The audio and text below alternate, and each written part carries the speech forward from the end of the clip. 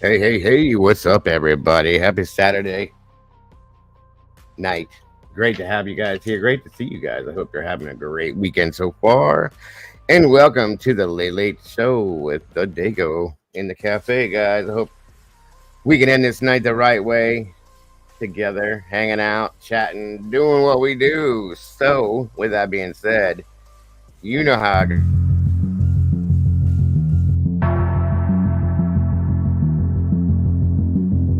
ride that bass line, everybody.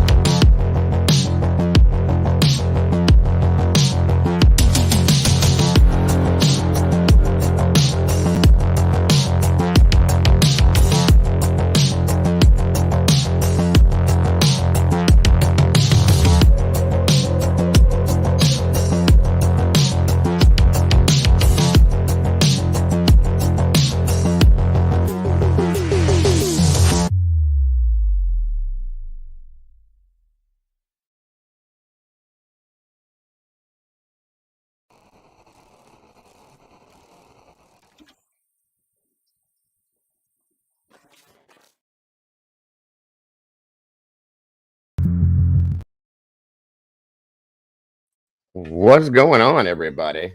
How you guys doing tonight? Hope you guys are all having a great weekend and I had a great day today. It's great to be here with you all. I know it's a late one.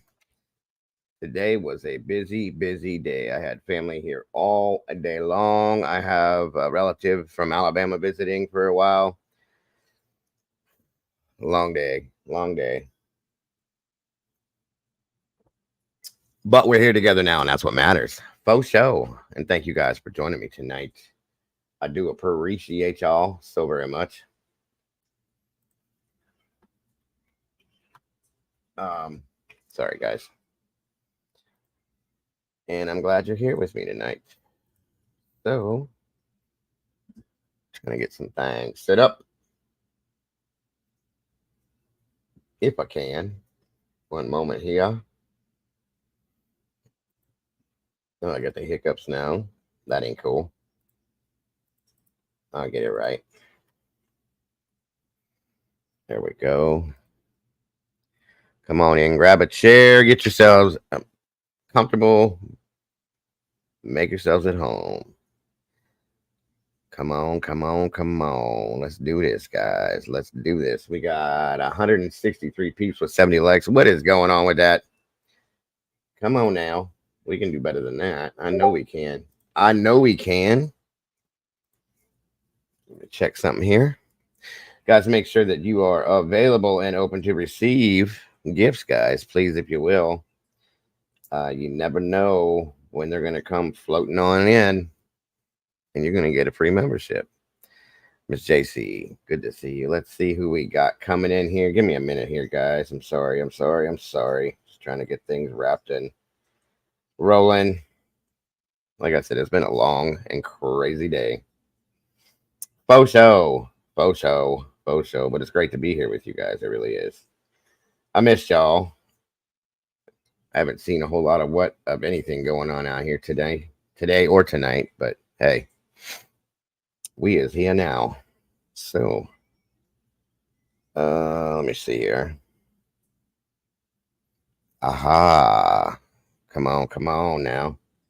Again, make sure, like I said, you click that dollar sign at the bottom and make sure you're available and willing and able to receive gifts. Sorry. Let me see here.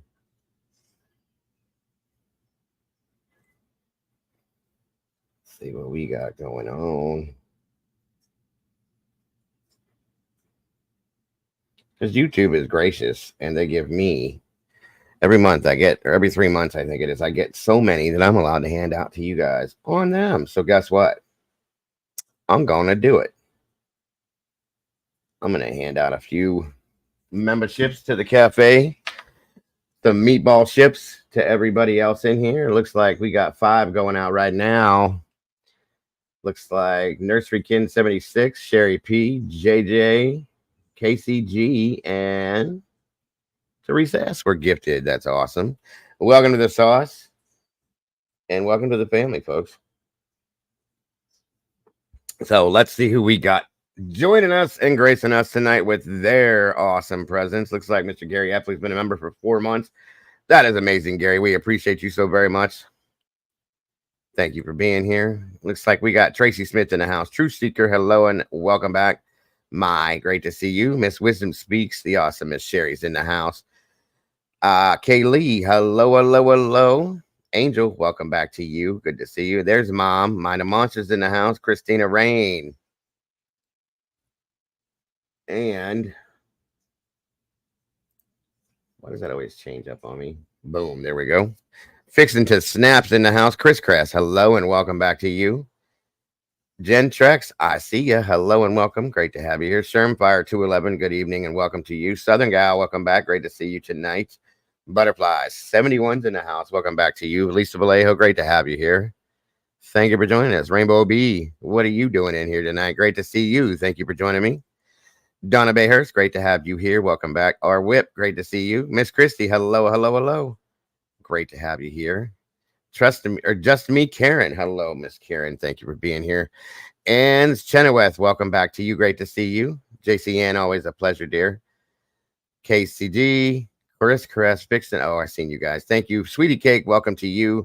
Christina Rain, I did fix that, and thank you, dear. Erie Sunset, great to see you tonight. Let me see. Show. Genealogy Gypsies in the house. Teresa S, welcome back. Of course, Gary Epley, Grits 79, and JJ. Great to see you guys. Jen Loves Dobies. Welcome to you. Great to see you. Nursery Kin 76. Hummingbird. Welcome back to you. Miss B Williams. Great to see you. Ganja Mama's in the house. Welcome back. Rapunzel. Great to see you tonight.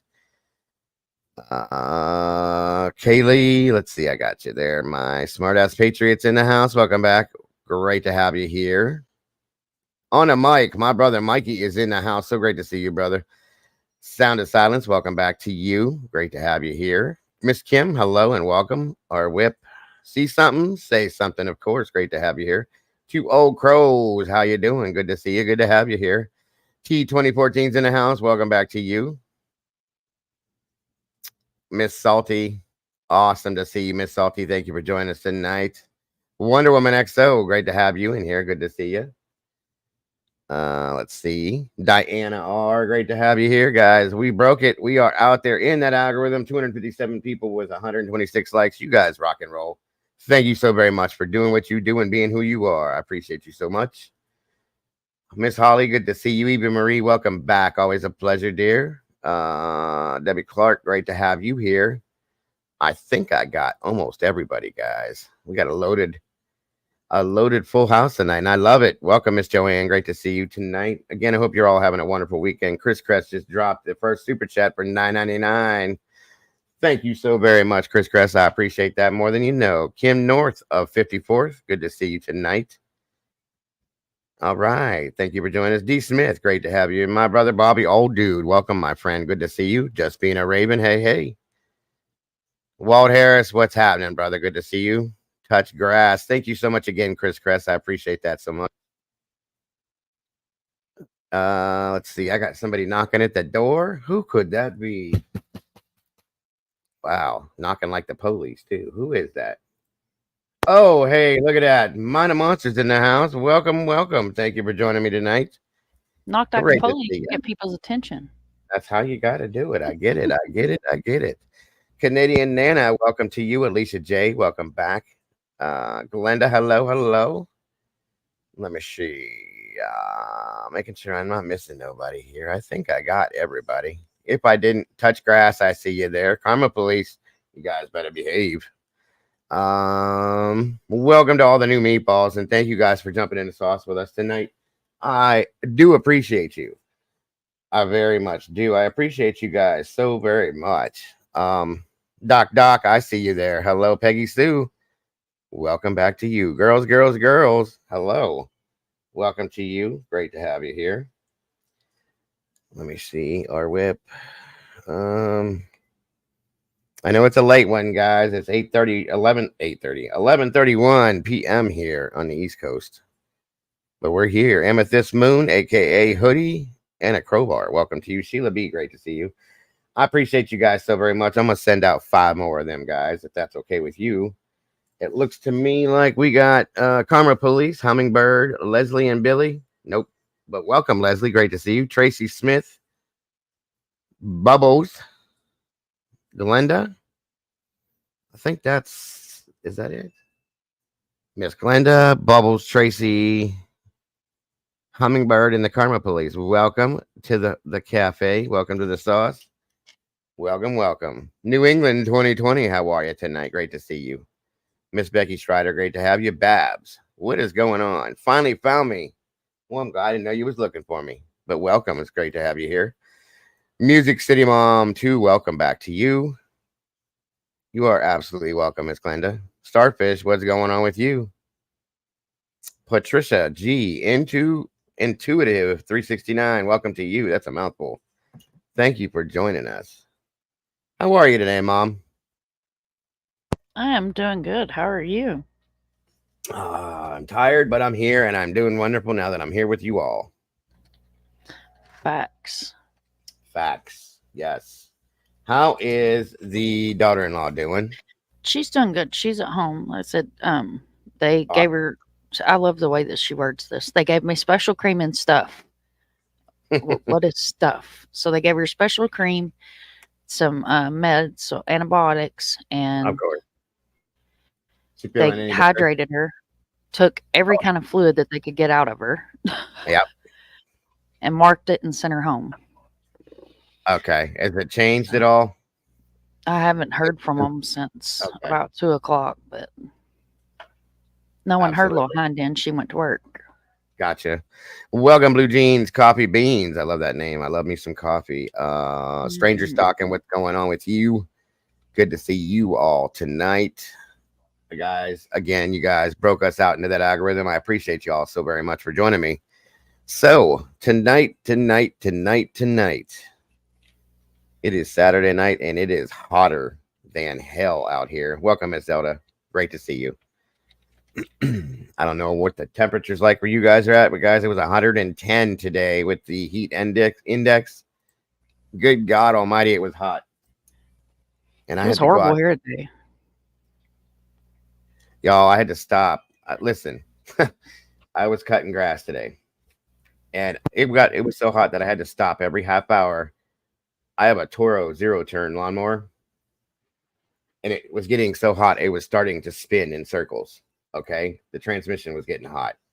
And I was like, good Jesus, what the hell's going on with this thing? So I had to stop every half hour, spray it down to get all the grass off. I always do that anyway, and let it cool off to get it back to where it's supposed to be. Something ain't right with that, but it's never done that until it got this hot. So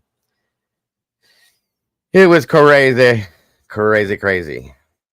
But we got the grass cut and some other stuff. It's too hot. My pool is finally starting to look normal again. Oh, that's good. Yes. It's so Hotter hot than down here that we got in the pool for a couple hours just to kind of say that we're utilizing the pool that's just sitting there. But the water is just not.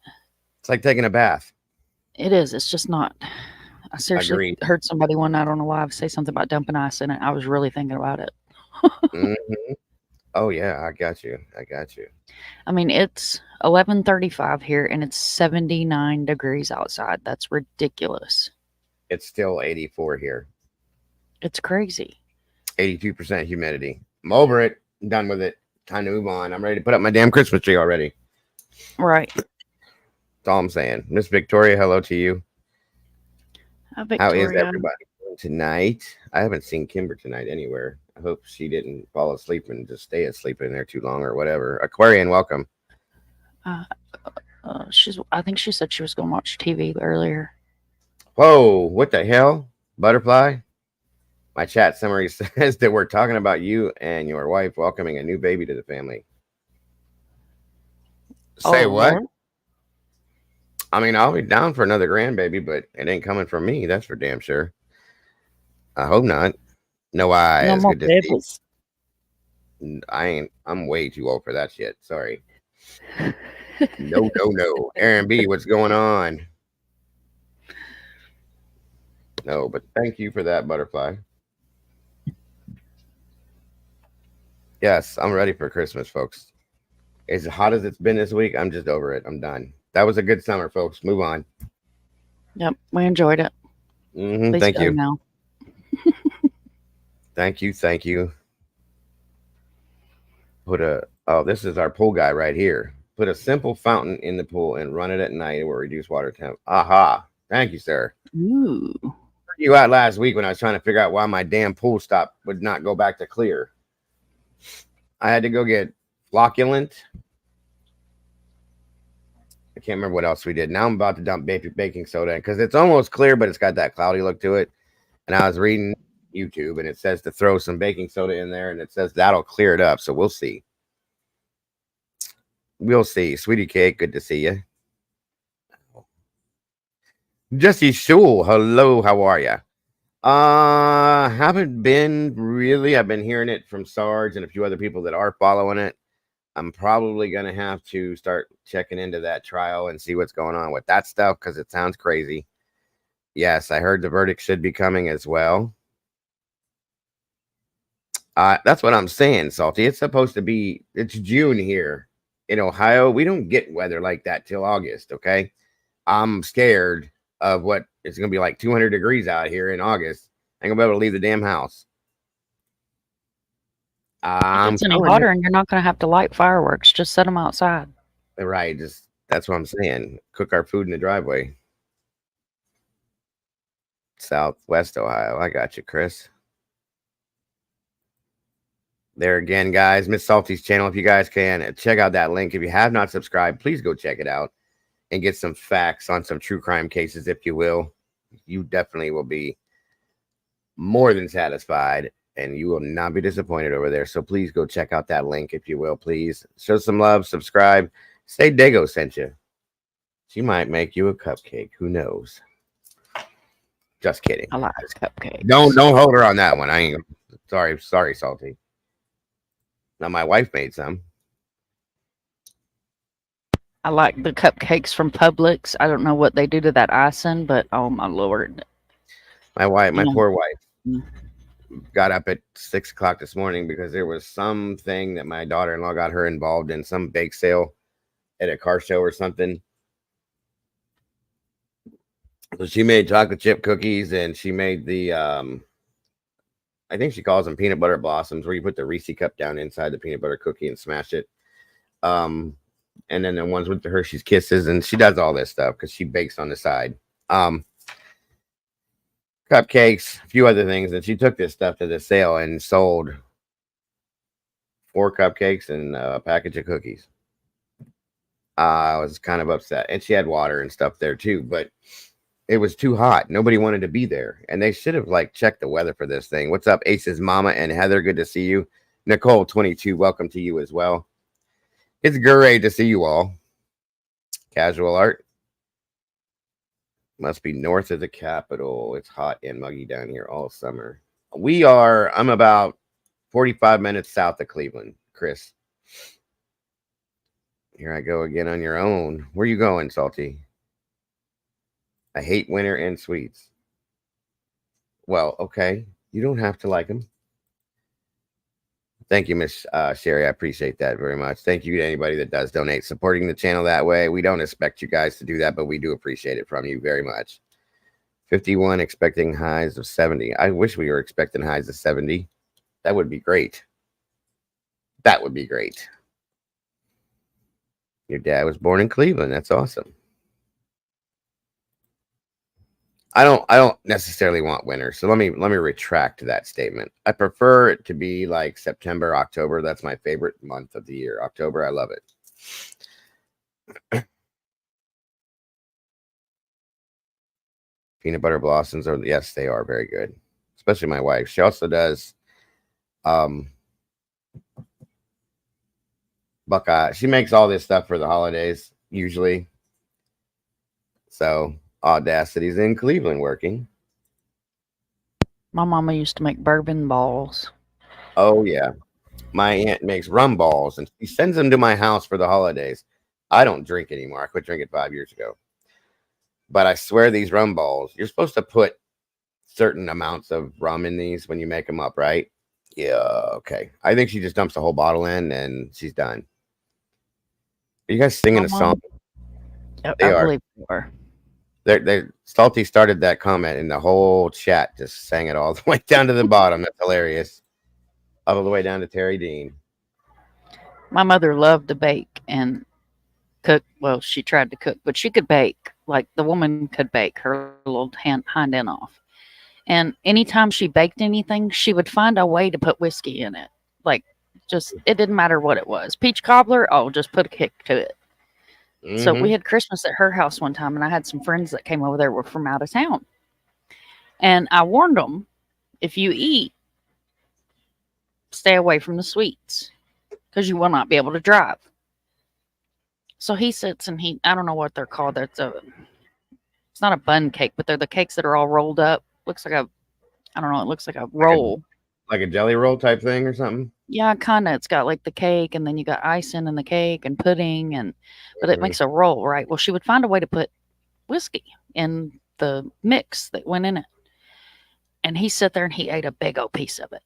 Went to get up off the couch and fell back down on the couch. I said, I told you not to be eating them baked goods if you was going to drive home. That's funny. That is funny. Peach cobbler. Oh my God. Yes, a pinwheel. That's what they're called. Pinwheels. Yeah. Thank you, Patricia. Absolutely. I'm not a baker. So, what is new in your world, Mom? Other than that, anything exciting, anything crime-wise? Well, today was supposed to be my productive day, so I got everything ready to ship out for the people that I'm going to ship stuff to, and some flyers ready to ship out. And I bought shipping envelopes, right? So I put the first thing in the shipping envelope that I'm going to ship out. I go to pick up the package to close the top of it. The whole side of it rips out. Beautiful. Sorry to hear that. So I thought, well, I'll go to the shipping place and I'll just buy shipping materials there. Get there. They've closed 3 hours early. It's like, I can't today. I can't. I said, just take me to Goodwill and let me do, my Goodwill shopping because I decompress at Goodwill. I love going antique shopping. It sounds like it. You might have wanted So we to go get back. in there. Go ahead. We really didn't find anything. The baby found a pair of Miss Me jeans for $20, brand new, $200 pair of blue jeans. She was super excited. And I told her, I said, let's go walk through the toys because sometimes you find antique toys back there. I found a 1984 signed on her little butt cheek with Xavier's signature Cabbage Patch doll in perfect condition. Oh, you better hold on to that. I was super excited. So I posted her on Twitter, and actually I've got a pretty good sized Twitter following, and I've got a few people that follow me for my Goodwill finds because I've found megalodon teeth and I've got a whole line of stuff over here because my dad owns an antique shop. So I pick here in Florida for him, and then when we go home to Kentucky, I take the stuff up there to him, and he loves it. Because, down here, Goodwills, people donate stuff to Goodwills, not to be morbid, but, kids come down, clean their parents' house out, and just donate the whole house to Goodwill. So you never know what you're going to find in there. And I was so excited to find this Cabbage Patch doll. And apparently her name is Emma. Without her adoption papers and without her box, she's still worth $100. I paid $4. I think you can send away and find those adoption papers for that specific doll. Ooh, really? I think so. My sister collects those. My whole family collects toys. So, absolutely, Miss Tracy. So yeah, and if you happen to be out doing these things and you ever run into the G.I. Joe figures, please let me know. G.I. Joe figures? Yes, I will send you whatever I have to get those and pay for shipping or whatever. Because yes. Do you want old ones or just G.I. Joes in general? Well, they don't make those little ones anymore. So the older ones, yes. Little ones? Okay. Yes. Look them up. Let's see. So have you followed this case at all, Mom? The Florida missing. Well, the fire pit scenario now. Oh, I hadn't heard the fire pit scenario. Yeah, I knew didn't they find 2 remains? Have they found everybody yet? Do we know yet? Oh no. Unfortunately, let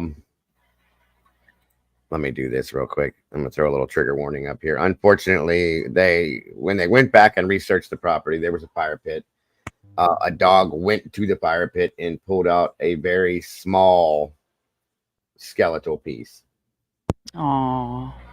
So unfortunately, that's the deal. This has gotten crazy. This is the family. Okay. The guy was arrested. He tries to claim that he believes that these 2 did that to these 2.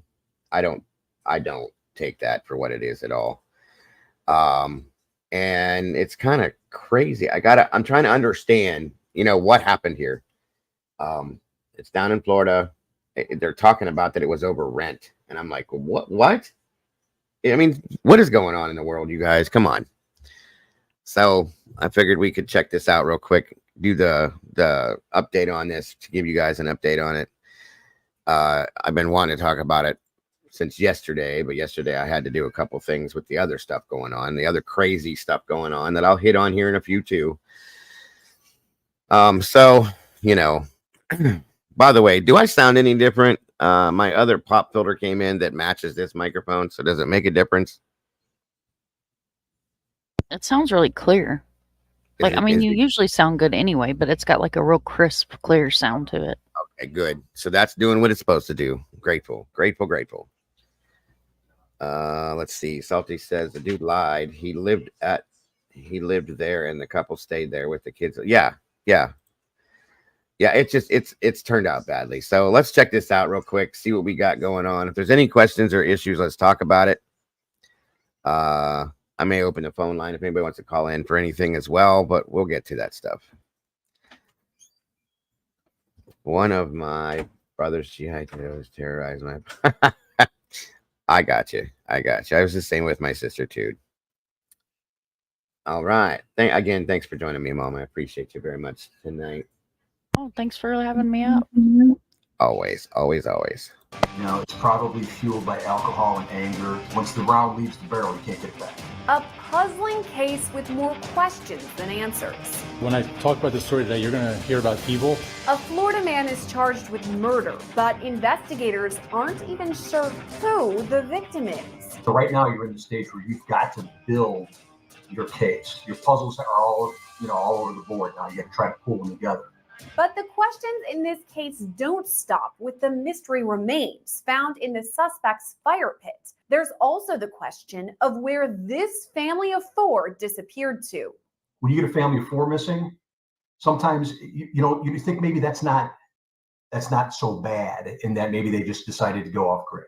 Investigators now believe the family's disappearance and those remains could have a connection. But we were able to find human remains at the crime scene, and we believe it may be this family, but at the same time, as I can't give a definitive until the ME gives us that final confirmation that it is.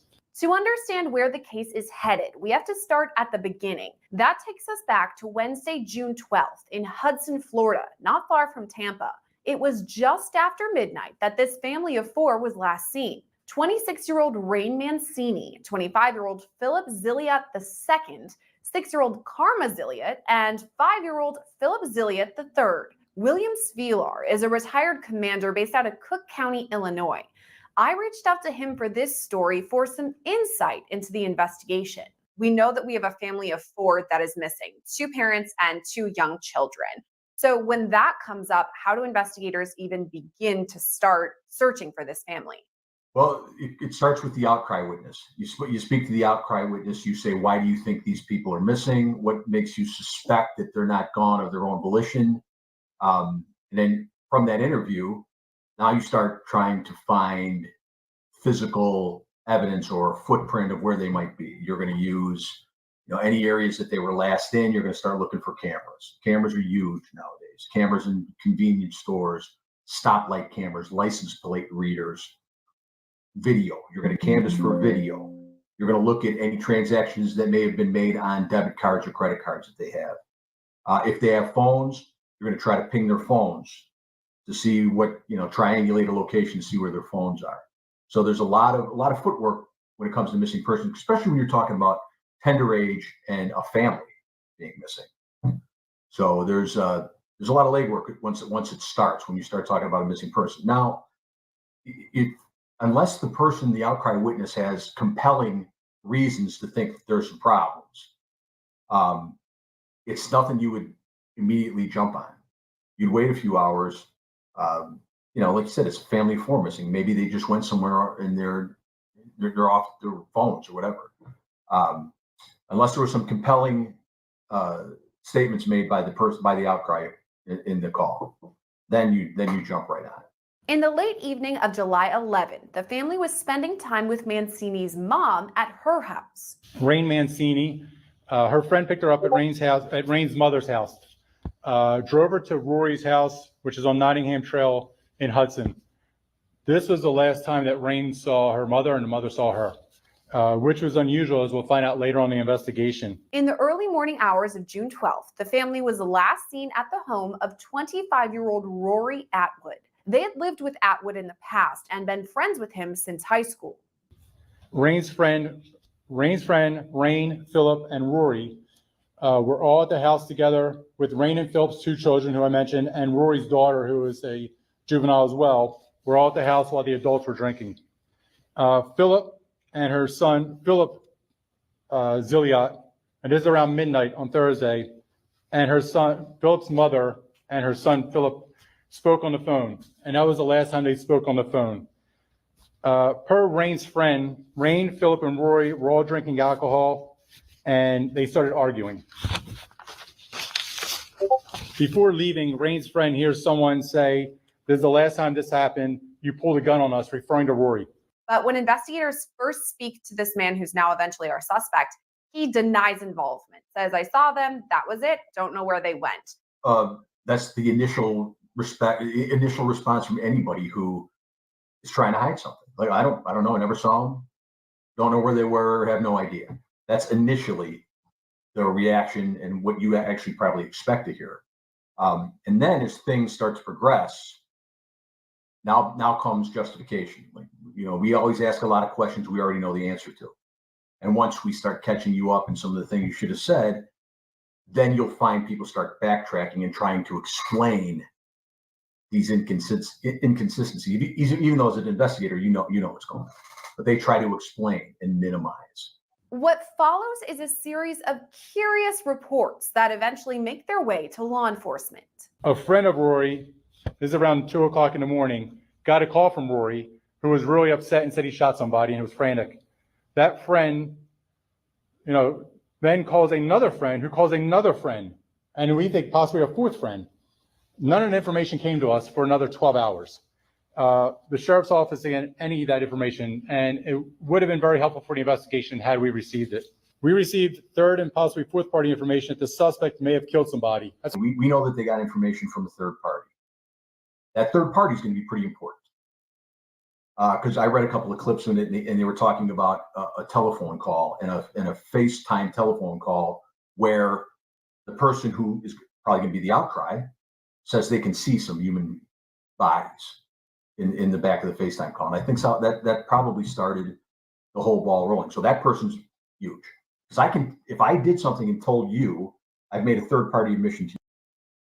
Yeah, I don't know, for those of you that are following us, if you saw or heard that. My understanding is that what he's talking about is there was a FaceTime call made by the guy that's in custody. When he did, in the background of the call, you could see these bodies, and it's like, whoa, I kind of got goosebumps over that. A little creepy. Oh, wow. Yeah. I don't know. I'm curious to know what happened. There's a break somewhere, like a mental break, in my opinion, somewhere that caused something to go down like this. Please tell me they haven't put that out. No, I've never seen a video. I wouldn't put it out if there was, but I No. I'm talking about law enforcement. They haven't put that out, have they? Because they're known for slipping and putting stuff out. I don't believe so. I don't believe so. You know, I don't see a lot of people covering this right now, so I pray to God it's not going to be. But welcome, Doc. Draw Latina in the house. Friends helping friends. Yes, thank you for joining us, Doc. I appreciate you very much. To you. If you tell me that I told you, or if you tell somebody else that I told you, it's hearsay. You can't use it. So the person that got that information, that made the outcry. You're okay, Dan Trax. I understood. Witness for the prosecution. Why would Ryan Atwood, if he really is the person who committed these murders, why would he call someone right away, maybe two people even, and say, hey, guess what I just did, and completely admit to it? We don't know what he said. I know, like I said, in what I read, it said that he wanted some help burning some garbage, and this guy sees on the FaceTime bodies there. First of all, it's panic too.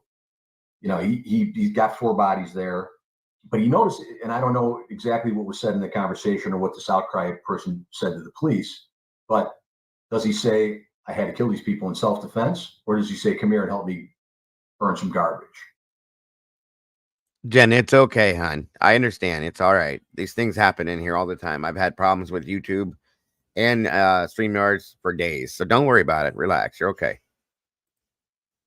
So, you know, his state of mind is not, you're not going to believe what happened. I had to do this in self-defense. It's, I need to cover up what I just did. And I think you might be my friend.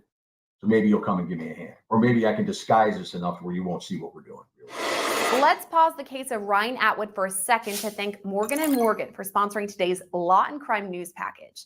It's stories like this that remind you never know what's going to happen, and the world is an to walk around. Unfortunately, we did not find anything that was suspicious at the time. So right away, Atwood says, hey, you guys can search my property if you want to. So investigators go through and search his property, do a complete sweep of it, and they don't find anything the first time that they search.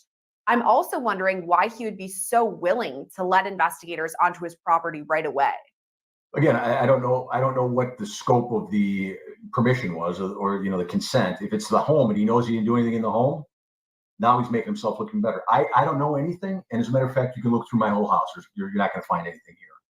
With the knowledge that whatever act happened did not happen inside that house or the area that he gave him permission to search or to look through. The first time investigators search Atwood's property, they come up empty-handed, but they return for a second search, and this time find something huge. He gives us permission to go back on their property, which we start doing a more extensive search. We had the human remain dogs, bloodhounds, aviation, deputies. Because of the search, we were able to find human remains. I don't know the layout of the property. I don't know if it's a sprawling property where the fire pit is not immediately adjacent to the residence. That's the only thing I can think of. It's not immediately adjacent to the residence, or it's not so close where you would include it in just a casual walkthrough. Is there a garage? Is it farther away? But you know, smoldering fire pit might draw your attention. And again, maybe they did see the fire pit. Maybe they said there might be some evidence in here that we can't lose if this person now decides that they never consented. Fruits of the poisonous tree. If you're not supposed to be there, you can't discover something.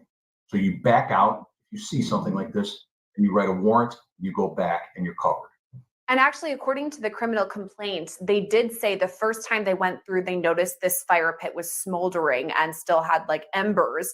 And then the second time they went back. So I think your theory might be accurate there, that they didn't want to destroy any of this evidence if they didn't have the warrant yet.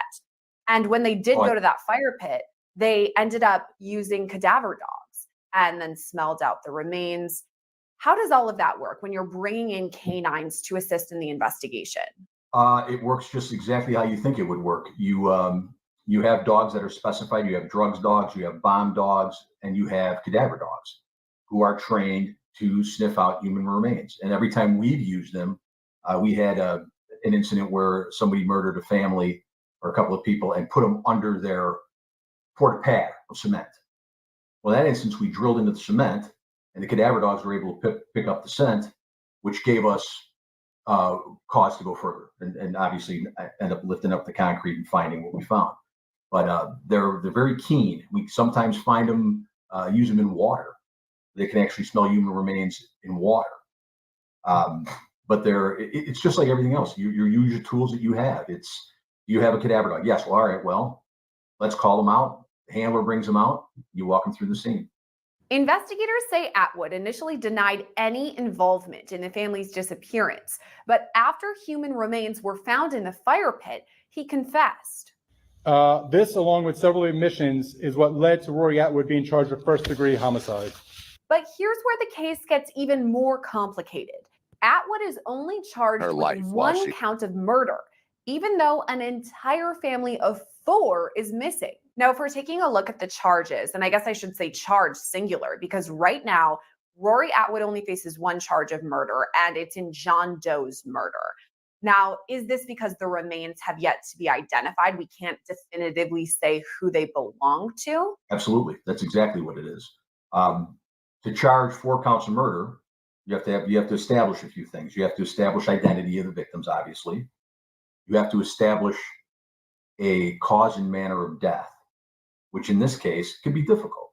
Again, I don't know what part of the remains are left. I don't know if it's bones, but now you start talking about maybe there's a skull with a hole in it, a bullet hole in it. You recover a bullet from inside a bone or a skull. Now you can say that the cause of death is going to be gunshot wound, homicide, especially if it corroborates what he says happened. But as far as the other remains go, you can't really charge a case. You can't provide a prosecutable case unless you can identify who these people are.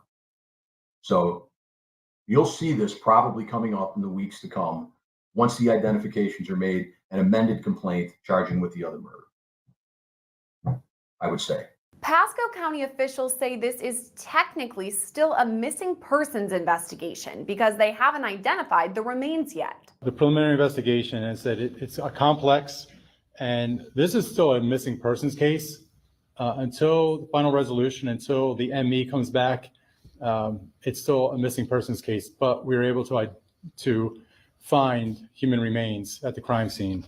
And we believe it may be this family, but at the same time, as I can't give it definitive until everything is, the ME gives us that final confirmation that it is. Investigators say that they have found these remains and collected them, but they haven't identified them as of yet. They believe they belong to the family, but haven't 100% confirmed. Why may it be that they haven't had this 100% confirmation? Well, if it's remains in a fire, it's not like looking at a picture of somebody and that's what the person looks like. You have to do further testing. You have to get DNA. You have to identify them through DNA, dental records, any type of medical records that may show a fracture, anything like that. That has to be confirmed before you can say, yep, that's the person. So DNA, medical, dental, any distinguishing characteristics that might still be present after a fire. It's about this time that Atwood tells investigators his side of the story. So ultimately, Rory Atwood was taken into custody, and whether or not he didn't admit to it the first time, eventually he came forward and said, yes, I did kill the 2 parents in this situation and then burned them in the fire pit. How are investigators feeling when they're getting this? I mean, they're getting the confession straight from the mouth of the killer. It's an interesting thing when that starts to happen. When somebody starts to tell you they committed a murder, we're humans. You know, we're human beings. Policemen and detectives are human beings like everybody else. It affects you when you hear, especially when they start giving you details of how these things happen. But you cannot allow that to interfere with the way you conduct your investigation.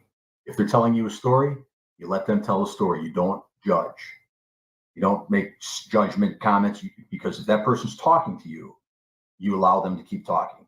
But no, if it bothers, I'm sure the detectives were mortified by hearing that type of stuff. I don't think that happens a lot around there. So yeah, we're humans, but we're also professionals.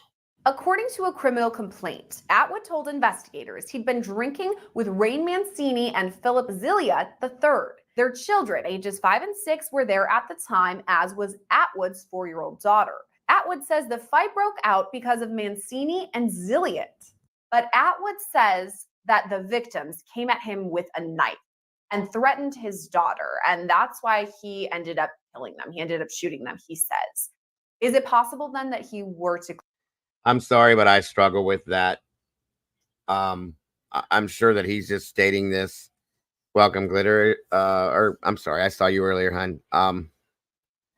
No, we're talking about this Atwood case in Florida. But I'm having trouble believing his story. It just doesn't line up for me. Sorry. claim self-defense as this moves along? I think that's probably what his story is going to be. Self-defense. Welcome, Miss Barbara. It's a classic example of somebody trying to minimize their action. And we see this all the time. And as an investigator, you kind of give them that. You give them a little out to tell you what happened. Now, if he's going to admit murder, he wants to mitigate that. He wants to say, yep, I did that. However, this is why I did it. He's trying to give himself an out. He's trying to mitigate the horrendous act. Now, I don't know how he's going to do that about the children, where that's going to come in. But that's a classic example of somebody just trying to mitigate what they did. I did it. I'm not a monster. Here's what happened. About the children, that's the next thing that's almost unbelievable. So Atwood confesses that he killed the parents, but says he didn't kill the children. He actually says that the parents killed their own children. To me, that's a very puzzling statement. What do you make of it? I think it's a rambling, is what it is. Again, I've seen this on more than one occasion where someone will admit to a certain thing, but the more heinous part of it, they will not admit to it. Yes, I killed them. I didn't dismember them, or vice versa. You know, I just was doing something for somebody. For them to see what they want, what you want them to believe when you're doing an interview, when you're trying to get a confession from someone, is that you sympathize with them. You understand what they're talking about. I can understand, and you can understand, a self-defense claim. I cannot understand killing the children. So I can't tell you that and have you believe that I'm still this innocent person that was doing a self-defense thing. Where his story breaks down on many levels is, why didn't you say you were trying to protect the children? Hey, Senny. Why didn't you say you were trying to act on behalf of the children? If they, in fact, you saw him killing the children, why didn't you say that that's why you acted?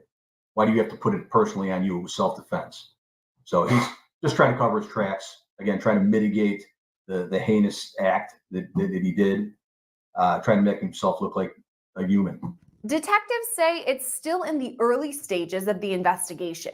Our search is going to continue with the property. We have a lot more investigative things to do, looking at the property, looking at the home itself, and there's approximately 10 acres there. So a lot of ground to cover. We have a lot of resources that we're going to use, a lot of agencies that are going to assist us as well, including the medical examiner's office. And we have a lot of investigations still due to identify who's there, how many people are there. A lot of this case focuses on the fire pit because that is where these remains were found. And it gets me thinking about past cases that I've worked on, because this does sometimes happen where people attempt to burn the victims' bodies. But and you know what? This is sad. Sorry to interrupt, but I have to explain this. I have a friend that I went to school with. It's been 7-8 years, maybe a little bit more now. It was actually a girl I dated in school. Her daughter went missing, and she was walking down the street in the neighborhood that we all grew up in. This woman still lived there. And excuse me. All her daughter was doing was walking, and she was 17, 18. She was walking from her mother's house down the road about 8, 9 houses, or no, it was to another block. Somebody else we went to school with was driving down the road, saw her, knew who she was because she knew her mother. We all went to school together. Asked if she wanted a ride. Lelia got in the car. Nobody ever saw her again. His name was James Brooks. And somebody claimed to see him in the neighborhood. He had a bit of a criminal record, but you know, who doesn't? Okay. At some point, this was in Trumbull County. At some point, Ashtabula County Task Force in Ohio raided his house. And in his fire pit behind his house, they found bones. They went, they found teeth, they did dental this, they did that, everything else, and it turned out to be Lelia, Tiffany's daughter. Unbelievable to anybody in this area because we all knew him. Never imagined, but he was involved. There was 4 other girls that went missing, and come to find out, they found more than her body in that fire pit, her remains, and he was involved in a trafficking situation along with some other stuff. I just couldn't believe this. This guy was so quiet when we were in school. He was a very nice, gentlemanly guy. And then we have this. You know what I'm saying? I mean, you see these things and it's like, how? How does this process anybody like what? I guess when you're cornered, I guess you panic, but come on. You're always going to get caught. If you're listening, any of you, you're always going to get caught. Always. So just stop trying. It's insane to me. Insane.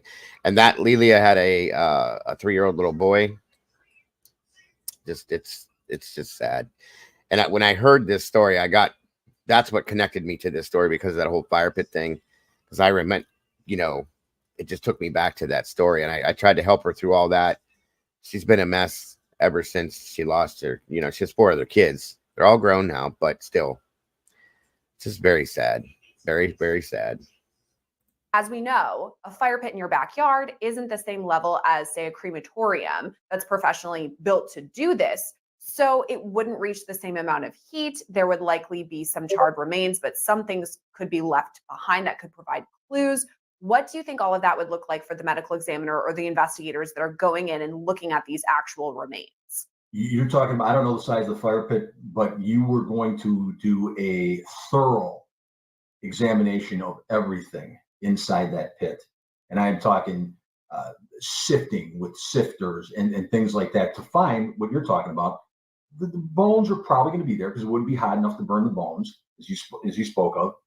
But maybe an ember pops and something gets kicked out there. Now you got something maybe that's DNA, where we can establish an identity. Again, without getting too graphic, inside bones, marrow. That's how you're going to try to get DNA to show that that's the victims. But it's exhausting. It's going to be an exhaustive search. Dogs will be involved again, I'm sure, and a lot of legwork for both the investigators and the medical examiner, because it's the medical examiner's determination, cause and manner, 100%. They're the ones that decide that. So they got a lot of work ahead of them, and I'm sure they're doing it. Because the alleged crime is so gruesome, it's possible Atwood could face the most severe penalty. And this happened in Florida, where the death penalty is still on the table. So do you think if and when this does go to a jury trial, that prosecutors would pursue the death penalty? If you can prove multiple murder, if you could prove the burning of the remains, I would settle for nothing less than a death penalty case on this. I would settle for nothing less than the prosecutor. A lot of times you'll see them charged with capital murder. They'll come in with a plea and plead out to life, take death penalty off the table, and that's up to a prosecutor, whether or not they want to accept that plea, and also surviving family members. But in Florida, you kill 4 people and you desecrate the remains like that, you better believe they're going to be asking for the death penalty if they can prove those cases. Despite his confession, Atwood has pleaded not guilty to his 1 murder charge. He's being held right now in Pasco County without bond. Reporting for Law and Crime, I'm Sierra Gillespie.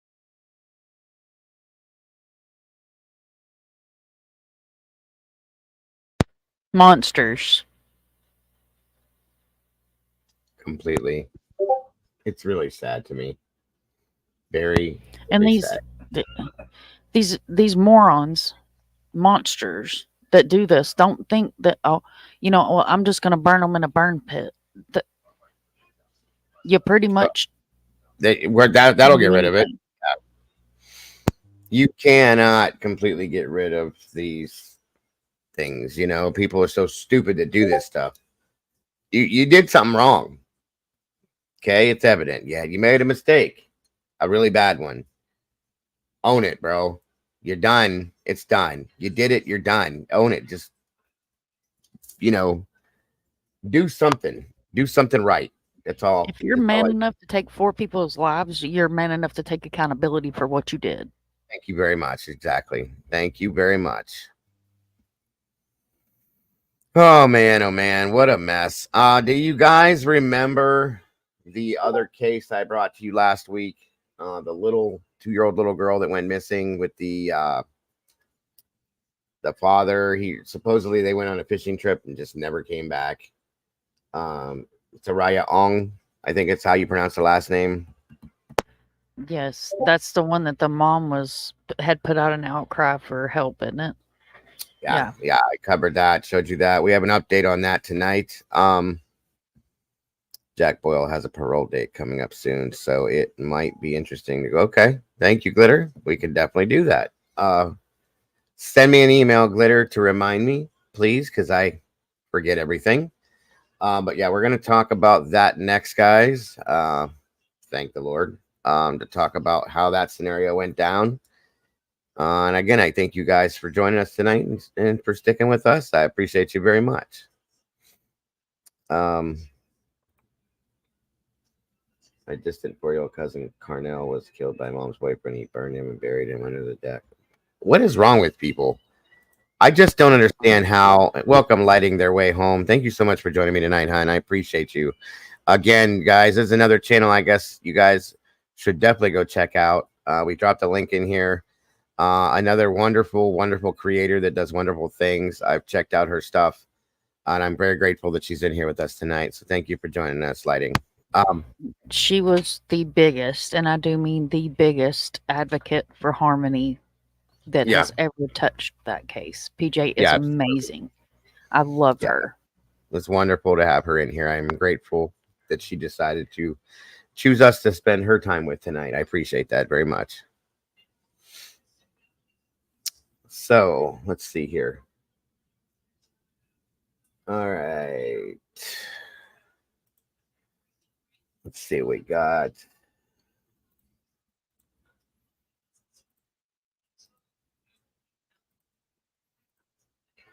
Just giving you some updates on some things, folks. Now, this again was a dual case. It's kind of a weird situation. The 2-year-old little girl went missing, and then a girl from Pullman, Washington went missing as well. The girl just so happened that she's 21, just so happened to be the girlfriend of the father to this child.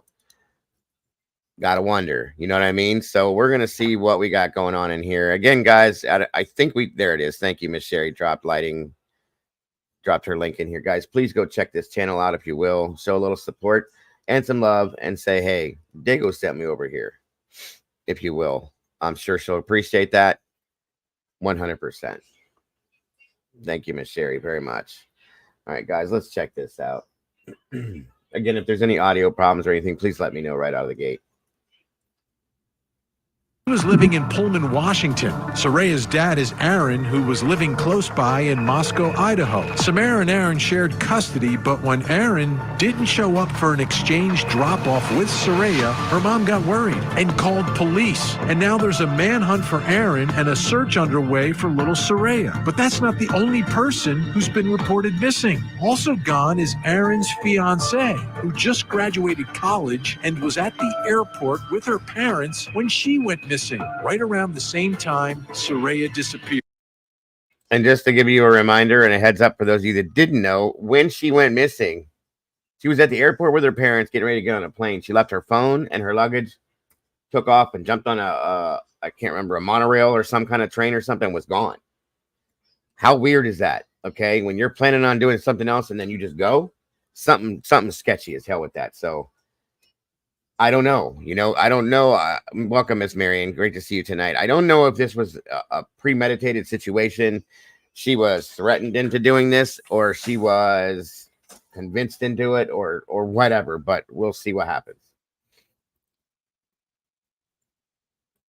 Now investigators are searching the home of Soraya's paternal grandparents. What is their role in all of this? We'll break it down as we continue our investigation into the search for little Soraya. I'm Vinny Politan. Thank you for joining Welcome, us here on Heather. Closing Arguments. This hour, we're going to be focused on a missing child, little Soraya Ong, just 2 years old. Yeah, it's butterfly. Here are some images, some pictures. You're going to melt, absolutely melt when you see that face, the cheeks, the eyes, the smile. But to me, again, it's all in the eyes. That is a small child who is ready to just be excited every day to experience something new. But Soraya is missing. Before we get into what happened here, I want to introduce you to the people in her life. And we begin with baby Soraya, 2 years old, last seen on May 29th with her father. She's in the middle. She is the focus.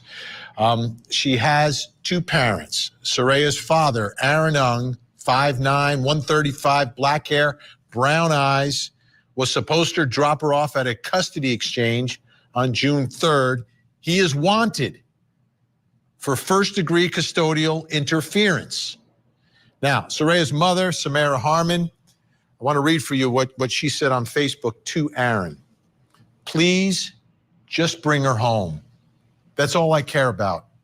That's all the police care about right now. Just bring her home. Please. I am begging you with every bit of me.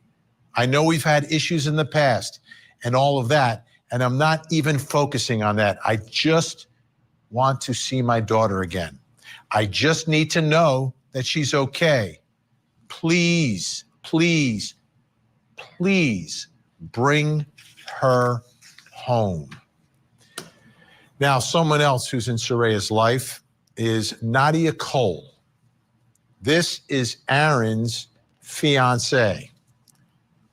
21, 5'9", green eyes, blonde hair. Also went missing on May 29th, the same day as baby Soraya, was last seen at the Seattle-Tacoma International Airport. Was about to fly to Europe with her family to celebrate graduating college, left her bags at the terminal, said she was going to the bathroom, and then fled the airport. Now, more people important in Soraya's life, grandparents. Shauna Harmon. This is Samara's mother, Soraya's maternal grandmother, and she is on standby and will be joining us live in just a moment. Also, Mr. and Mrs. Ung.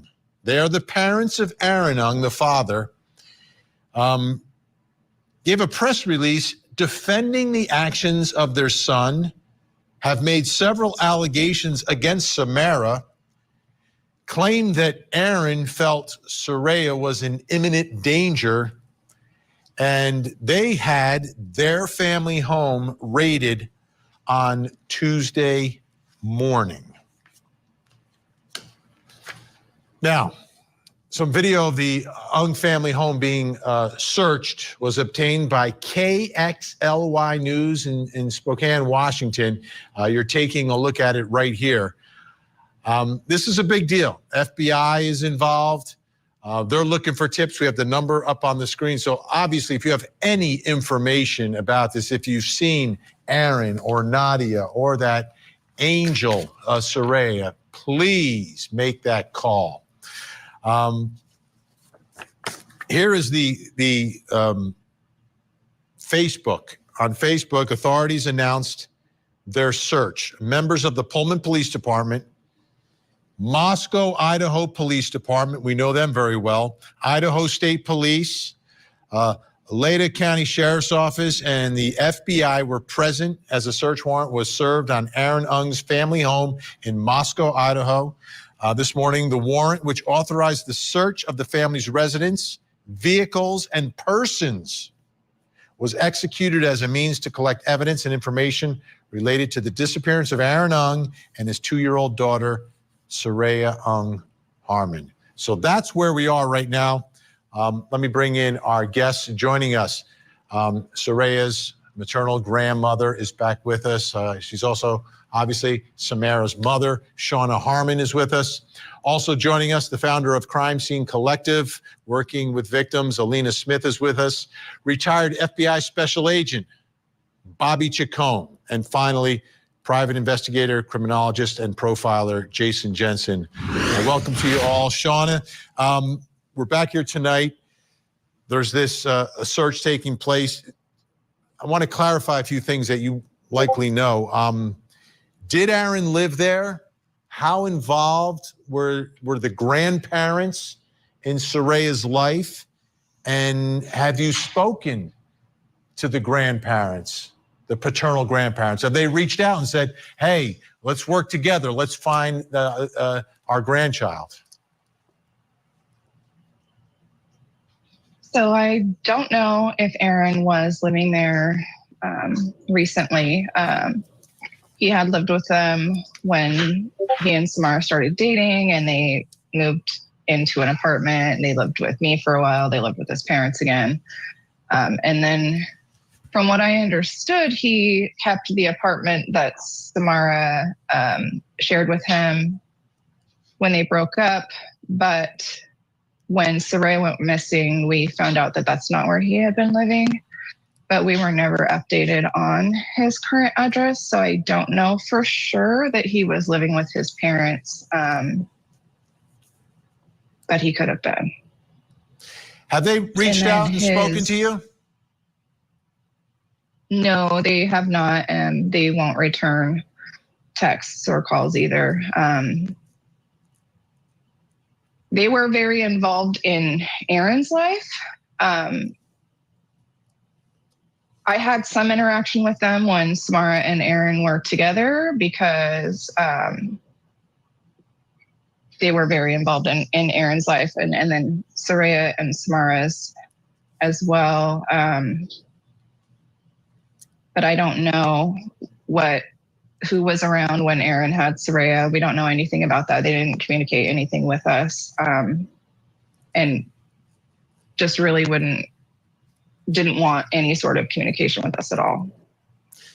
Bobby Chacon, retired FBI Special Agent, FBI working with Idaho State Police. This is, I think the folks out there in Moscow, Idaho, do the right thing, right? They've got a big case like this. They're bringing in the FBI. What are they looking for? What are they searching for? They got a warrant for the residents, vehicles, and persons. What do you think they're looking for? Well, they're looking for information that would lead them to where he went. So they're searching his history on his computers, his digital footprint. They're looking for, the reports that camping gear were taken. They're looking for anything that would aid him in staying on the run.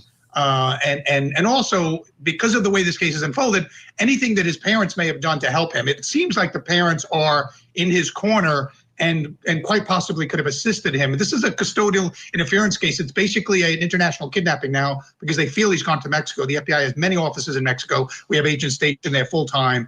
So they're probably working with those agents down there to see where he might have gone. So they're looking for all of that kind of stuff, both digital and hard evidence that he took things that's going to keep him on the run. And of course, any evidence that the parents aided him in this.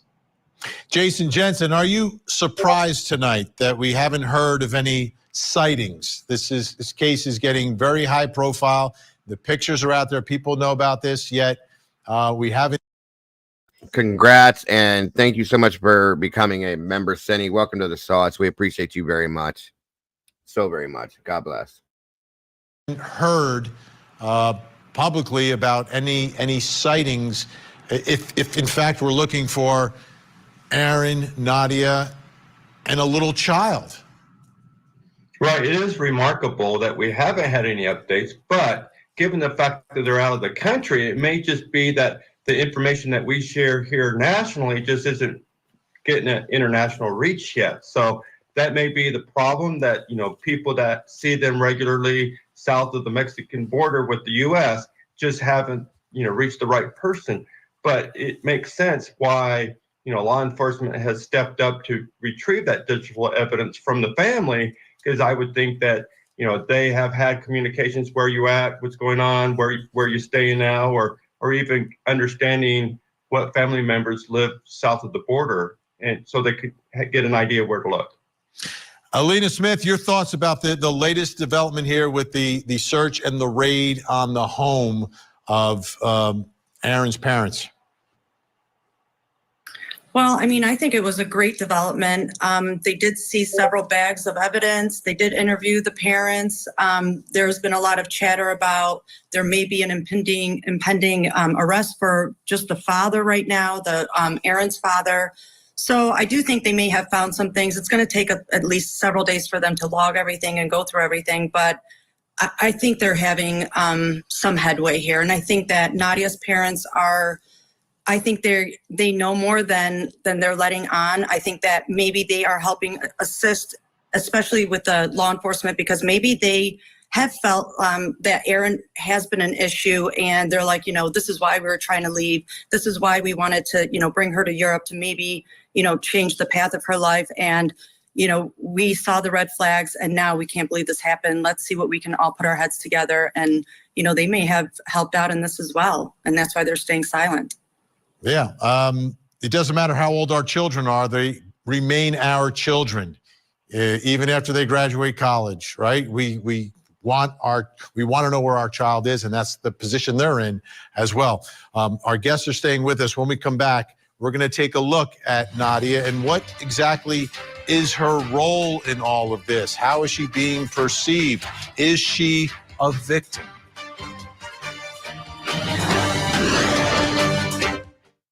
The action was just to pull out the revolver, and it went off. Of Aaron. Now, the weird thing with this Nadia girl, okay, I did a little looking, okay. She was actually, I mean, I guess it would make sense since she's in that area. But the pool party that the Idaho 4 case was involved in that case, she was at that party, so she knew them too, in some senses. Now, please, before you go anywhere with that, do not say that this is linked. Don't. Just saying that I found there was pictures I was sent and shows her there, blah, blah, blah, you know. So she went to the school, guys. She was in college with them, so on and so forth. I just thought it was really ironic to see her as well. You know what I'm saying? So it's just two different separate cases, two different separate situations. It's just weird that these other people are happening to be in the news now with different circumstances. You know what I mean? So very weird, very weird. Excuse me. Moving on. I think his parents definitely know a lot more. I don't know what Nadia's parents may know, but I think his parents do. I gotta say, and I think they may have been involved in helping him in some senses. They definitely have money, and you know that money does things. So it is what it is. Thank you, Sherry, and that's for anybody there that would like to get into having their own merchandise from the cafe, guys. You can get one of these really cool coffee mugs that has our little logo on there. Pretty neat cup. We got t-shirts and hoodies. I haven't got to wear mine in a while, but check it out, guys, if you want a piece of it. And if not, it's understandable, but there's the link if you do. Thank you, Sherry. Aaron Ung, who is wanted. There is an international manhunt for him because he has absconded with little Soraya, his 2-year-old daughter, who he shares custody with Soraya's mom. I want to put up on the screen, this is a press release from the Ung family, Aaron's parents. It was really strange. It was really bizarre. I thought parts of it inappropriate. But let's take a look and a listen. Aaron Ung and Nadia Cole are extremely responsible, resourceful, smart young adults with excellent work ethics. Aaron is an operations manager responsible for teams across multiple business divisions with a goal to join the National Guard. And Nadia, a Washington State University graduate with a high GPA, was studying for her law degree. They both have high moral standards, a strong sense of justice, right and wrong. Both are very compassionate and loving individuals. Soraya, our most precious granddaughter, is in very capable hands. Our family's observation on the inside is that they acted on Soraya because they felt she was in imminent danger. Our family observed how much Nadia took to loving Soraya and caring for her like her own daughter. And we do have images of them together. Nadia's family has spoken out. This is from her parents. Nadia's parents from Fox News Digital. It is with deep concern and heavy hearts that we address the public regarding the sudden disappearance of our beloved daughter, Nadia. Nadia was on the brink of embarking on a celebratory family vacation trip to Italy, a trip she and her mother had eagerly planned for over a year. Her parents added, but their exciting plans turned into a nightmare when Nadia left her belongings. And see, that's why I struggle with the possibility that she did this by her own account, that she was involved and she went on and involved herself purposely. I wonder. That's a big deal. That's a big trip. It was planned for over a year, blah, blah, blah, so on and so forth. And to just walk away like that, something's weird with that, in my opinion. Now, I don't know if she very well could have. Okay. It doesn't make sense. She left her phone, which is, to me, purposely done so that you can't be tracked. That's my opinion. And just dropped everything and moved. And they were engaged. So, I mean, it could have been her own. She did it on her own. But that's a really big deal to just drop everything and move, like take off from that situation at the airport when you're getting ready to board the plane to go and to do that. You know what I mean? Something's not right with that. That's all I'm saying. That's just my opinion. At the gate to use the restroom and never returned. From KREM in Washington, Nadia is cherished by the hundreds of people who know her, and the circumstances surrounding her disappearance are entirely out of character for her. We are utterly devastated by her disappearance and are fervently praying for her safe return. Please understand, folks, I truly, wholeheartedly, and absolutely believe this has nothing to do with University of Idaho or WSU. I don't think there's no, that has no bearing on this. This is a personal situation. It's not related to the college. So anybody that may think that, please don't. That just doesn't make sense. And you see she's on surveillance, fleeing that airport. Let's bring back in our guests. Little Soraya's grandma, Shauna, is with us. Shauna, how well do you know Nadia? And do you trust her to take care of your granddaughter if your granddaughter is with her right now? I've never met Nadia. Samara has never met her officially. She had, I think, one interaction with her where Nadia yelled at her from a car window that, you should not have that baby, which we think was things that she had been told. We do know that Soraya loved her. Often Soraya would come home hungry, disheveled, shorts in the rain, dirty, but sometimes she would come home with her hair done in a cute outfit, and she was like super happy, and she would talk about Nada, and we didn't know who that was. In hindsight, we think that was Nadia, and so we are taking comfort in hoping, I guess, that Nadia is with them. And now you got to think, if Nadia was told what I believe to be a fabricated information that this little girl was in imminent danger. Of course, if she cares anything about this little girl, she's going to take her side and try to protect her. But I truly believe she was lied to. And that happens a lot, you guys, in cases like this, so that people get what they need, sadly. So that's my opinion as to what possibly could have happened if she's involved. Just saying. Because we think she does take good care of Soraya. We know Soraya loves her, if that's Nada. That's all I really want to say. Do you have a message for her? Yeah, we're hopeful that she is. Would you have a message for her? If have a great night, R. R. Thank you for joining us, hon.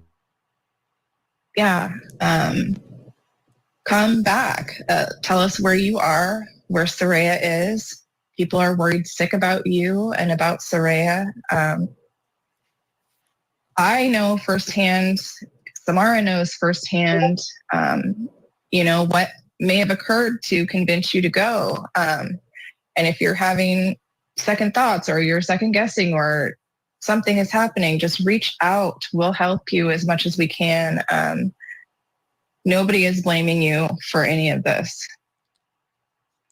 Alina Smith, what insight do you have about her and her relationship, Nadia and her relationship with her family? She's about to go to Italy to celebrate the amazing accomplishments in college, and then she just leaves. I don't have a lot of insight. Mine is purely speculation. I do feel that Nadia is I know her mother is European and probably from like a Slavic descent, and I feel that personally I know this because I am as well. And if she was raised that way, the same way that I was raised, I know that her values are probably very similar to mine, and that her behavior right now is devastating her family. And with the way like her schooling and like how educated she is and how she had almost 4.0, this is going to destroy their family dynamics. This is how, and I know this doesn't matter to anybody else because there's a baby missing, but this is very embarrassing for them. They were probably trying to protect her from Aaron and maybe other things he's done. If they've been together for 8 months to a year, I guarantee you they saw red flags, literally probably from the first month on. And, bringing a child into her life at this point, they were probably telling her, you're not ready. Come on, you have your whole life ahead of you. And honestly, I'm just speculating because I truly, I feel that she was probably raised similar to the way I was. And her parents just probably wanted the best for her. And clearly this was not it. Bobby Chacon, how do you think law enforcement is viewing Nadia in all of this? Well, look, if we what we know is we can go by what Samara has told us Aaron did during their relationship, right? He gaslighted her tremendously. He manipulated her. He threatened her. You can kind of think that he probably did the same thing with his relationship with Nadia. In fact, maybe not that threatening, but certainly gaslighting and manipulating her, a young girl who maybe have a crush, maybe thinks she's in love for the first time or something like that. So he's a manipulator. It seems like from reports, he's a manipulative person. And so it seems like he could have co-opted her emotionally or mentally into doing these things for him. But look, she's involved in a very serious crime. Nobody forced her to leave that airport. She's voluntarily going on this international crime. And, if she doesn't turn herself around and assist this, she could be caught up in this as well, and her future could be in jeopardy. You and I both went to law school, and we know that's not the way to start out a career in law, is by doing a federal felony. And so people who love her should try to get in touch with her and impress upon her the seriousness of the situation. Jason Jensen, do you see Nadia as the key to getting Soraya back home? Vinny, for many times I thought Nadia was the way to get Soraya back, but the longer it goes and the more likely it is that they can Google themselves or anything like that, the more it seems like she's a willful participant. So at the early stages you would think that her parents or family members would have influence upon her to come back, but it sounds like she's rejecting that as displayed by her behavior at the airport. Shauna, does Aaron have access to a lot of money? Does his family have money? Because you go on the run, you've got to survive. Yes. I don't know how much money they have. I don't know where it's kept. I know they own a lot of businesses. I know Aaron collected a small salary, but he was able to get money from his father for whatever he wanted. So he would buy, $200 to $500 outfit whenever he wanted to. He would spend money on hotel rooms and trips, and he definitely had access to a lot of funds, but I don't know where it is or anything like that. All right. Well, Shauna Harmon, thank you again for joining us tonight. We will again stay on the story, and I'm hoping again the next time we speak, you're telling me stories about cute things that little Soraya is doing. So thank you so much. The rest of our guests are staying with us. Up next, we'll put the focus onto Aaron's parents. Don't go anywhere. Vocal. Aaron's parents have been very vocal and attacking Soraya's mom and defending their son who is absconded with this child and presumably with his fiancée. I want to read another part of the press release, which again is very, it was very interesting. I've never seen anything quite like it. But you can see this case is different than most.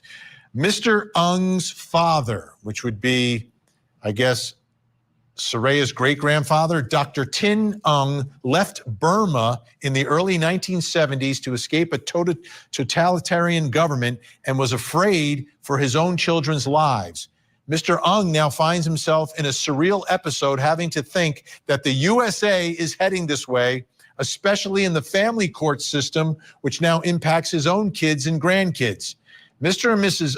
Ng have been married for 34 years and fortunately never had to be involved in any family court proceedings prior to the incident with Samara Harmon. Now, they're from Burma, which is now known as Myanmar. Now, take a look. We've got a map so you know where we're talking about in the world. The country, formerly known as Burma, changed its name to Myanmar, has no extradition treaty with the United States. So you think about that and you're like, okay, if you're going to abscond, maybe you go back to the family's homeland. But you heard how they were escaping the totalitarian government there 2 generations ago.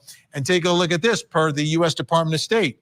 Burma, according to the U.S. Department of State, remains a country in transition to democracy and faces significant ongoing challenges and human rights issues. While Burma made some progress in its democratic transition over the past decade, since the February 1st military coup, Burma is facing a grave political, economic, human rights, humanitarian crisis due to a brutal crackdown by a powerful military that acts with impunity.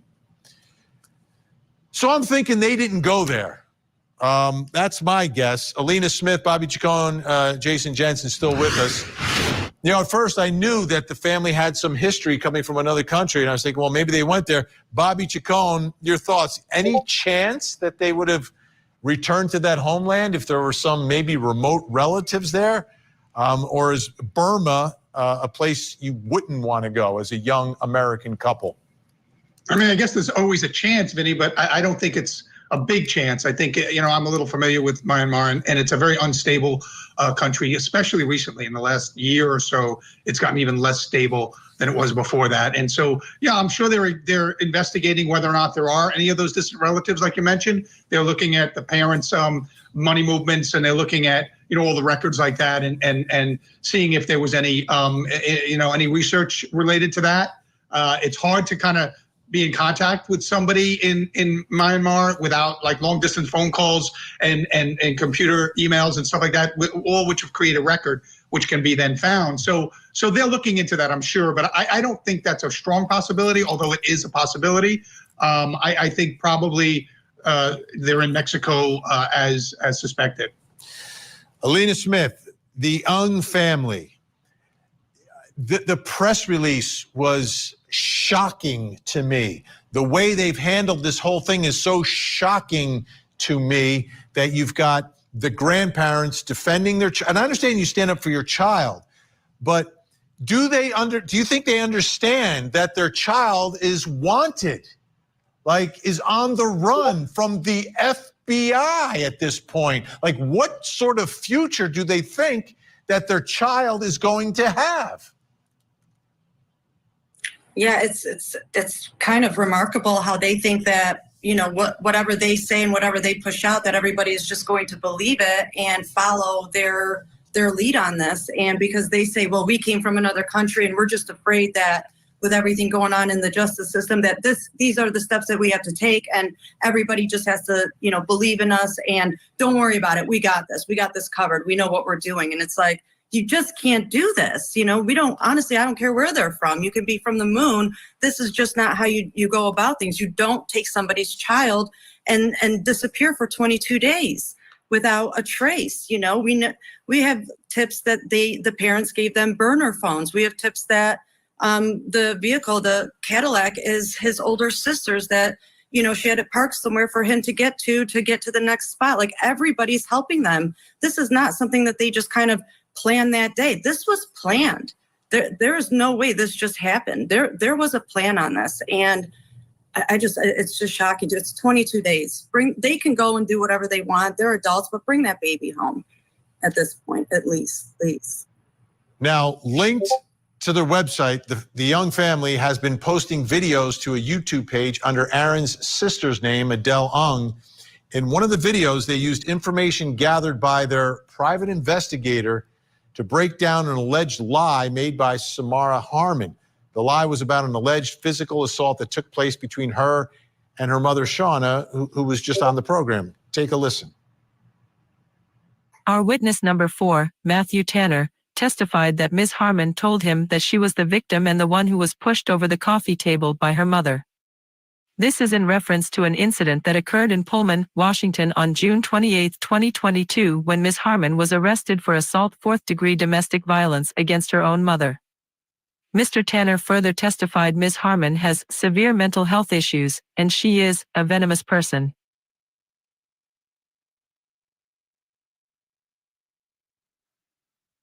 Our witness number 5 is Officer Jared Alberton of the Pullman Police Department. In his police report, he testified that Ms. Harmon pushed her mother, Shauna Harmon, into the coffee table, causing her own mother to fall over the table onto a couch. Ms. Harmon's mother, Shauna, stated that her daughter, Ms. Harmon, struck her 5 times on the head, followed by 3 strikes on the back before Shauna fell onto the couch, and Ms. Harmon struck her mother an additional 5 times after her mother stood up. The testimony in the police report directly contradicts Ms. Harmon's statement to Mr. Tanner, our witness number 4. Ms. Harmon is caught again in another serious lie as she plays the victim. Okay, Jason Jensen, I'm trying to this is unreal, this public smearing. You're the ones wanted by the law, and this is taking place. Your reaction to what they're doing online here? Gosh, it really feels like they're trying to litigate this in the court of public opinion, that their son is actually protecting the daughter, and that Samara is the problem here, and they're just trying to protect Soraya from the mom, which is not how we do justice in the U.S. So what they're doing is really just going to backfire, to be honest, because it does not bring anything with me as far as persuasion. So who are they trying to persuade? Alina, as I look at where we are at this point, everyone wants the 2-year-old home and safe, and you want some confirmation that the child is safe, right? Some proof that the child is safe as well. And they seem to be spending time and effort like they're gonna convince the rest of the world that they're right, and it doesn't work that way. The only way they can convince the world is to just come back, bring the child back safely, and then take it there one step at a time. That's how there's a just result here. That's how Soraya remains safe and normal and adjusted, is to come back now. I know, it's been too long. We're over the 3-week mark. Like what's going to happen in 7 days when we're at 30 days? That means we're at a month and there's still no proof of life of the baby. And, I know that there's other, 2 other people that are missing here, but honestly, like I said prior to this, let them do whatever they want to do. Let them live this fantasy life, but the baby is not part of it. The baby is not part of this scenario that they have concocted, thinking that, they're going to, has anybody ever heard of this ever happened before, that 2, 20-year-olds just made up their own little justice plan and everyone, the whole world and the whole country is supposed to believe them and oh, look, but this is what I wrote on some statement and everyone's going to be like, you know what? You're right. Here's the baby. It's yours. It's delusional. You guys can do what you want. It's delusional. It is. Bobby Chacon, let me ask you, what can law enforcement trying to get information, right? There's different ways, search warrants. The most effective way, though, is if you can charge someone else connected to this family, whether it's a sister or someone, you throw cuffs on them because you have legitimate evidence of some sort of a crime. That's another way, probably the most effective way, to potentially get someone in the family to crack and give some information here.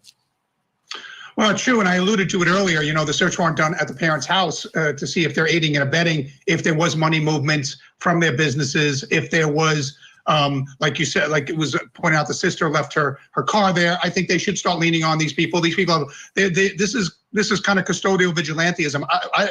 The press release that they gave out was outrageous. It's so disrespectful of our justice system. You can have problems with our justice system that doesn't allow you to become a vigilante. We don't tolerate that in this country. No matter where you're from and how bad situations were there or how bad you think the situation is here, you have no right to break the law and blame the system on it. And they seem to be very supportive of their son's breaking the law. He's a fugitive. He's been charged. And they seem very supportive of his actions right now.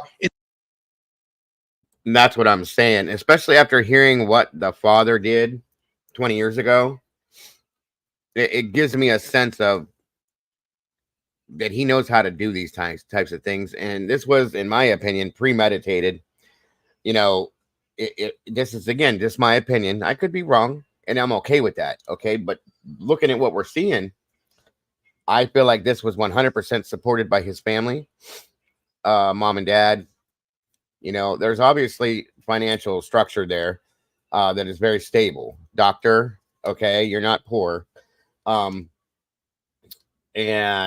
I wholeheartedly believe that they have supported this based on what they've said. And I'm going to try to find and show you something else too with this, but I got to say that's my opinion. It really is. And I feel that is what has happened and why. So in their public statements, I would be very surprised if they weren't looking at charging some of these family members, not only to make them talk, but also to cut off any possible source of support that they may still be getting. And I think, Jason Jensen, our system of justice when it comes to dealing with children, the legal standard is best interest of the child. And there is no way that it is in the best interest of this little girl to be on the run with fugitive dad. I'm trying to understand when that sinks in. That's the thing, guys. We have, whether people like it or not, we have a justice system. We have laws in place for a reason. There's ways to do things legally. If you thought that this little girl was in danger, you go through the court system, okay? Because here's what's going to happen. This is 100%, like Sherry said, child abduction, period. Okay? There's no two ways about it. Parents or no, you did something the wrong way. You took this child out of the country. That's a big problem, okay? The court is the one who gets to prove if the mother's somebody that shouldn't have this child. And if they could have done that, it would have been done right. See, but that's what tells me that it's bullshit about what they claim to be the mother, because if that's the case, how easy, especially when you have backing like your parents that are financially set, they could have handled this, taken care of an attorney, let this go through court. And if the mother was that bad, the court would have seen it for what it was, and it would have been done the right way. No qualms. The fact that they didn't attempt to do that tells me a whole lot, okay? Because they knew that she wasn't that person. They knew that the court was not going to find that she was unfavorable as a parent, and that's why they did it this way. This is, again, just my opinion. I'm just telling you guys. So I think that's where we're at with this. That you cannot run forever. That is no way to raise a child on the run. It makes no sense, Jason. You're right. It doesn't make any sense because it's one thing to be operating within the bounds of a custody order and doing as you're supposed to and co-parent this child, but to flee the jurisdiction of the country where now even the long arm of the court can't even get to you, that clearly shows intent of not wanting to do anything within the legal bounds of parenting. Alina, and I wonder what made her leave at that moment. Was it do you think it could have been planned for her to leave the airport at that moment, or was it a call or a text? I'm not quite sure, Angel, where you're getting the racist vibes from. I'm not giving that off at all. I don't know that anybody is. I don't take it that way, but I mean, I agree that there shouldn't be anything related to race with this involved. Whether he was what he was, black, white, Asian, Indian, Native American, whatever, it doesn't matter. What he's doing is wrong. That's my thought and my take on it. So if anybody thinks this is racially based, I don't get that, because it doesn't seem to be to me at all. And I don't see anybody claiming that, but just saying. Thank you for your input, though, Angel. Very much appreciated. That she received just before getting on that plane that made her turn around? Honestly, I think for her, I think it was right at that moment that she received the message or the call, and that's what made her leave at that moment. But for Aaron, I think he had this planned at least for, I mean, not long, because I don't find him that intelligent, but I think at least a week. And I think, him knowing that Nadia was heading out for 3 weeks, I think this was just kind of working in his brain. Like, I got to do something. I got to figure some, dramatic thing that she's going to want to go with me and not go to Italy or to Europe. And it just kind of worked in his favor with Soraya being sick, that day, the day before, and finding out that, wow, this is really going to work to my advantage. And, and then he can work on her, heartstrings. Like, I'm going to need you, you know how she looks up to you as a mom. I can't do this alone. And that was it. I really think that's all it took. That's where that manipulation comes in, Bobby. Right? And it's like, Absolutely. Of the moment. Now you gotta act now. We have to do this now. Yeah, I think Alina laid out really perfectly, and it's very consistent with what Samara has described in her relationship with Aaron when they were together.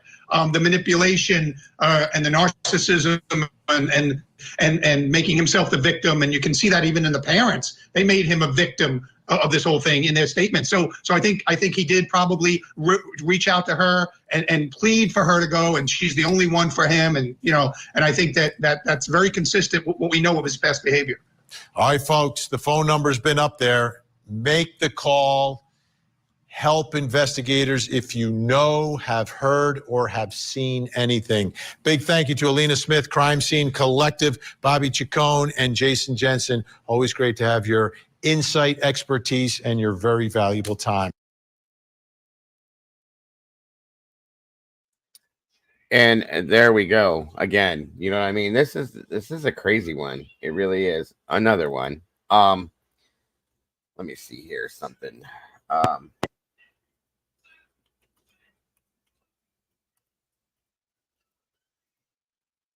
You still there, Mom? Yeah. So this baby's missing, has been missing for a minute now. And no Amber Alert. No Amber Alert. There's not one. While I was looking for the Amber Alert for her, I sent you in Discord an Amber Alert that popped up literally as I refreshed the page. Yeah, I was getting ready to throw that in here just to show everybody that real quick. There's a warrant for this man's arrest for custodial interference. Those of us that do these missing cases, share these. How many cases have you guys shared? How many faces have you guys shared with an Amber Alert? Right. That's custodial interference. I can't even count them on both hands and both feet. This alert's not working, Mom. It says page not found. It won't let me throw it up when I click on it. It goes to the NCMEC, but it doesn't It put goes to her. NCMEC. It's because they're weird with their website. Go to active Amber Alerts and it should be right on top. Below it should be Sebastian and then Elijah. It brought up the NCMEC website twice, but it's weird because it's not. Okay, here we go. Hold on a minute. Let's try.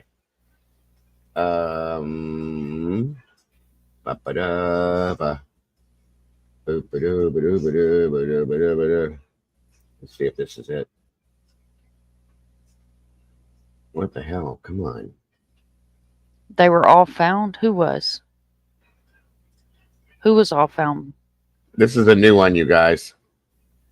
This is a baby out of Georgia. PJ, who was found?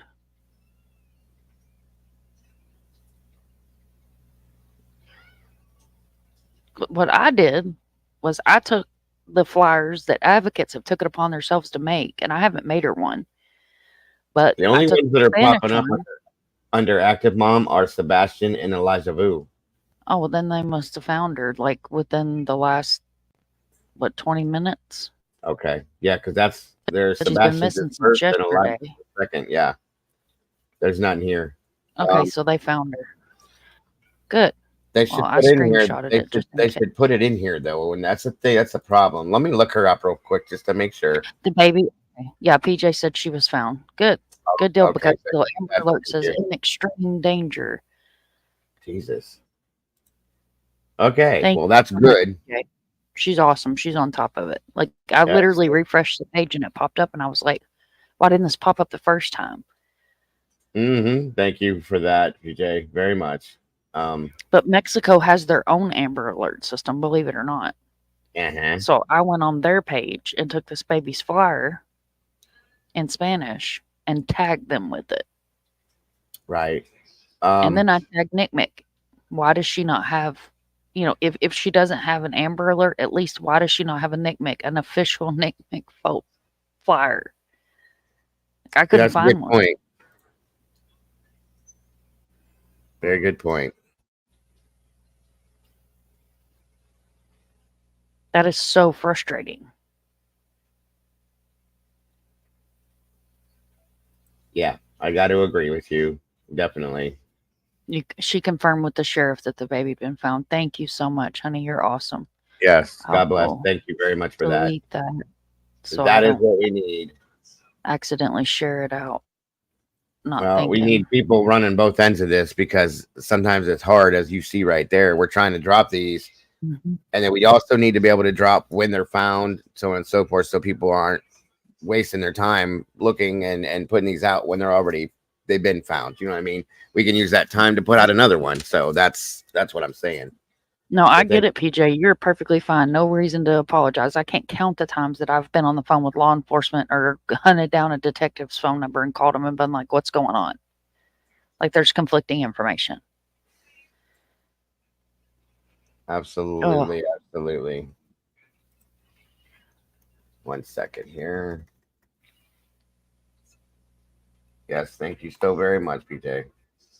And if it's true that they had a description of a vehicle that was put somewhere for him to pick up, then what's the excuse for her not having an Amber Alert? Sorry, on a bit of a rant. No, it is what it is. Wow. Wow, that's okay.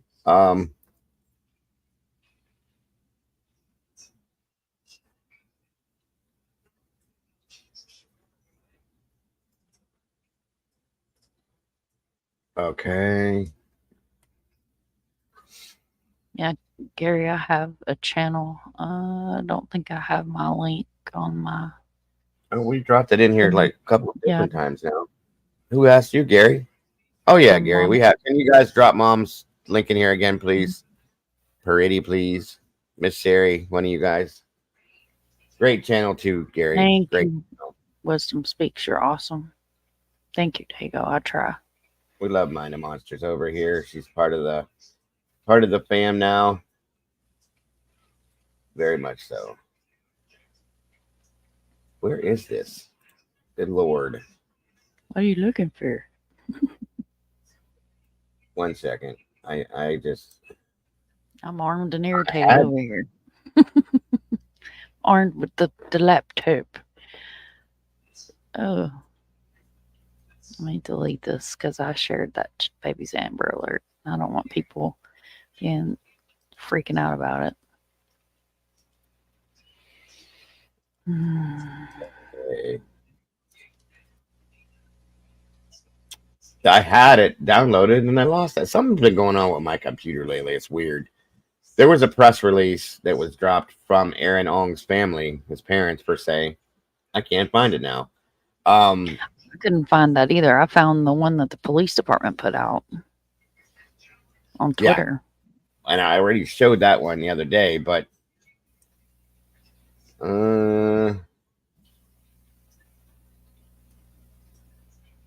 I just don't know. But again, we got to keep our eyes and ears open on this one. Because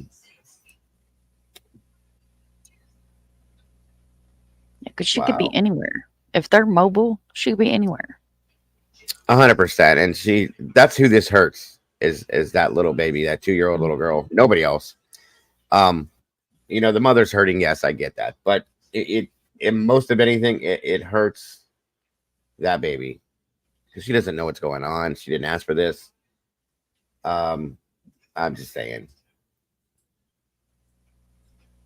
Hold on a minute. Angel, just from what I've read on him, he's not a peach by any means. He's not a peach.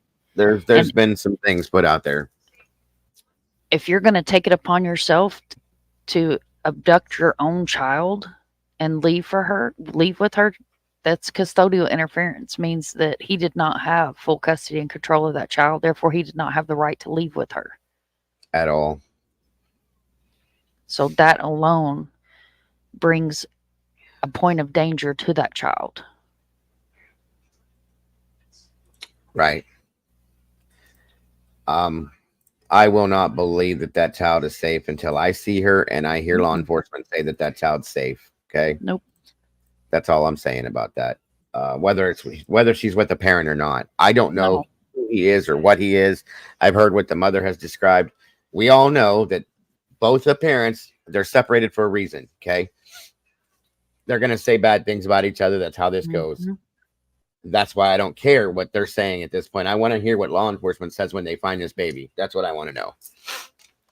Yep. They felt they had enough reason to put a warrant out for him, then that's good enough for me. Yes, ma'am. All right, let's check this out real quick.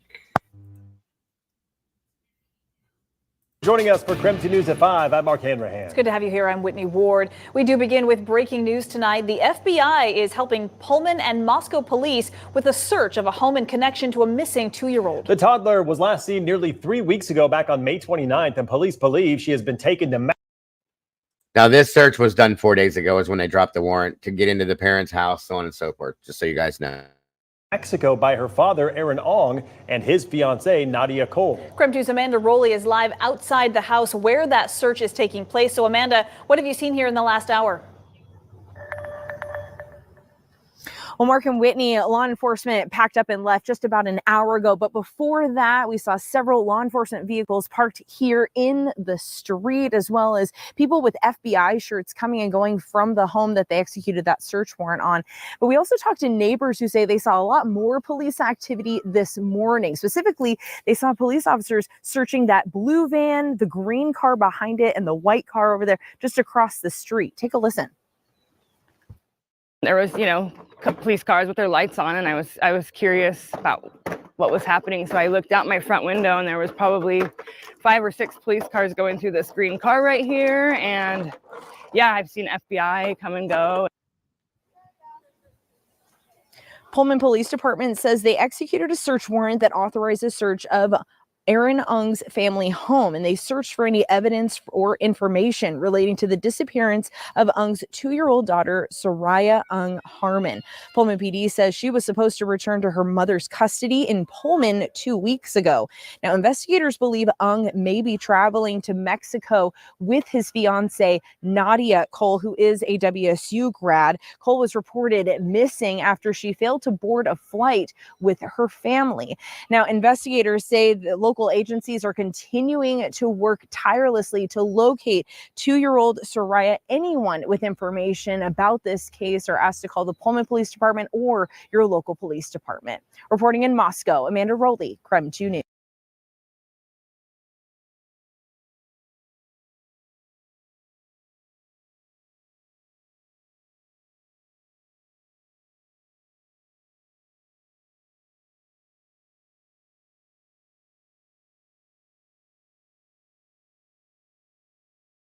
Department searched a Moscow home in the case of a missing 2-year-old. The home belongs to the parents of Aaron Ong.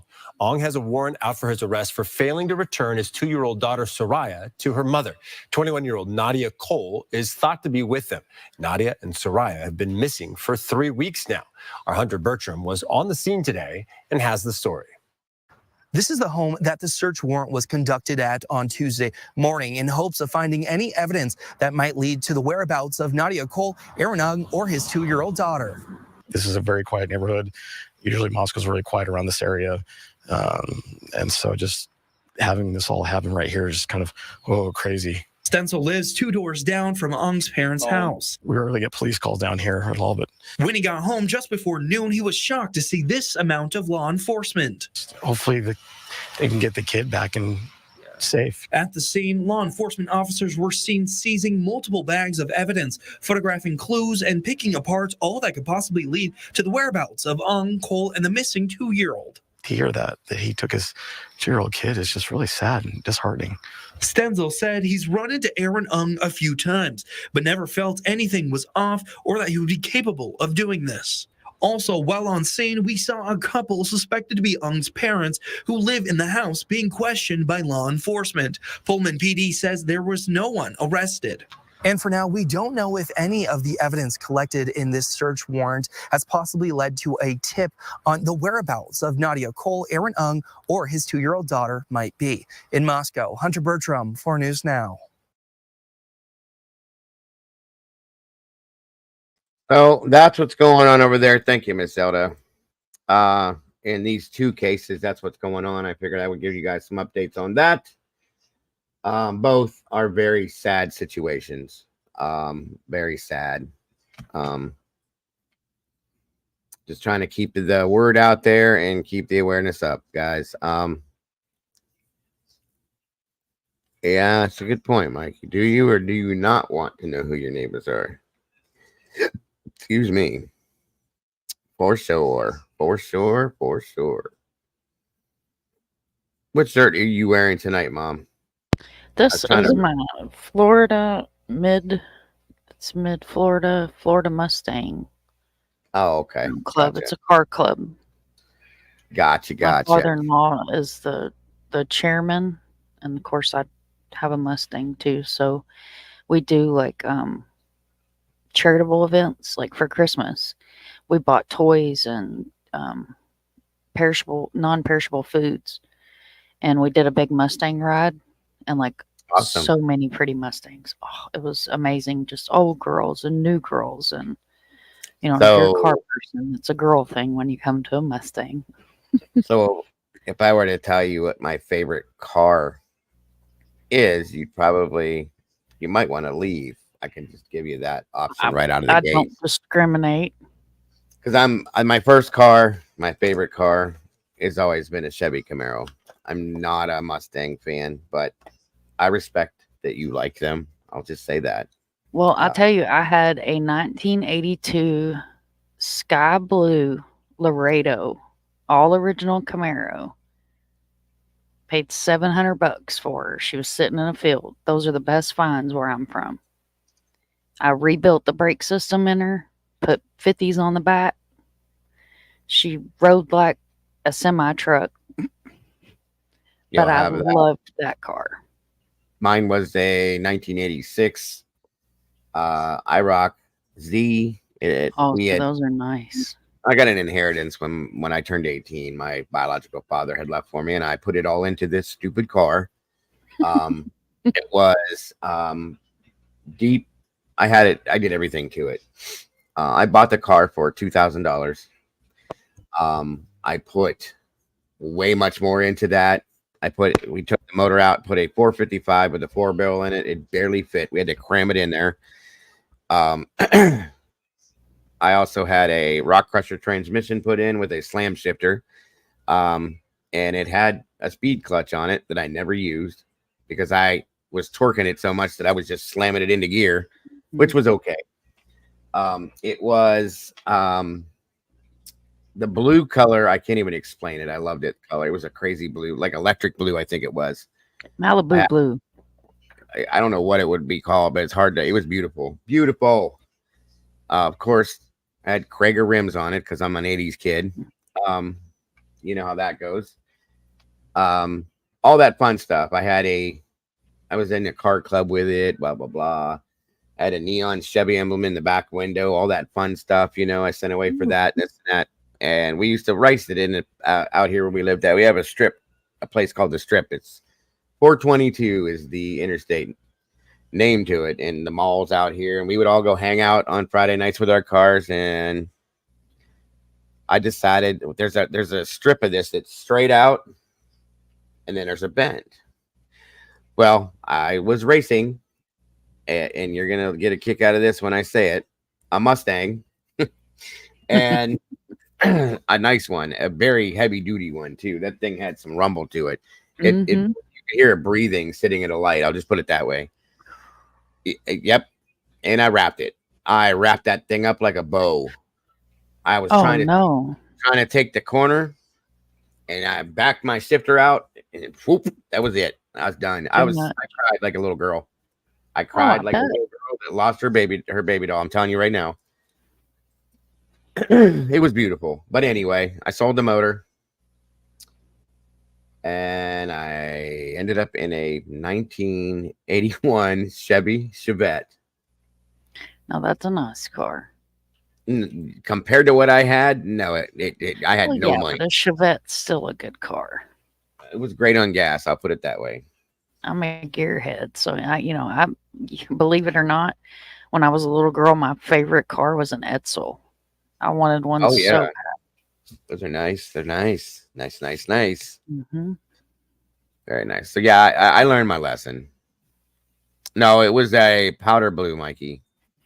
It was actually a good looking color, but thank you for asking, Claire. She got medicated and cream and hydrated and all of her fluids checked. They marked it, sent her home and told her what to watch for. Thank you so much for asking. I apologize for being weird last night, guys. When it comes to my kids, and she's one of my kids now. Of course, and you weren't being weird at all. I was more worried about. I get worried.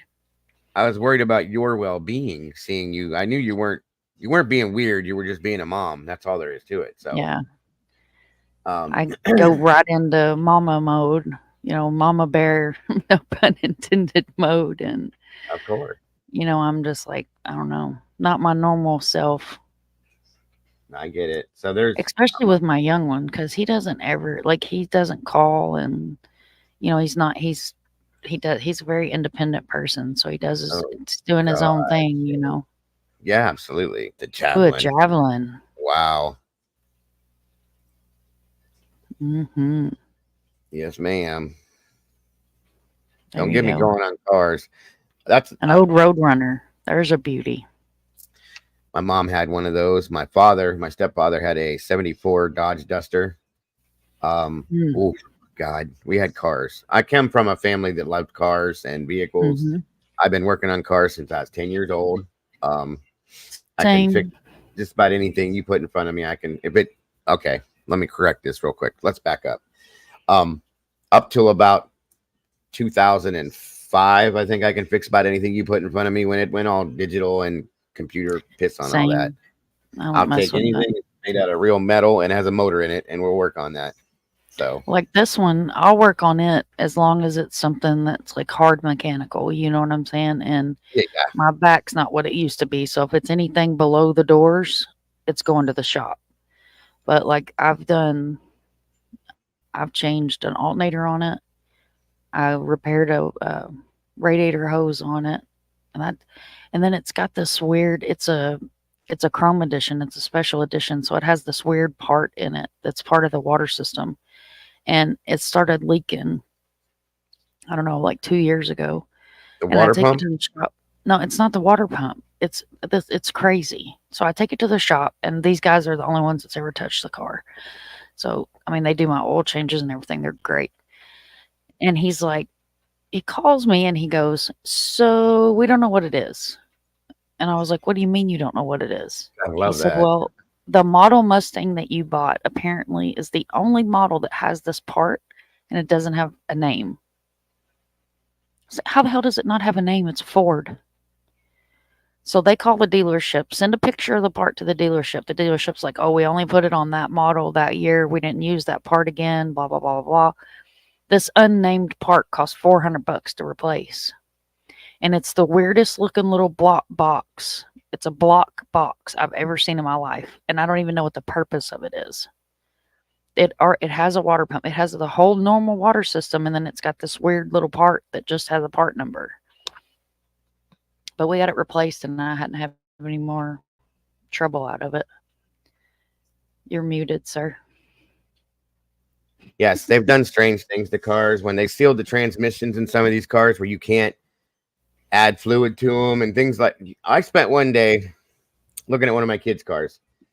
This wasn't that long ago, and they're like, they said it was acting weird, slipping or whatever. So you probably just need fluid. So I'm looking all through this car, looking for this dipstick. I was getting pissed off. There's no dipstick. There's this, and I'm like, what the hell is this? Right? So I'm freaking out. I called my buddy at Napa. I'm like, "Hey, I got a question for you. My kid's got a blah blah blah blah blah blah blah. Where the hell is the fill for the training?" And he goes like,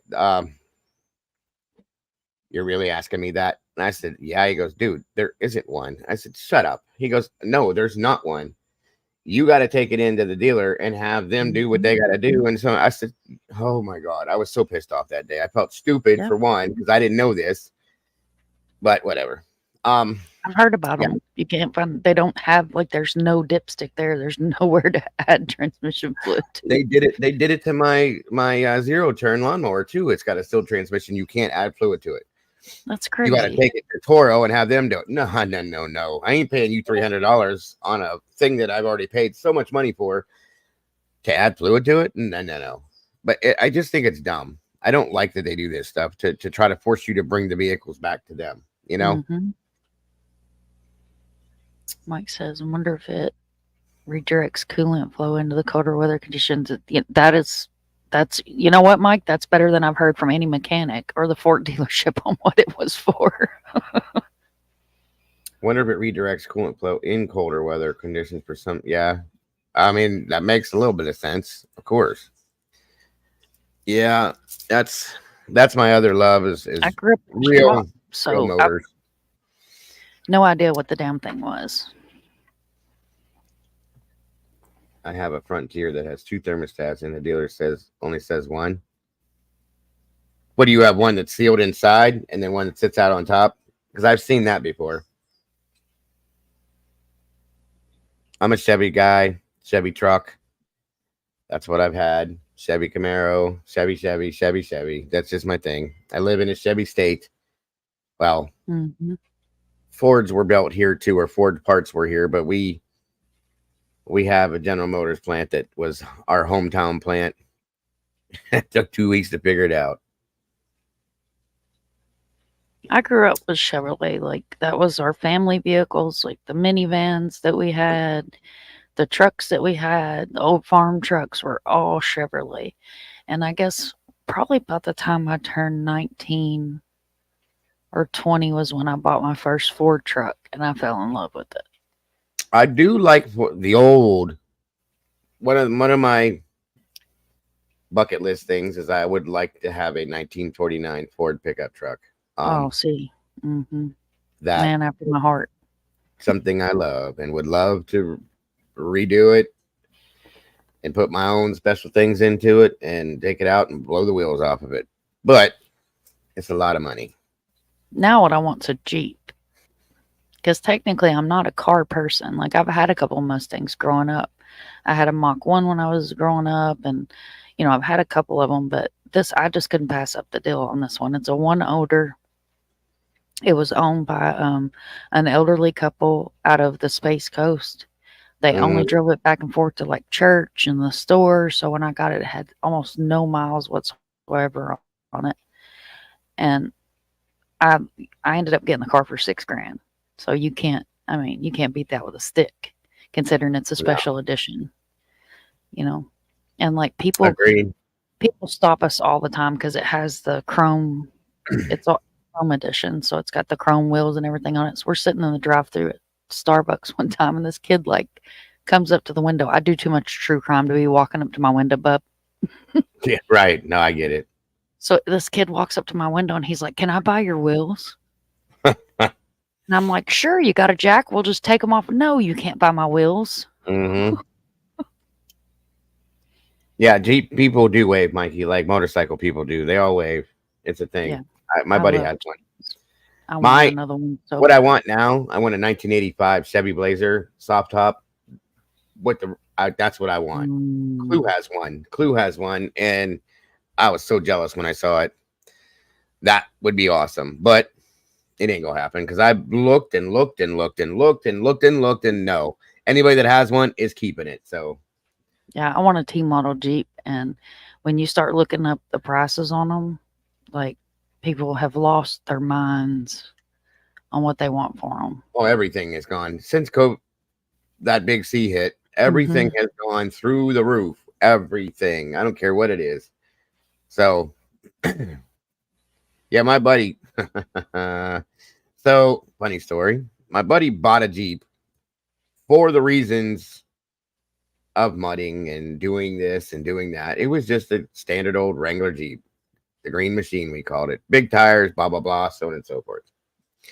He worked for Delphi Packard Electric, which was a subsidiary of General Motors. They were shutting down. They gave their employees that have been there for a long time a buyout. Well, he got a whole bunch of money and said, "I'm buying myself a Jeep." It had a 6-inch lift on it. This and that. It was a nice Jeep. Okay. He's like, "Come on, let's go mudding." Okay, let's go. So we find our way back into these trails that we used to take our four-wheelers back into, okay?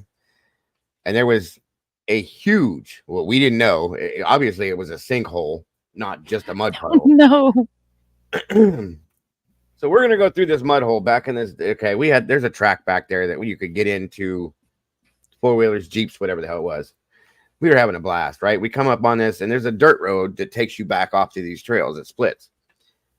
And he stopped in front of this mud puddle. He's like, I said, "What are you doing?" He was like, I don't know about this. You can't tell. And the edges of it looks kind of deep. And I was like, "Dude, like, we're way the hell up here and in a Jeep." And he was like, "Yeah, but I ain't got a breather and blah, blah, blah," and so on and so forth. And I was like, well, yeah, maybe you're right. So we sat there and we were getting ready to back up. And he was like, "You know what? Piss on it." And gunned it. Y'all, I thought we was going swimming. I went down into this hole and I was like, "Oh shit." I grabbed the bar in front. We went down all the way up over the hood to the windshield. And I'm thinking, "Oh my God." So he hurried up and, gunned it and got the hell out of the hole. Thank God we got out of it. We started driving and there's smoke coming out of the motor, steam and all that kind of shit. We got the back to this house, turned it off, went in the house, came back out. It didn't start. He drowned out the alternator. He did that. It wasn't made for that type of shit. There was no breather on it, no nothing. We had to change out the alternator. The engine was fried. Almost blew the whole thing up, screwed everything up. But luckily, we were able to dry it out. I said, "Do not do anything with this. You have to dry the whole thing out, period." And it had to sit. It literally sat for, I think, 6 days, and it was completely dried out. We did have to change out the alternator and the starter. And when we finally did everything, he started it. It blew an ass load of water out of the tailpipe. That was kind of funny. And then that was it. And I said, "You're lucky, dude. Completely lucky." Dude, yeah. We pulled the Mhm. distributor out, dried that out. Everything was dried up and everything. It was good. But I'm like, "Yep, no, don't do that." I said, "Your motor is not made for that type of thing." I didn't know what it was all about. I didn't look under the hood. I thought he knew what he was doing. Right. So it was a mess. It was a mess. Crazy mess. But I'm telling you, it was a sinkhole. Like, it was literally up over the hood to the window. Like, we were sitting, I'm like, "Holy shit, this is deep." And he got out, but still, I thought we were stuck for a minute. I'll tell you a funny story. Have you ever heard of Chevy Bug Boy? They only made like 1,000 of them. What is it? Chevy Big Boy. Oh, yeah, yeah. So my brother had a blue one, and he'd saved, 16 years old, saved up all of his money. He worked at a grocery store, and then he worked at our shop. Like I said, I grew up in a mechanic shop, so he worked in the shop part-time. Saved all his money up, went and bought this truck. Well, he was so proud of that truck. And these trucks came out factory with monster tires on them, pretty much. Big old mutter tires on them. Mm-hmm. So it was already on a lift kit and everything when these trucks came out. And it was an older truck. I think they come out in the 80s. So very first time he ever partake of the devil's lettuce, him and his friend. I'm at work. I worked at a warehouse. I was at work. Mom called me. She said, "Where's keys of the tractor?" I said, "What, Mother, it's 10 o'clock at night. What do you need with the keys of the tractor?" "Well, you get off in an hour, don't you?" I said, "Yes." She said, "Well, when you get home, grab the tractor and take it down to the field." "Why?" "Because your brother needs help." So I finished my shift, get in my truck, drive home. I'm looking around the yard, like, where's the truck? So I go in the house and I'm like, "Mom, where's the truck?" "In the field." "It's in the field." So I get down there and him and his best friend have sunk this truck in the pond. I'm talking about up to the windows. Oh. And you get down there and both of them just cherry red eyes. "Hey, can you help?" I'm like, "What did you do?" "I wasn't paying attention and I run the truck off in the pond." It took 2 John Deere tractors, ours and the neighbors, to hook up with log chains and pull this truck out. It was insane getting this truck out. And we get up to the house and, my brother, he didn't smoke, he didn't drink, doesn't smoke cigarettes, none of that stuff his whole life. We get up to the house and, he gets the truck out. We pulled it into the driveway. He opens everything up so I can dry out. And he goes in there and he starts fixing this bowl of cereal. And you know how a mixing bowl, I'm not talking about a regular bowl, I'm talking about a mixing bowl of cereal. And I'm sitting on the couch and I'm like, "Are you fixing to eat all that?" Uh-huh. And he got over there and he goes, "Don't tell Mom, but I smoked tonight." Yeah. I said, "Well, now it makes sense that the truck was in the pond." Yep. I laughed so hard at him. I remember them days. Eating a whole box of cereal, and yeah, I've done that before. Yeah, Jethro Bowl. There you go. Jethro Bowl, absolutely, Mike. I like to never let him live that down. That's funny. Fruity Pebbles. I literally have done the same thing way back in the day when I smoked that stuff. Oh my God, the big old plastic mixing bowl with a 3/4 of a gallon of milk and a whole box of cereal. I've done it and eaten the whole thing, folks. It is not good, but yeah, I did it. Yeah, he sure was. Bone to the bone, 100%. Mikey. Oh, I gave him so much for probably about 2 years, like every chance I got. Yep. And that's one of the joys of having a little brother, though. You get to give it to him, man. Mm-hmm. Because he was the good kid, Here I was hell on wheels, to put it nicely, and he was the good one. He didn't get in trouble or didn't do anything. You said that a few times now. I can't put that together in my head. Oh, I was bad. You're the wild one. I just can't do it. I was bad. Like, I was a habitual runaway, like sneak out my window. And I grew up in the country, so I'd sneak out my window in the middle of the night and we'd jump trains and ride trains across town. And, I was literally hell on wheels. Like, and Mom, she told me, she said, you're gonna grow up and you're gonna have one just like you. And I always thought, nah. Well, lo and behold, Minnie had his moments. My mom said the same thing to me, and I did have one just like me. I don't think I was that bad. Excuse me. I did do some of them things, but I'm ADHD and I was very hyper. I couldn't sit still. And if you told me no, well, guess what? No didn't work for me. I didn't get what that meant. And so, yeah, thank I was the God. same way. I got lucky in so many ways because there's so many things that I did that I shouldn't have made it through. So I'm grateful. I must have had guardian angels around me because there's a lot of things like, I don't know, doing that whole devil's lettuce thing and going and drinking. And then we'd go to a place called Nelson's Ledges out here. And it's like a raceway, but huge like cliffs that they have. There's a quarry to swim in and these monstrous caves and stuff all through it. So that's where we would all hang out. That was the place to be. Well, when you start to do that stuff, you start to feel like Superman. Two of us were running and we decided we were going to jump the Devil's Icebox on foot. So the Devil's Icebox is a cave that goes straight down in between the cliffs and it's freezing down inside there. That's how deep it is, right? And it's the gap. I got to think it's about a 6.5 foot gap between the rocks. It's not big, but when you're slower because of these things, you don't have the momentum that you think you have. I got lucky. I ran and I was skinnier than my buddy that did this.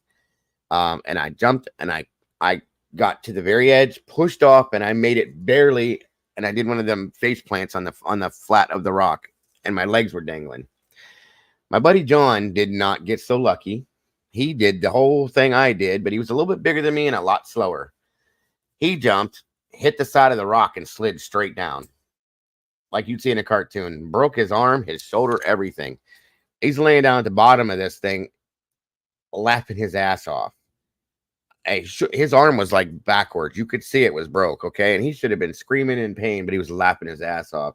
We climbed. It took us 10 minutes to climb down off this thing. Got down in it. We're standing there going, you all right?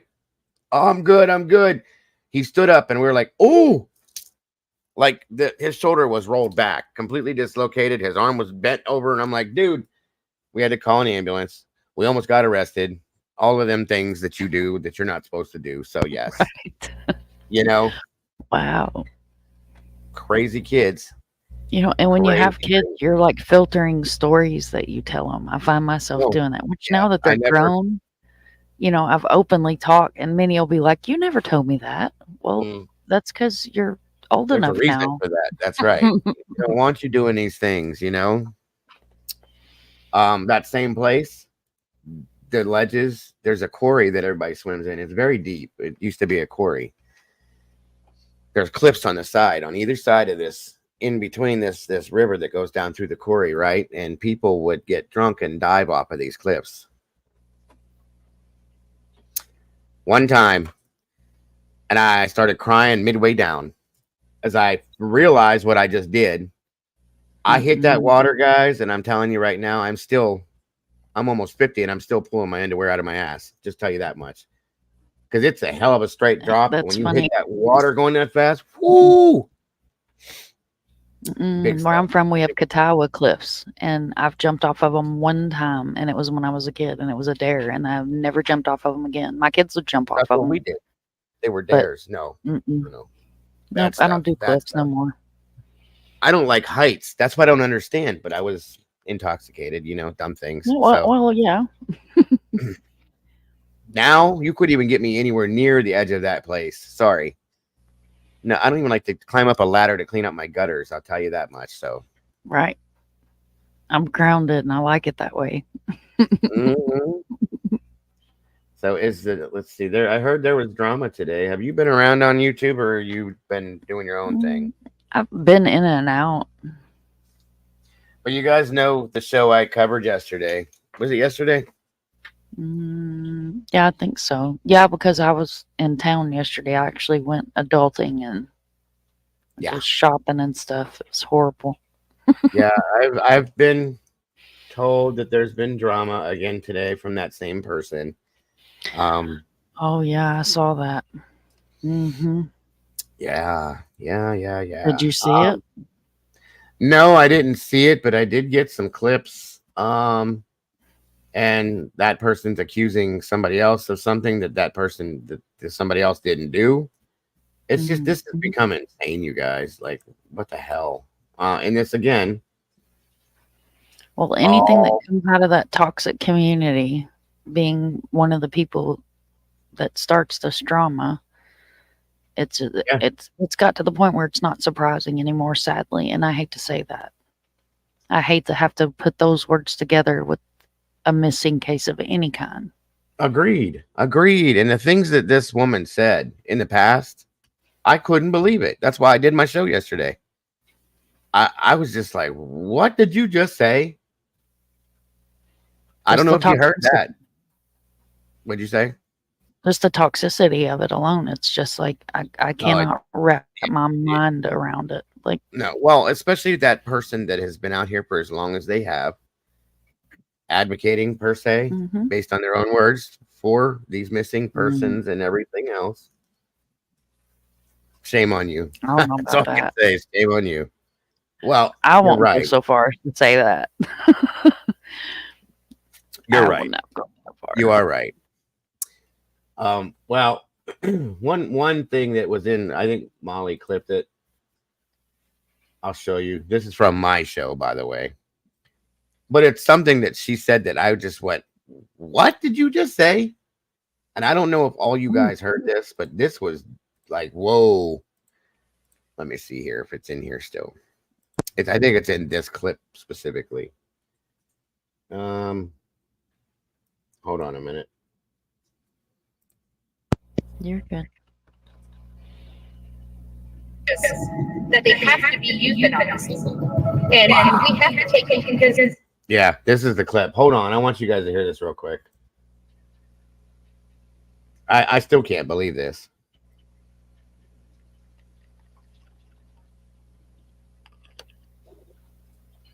System. It's our judicial process. It's the bleeding hearts wanting to save children. Some children are not worth saving, and I'm sorry. That's just how I feel. Just like some dogs. Some dogs are too vicious that they have to be euthanized. Are you kidding me? I still cannot believe that statement was made ever. Do you know the context behind? Oh, yeah. She said that?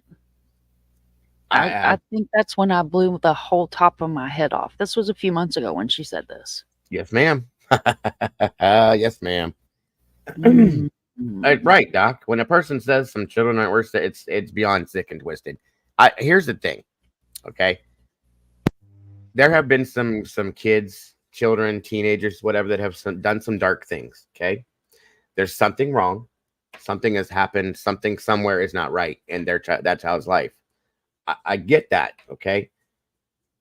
To say that they don't need saved, they don't need found, they should be euthanized like a dog. Are you kidding me? Where does that mentality come from? That blew me up. Like, I just blew up completely. And you cannot put "I'm an advocate" and euthanize children anywhere near your person. Nope. Yes, Dandy, that's who it is. 100%, and it's all real.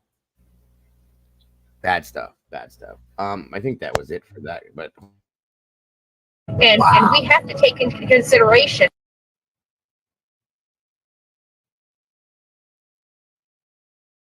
to live amongst the rest of us. And we need to euthanize them like we do the vicious dogs.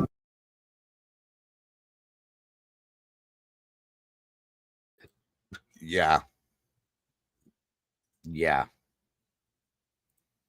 Remember, this is a person who doesn't have. You are absolutely right, Doc. But you don't have to have children to know that that's wrong. Just no. You know what I mean? If you know anything about her and about her, she's only been here for 3 years, by the way. Right. She Yeah. came from a different platform. And she blew her channel up off of somebody else who is very controversial. Yes. She has showed her hind end more than one time.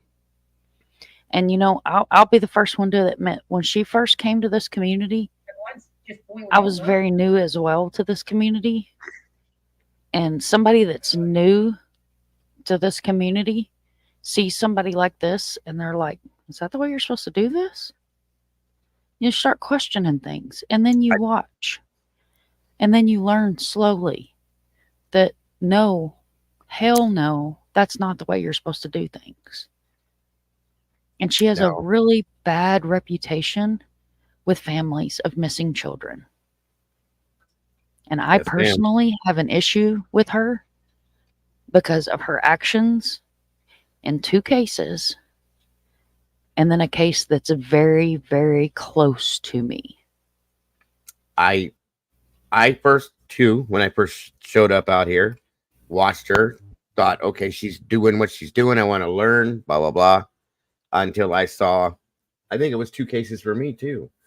The Petito case was the first one that I was like, whoa, what are you doing? Whoa. Actually, it's 3 cases. The second one was Gabby. Yep. So there's 4. Yeah. Well, with me, it was the 3. It was that one was first. That's the absolute first for me. The second one, of course, was Summer.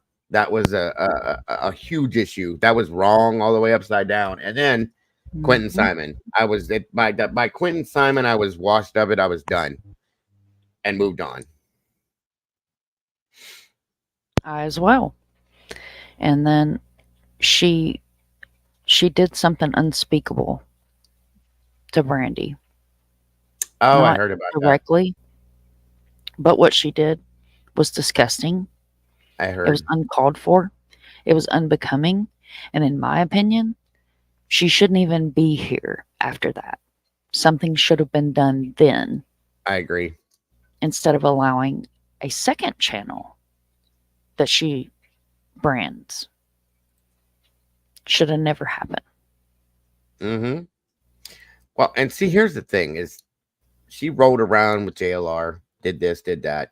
Mm-hmm. He even at some point backed away and went, what are you doing? Okay. And decided to go his own direction and stop with those things. And she just exploded into the craziness. And now is doing what she's doing now. She came into this case and is as if it already didn't have enough bullshit that was taking notice away from Sebastian. Let's add more. You come to somebody else's state. Oh God, unfortunately, Leslie, yes, I do. That was the other one. Okay. I remember watching a video one night when I was hanging out with Doug from No Thanks. Okay. I remember watching these. I think it was when they were in Georgia for Quentin's case. They did their loud mouthing in front of the Simon house, blah, blah, blah. Completely embarrassed the whole true crime community.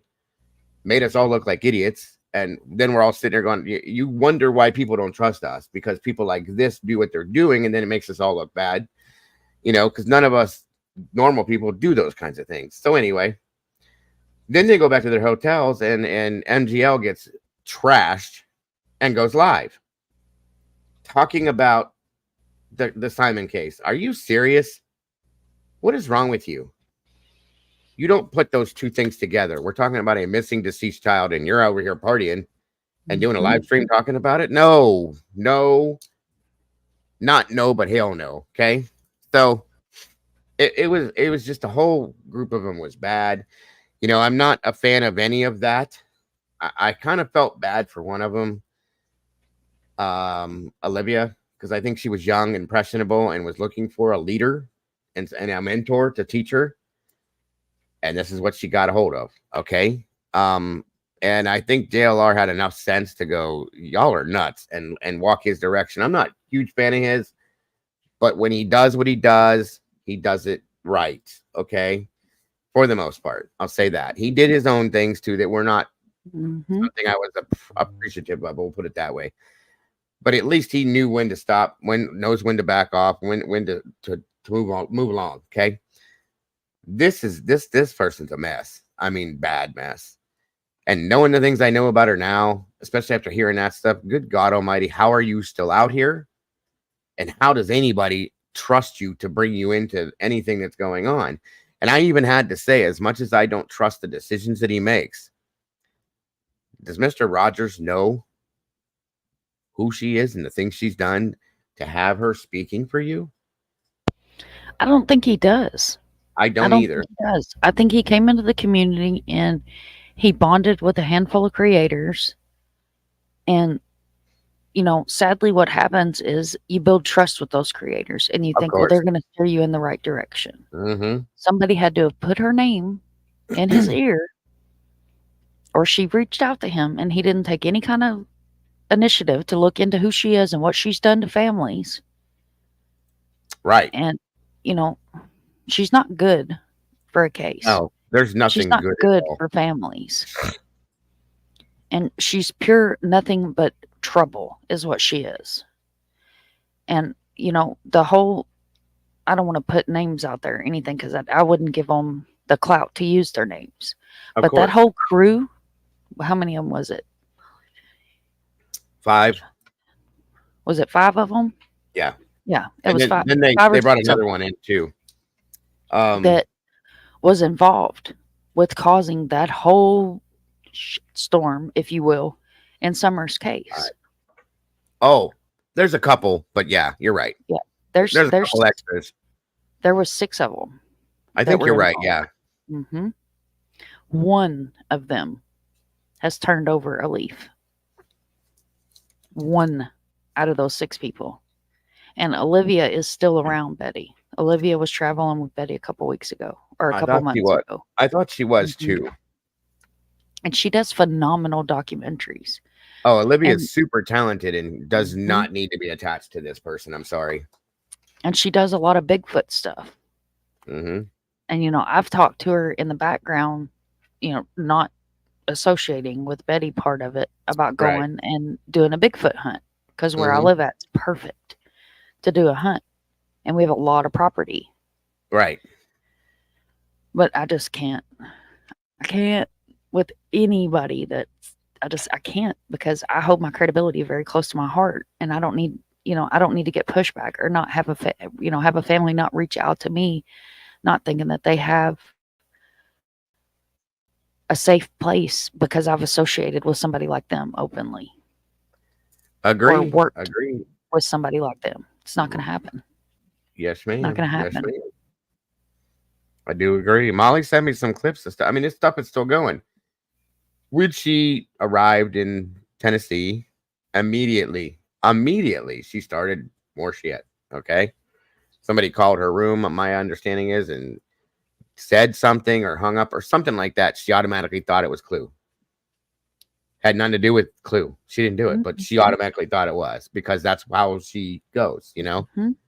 So I don't even think that happened. I think it was a completely fabricated situation. So I wouldn't be honest. I wouldn't be, and this is completely my opinion and my opinion only. I wouldn't be surprised if one of her mods didn't call. I was going to say that myself. I really was. It's a damn shame. I don't know. Molly, like I said, I was out of here all day. I was doing stuff. My family was here, blah, blah, blah, so on and so forth. That's very true, David. Very, including himself. He tried to sue himself. How about that? A little crazy, but hey, whatever. Do your thing, bro. Molly sent me some other clips of stuff that I missed all this today. So I don't even know truly what 100% of these things are, but more crazy stuff, guys. More crazy stuff, in my opinion. Let me see here. My blood. I was lurking in the bushes. Might as well go creeping, right? Might as well go creeping. Especially since I have what's her name? Ricky? Is that her name? Ricky? Ricky Marie? Ricky Marie. Knock knock, baby. So she's saying she might as well go creeping since she has and completely doxed Clue. That's all her real information. That's a threat as far as I'm concerned. You're claiming you're going to go creeping. This is the second live. She did one before this. See, I got a couple clips sent to me. I couldn't believe she done this. I was lurking. I'll be honest. I was lurking all off in her bushes. Let me see. Is this the other one then, maybe? Because I'd Or be is it- creeping through the bushes. You never know where I'm watching. Okay, so this might be the first part. I don't know. I got a couple of these clips here, but asses, right? While jackasses sit on their fat asses, right? I can't even believe that twat North Carolina cheating on her husband with BK, going back, God knows doing what, right? We all know that. He acknowledged it. She went out to Texas. I didn't tell that boo boo. Your boo boo did. His name's BK. And he told everybody. Told everybody. These people are just nasty. I'm sorry, they're just nasty. That's all I got to say. We're good. I mean, all I'm trying to do is rattle. All I'm trying to do is get all this stuff recorded. Everybody kind of do stuff helps me. Because we can track people that are causing all problems. Period. So, and the people who come on here and stick up your little bitches. Go ahead. Come on in here and stick up your little bitches. You gotta echo.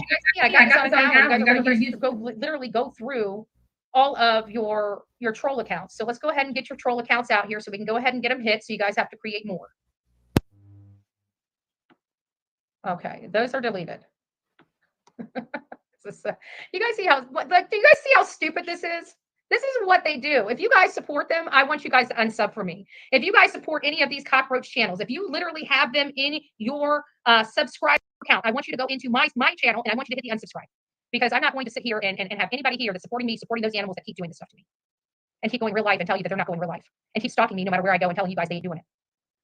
I'm over it. So if you guys can't unsubscribe from them, I'm going to ask that you guys unsubscribe from me.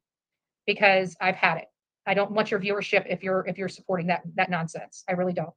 I don't need the click and view. I don't need the membership. I don't need the super chat. I don't need the super sticker. My safety is worth more than that to me. So those are going to be my requests. If you guys are and you guys know which roach channels I'm talking about, I'm going to ask that you guys unsubscribe from them. And if you don't want to, then I ask you to kindly unsubscribe from me. That's where I'm at. So I don't know what else to say. Well, let me 4 hours postpone. Good gracious, I'm still figuring out how to use Windows. I used to be able to hit anywhere on these little mouse pads, and it usually does it. Now I got to remember we have a right and left mouse. I think it's about time for me to do an emergency injunction in that case because this is getting out of control. And it always comes back to one particular person, doesn't it? It's kind of funny how that happens, isn't it? It's so funny how Queen Bee is always in everything. When it comes to anybody that's attacking me, you know who's right behind her, right behind them? Queen Bee. Don't you guys find that funny? Isn't that a little funny? That Queen Bee is always associated with every single person, literally right behind them. And she's telling Cluminati to call law enforcement on me yet again, publicly. Got it. Got it. All right. I will now take care of that very quickly. All right, honey. Time for us to see you in court. Now we're going to get down to business. I'm going to be, from here, I guess I'm going to start working on an emergency injunction. Now she can pay a little bit more for this shenanigans. Maybe she should learn to stay the hell out of my business, leave me the hell alone, keep my name out of her mouth, quit stalking me, quit having her friends stalk me, quit causing me disruptions, quit causing me intentional infliction of emotional distress everywhere I go. Queen, stop. You and your dirty ass shit. Dirty bitch. Dirty bitch. I can't wait for this deposition. I can't wait for it. So anyways, guys, I'm going to let you go again, 12 minutes in, but I'm getting hot under the collar because these bitches want to keep putting my safety in jeopardy. And I'm glad we got it recorded. I'm glad that you guys captured that from Queen. Start sending me anything whenever she says anything out of her mouth about me. When she puts her, I want it all clipped. I want the URL. I want it clipped. I want the minute. If you guys want to go back into her stuff, now's the time to start doing it. I want to hear everything. Anything that you guys can find about what Queen has said about me, threatened me, harassed me, lied about me, talked about my criminal record, tells me I'm a criminal, tells me I'm a terrorist, tells me I'm screwing this person, that person, or anything. Go back through all of her shit and start sending me some reports on that. I'm going to start using it. She wants to go this route. She wants to keep causing me all these problems. All right. All right. Well, I got a bigger platform and we'll get through all this stuff really, really quick. So as soon as you guys can get it, I would really appreciate it. I'm going to start working on my emergency injunction. And then I'll be waiting for those to come into my email so I can start putting in some evidence in those. So mostly threats. If you guys hear her threatening me, anything with other content creators, asking them to do stuff, telling her, advising them to put me in jail, file a report, anything you hear her say like that, please clip the URL, give me the minutes. And if you have time, transcribe it. Tell me exactly what she says. It'll be easier to cut and paste right into my paperwork. So that's where we're at. Let's get working. No, but you're an investigative reporter. Why are you not doing your own legwork? First of all, Here's the thing. Okay, she was complaining about this stuff days ago. Okay, we know that. Had the choice of whether or not to go to Tennessee or not, and chose to go to where Clue lives. That's where Clue lives. She's not going to leave her state because you're coming there. Made her own threats. Clue never threatened her. She made a whole comment about a sandbox, and she's trying to say that she was threatening bodily harm, blah, blah, blah. No. All she stated, and I heard her because I was talking to her before it happened and after. Thank you, Doc. That's what we've been saying for days now. Unhinged completely, Doc. Like, that's bad. Okay, but anyway. Clue said, you're not going to come to Tennessee acting like you did in Georgia because the people here don't put up with that. In a sense, just stating the police ain't going to put up with this, and neither are the people that live here. Okay, you can't go around screaming and yelling, where's the baby, playing baby screams and cries in the middle of the night over through a mega, no, people don't like that kind of thing. That's what Clue was saying. How is that a threat? It's not. Okay. And then all of this comes from it. Okay. It had nothing to do with Queen Bee. It had nothing to do with anything else. We all feel the way we feel because of the way we feel. Nobody tells me how to think or feel. Nobody tells Clue that either. Nobody tells you how to think or feel, or anybody else in this chat. We don't do that. Okay. We can make recommendations as to how we feel. If you feel that same way, okay, great. That don't mean I'm forcing it down your throat, folks. This is ridiculous. This is ridiculous. And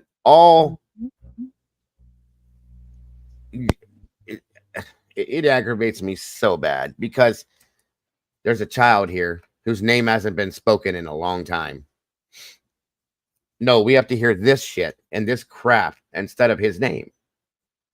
When was the last time anybody, other than when we say it, you've heard Sebastian Rogers' name spoken? not from her, because it's not about him. Unless she's attacking Katie or Chris, then she's not going to say his name. And this is the same person that told people to go to his job site and harass him, to do this, saying that they want questions answered. I have questions.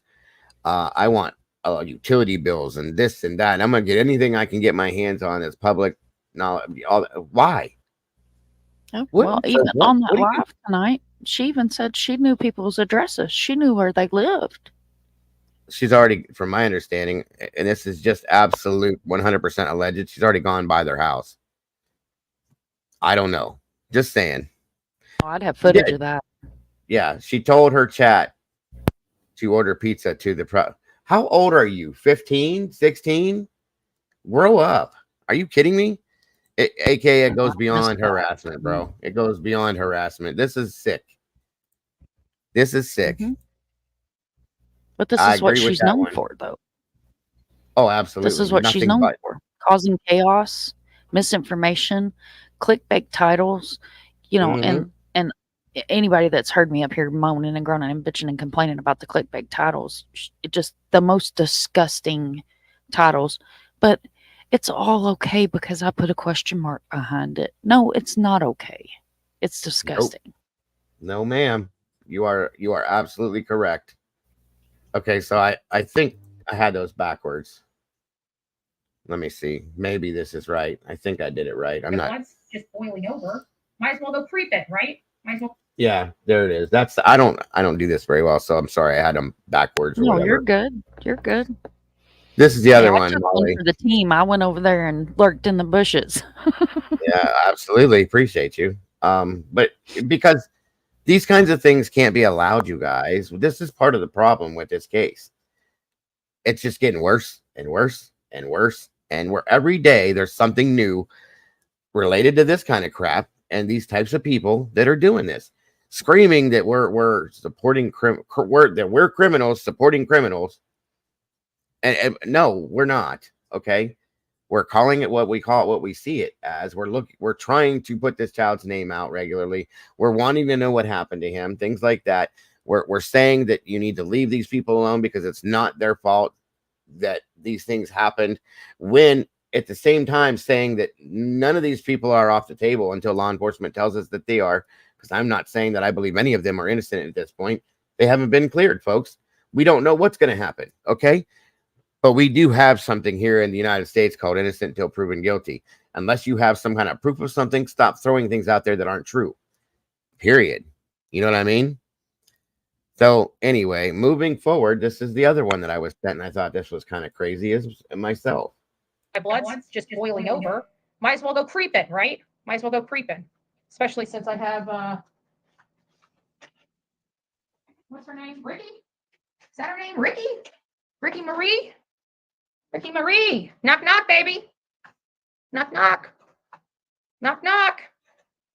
Your name was given to law enforcement this evening. Your full legal name and your home address was provided to law enforcement this evening. So I hope that that works for you. Hope that works for you. What do we got going on here? I sent some trash and messages in chat about a call. Could you give an update?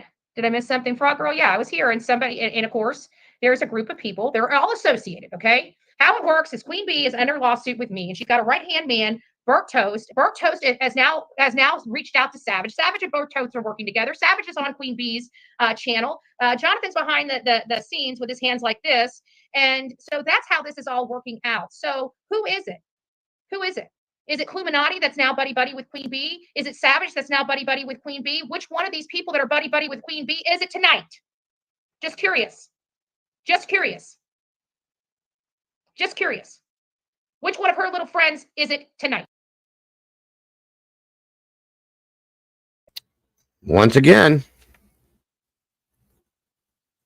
Yeah, that's a good way to put it. It's disgusting. It's beyond, and, yeah.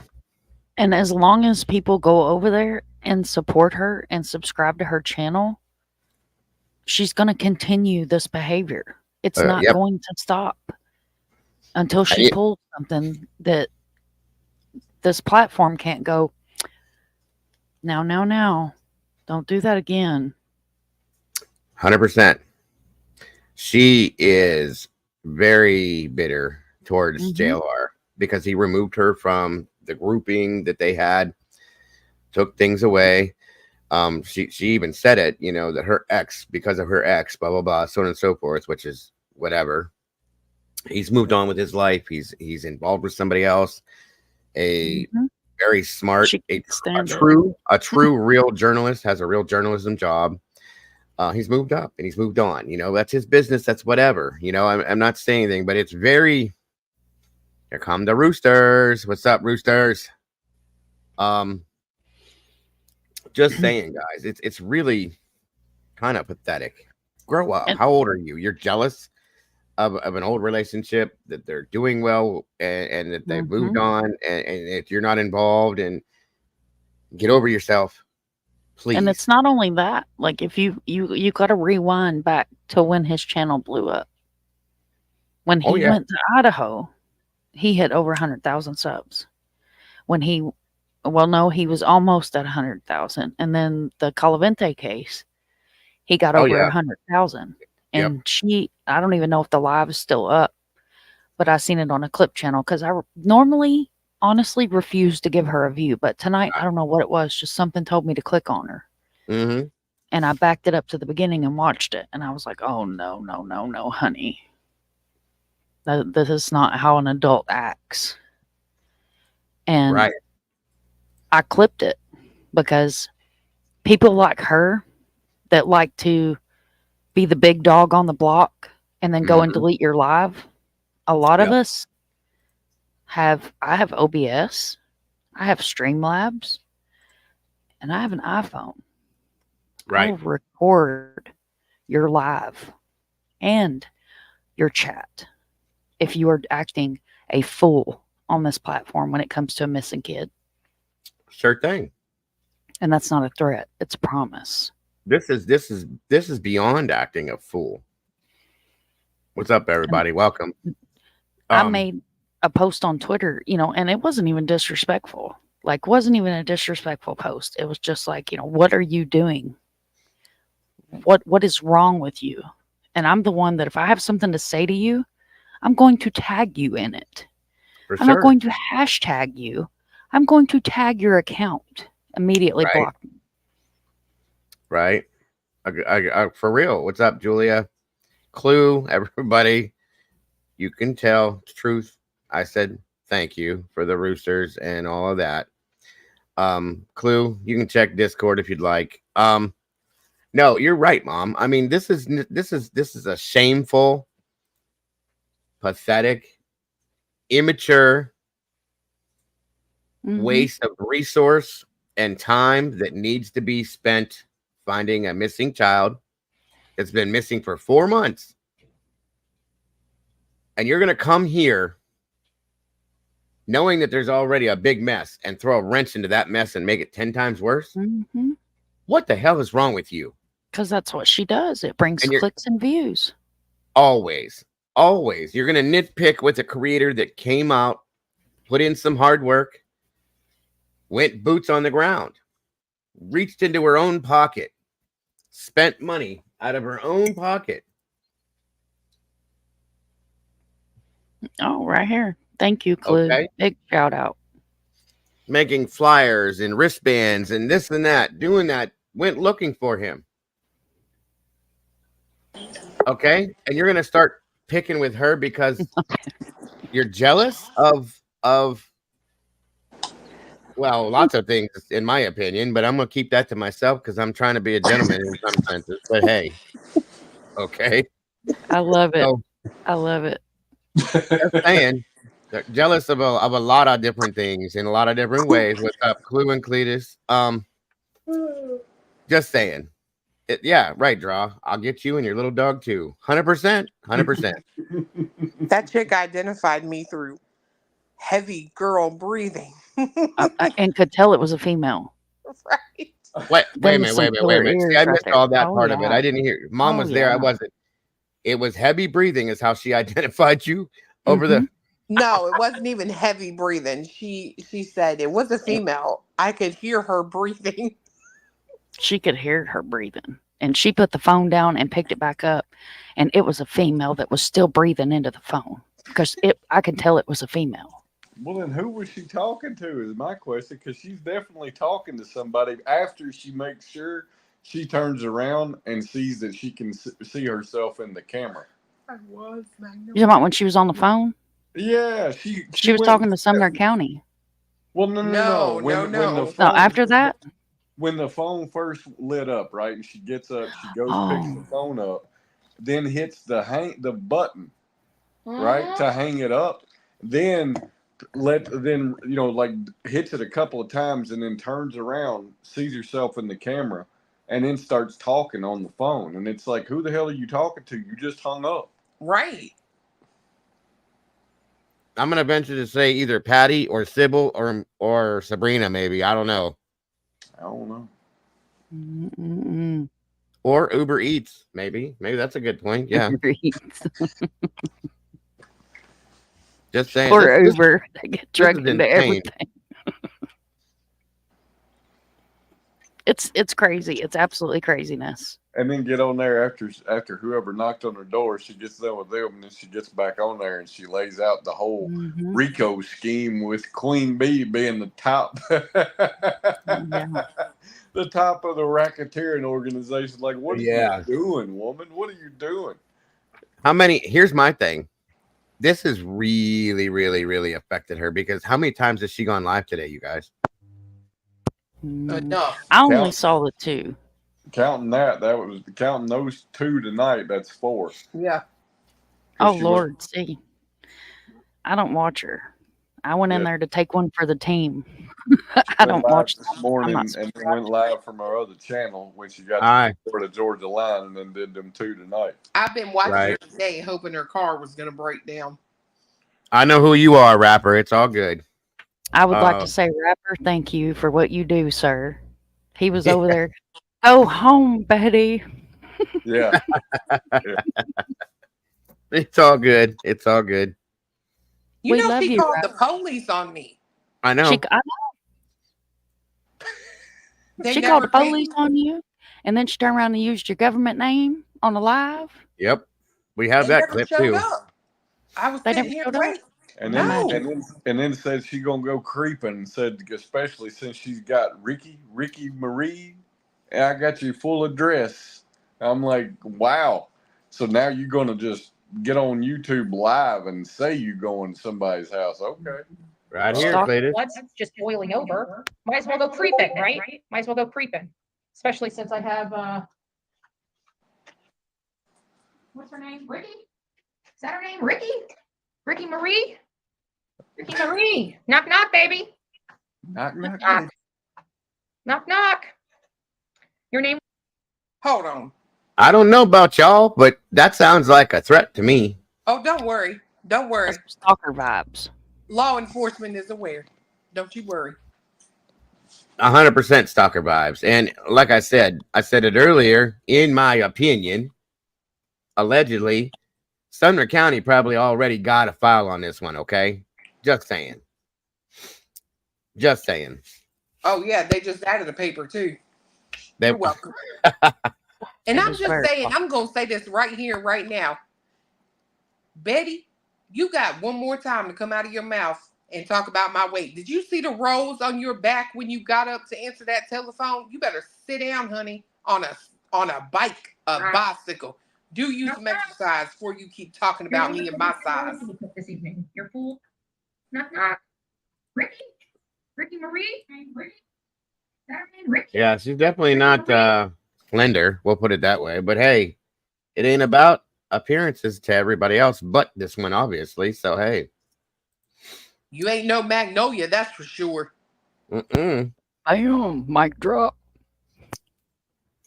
Magnolia is beautiful, smart, got a great job. She's a real journalist. She looks like she's 20. Yeah, not And 60. Got that cottage cheese on the back of your arms and everything. You want to talk about somebody being big. Honey, please. Right. And here's the thing. Nobody would say these things. Okay? Nobody would say these things, but you came out here attacking people, making these comments, threats. These are blatant threats. It's obvious, talking, all your, bullshit. A bullshit? A bullshit? A bullshit. calling names. And obviously I ain't never seen nobody this triggered in my life out here yet. This is the first time I've ever seen anybody this triggered. I don't get it. So in my opinion, it's nothing but blatant jealousy for a lot of things, a whole lot of things. Did you hear her in the car today? No, I don't watch her on purpose. I can't wait till tomorrow. I got something coming for y'all that you were going to love. She was talking about JLR and him feeding the cats across the street. She still has one of his forks, and every time she opens her silverware drawer, she has to stare at that damn fork. And how he was cheating on her with Magnolia, and she's gone over that boy. Bitter as hell. Wow. That is so. She done stole a man's fork. Time to get over it now. Yeah. You know them come in sets. How you gonna steal a man's fork? Yeah, she It'll said cost you she $2 to mail that fork back to that man. She said that. She said maybe I should mail it back and address it to Magnolia. Like, girl. If JLR goes missing anytime soon, we know what happened, y'all. That's an understatement. That is an understatement, housewife. 100%. Jaded as hell. Over JLR? Damn.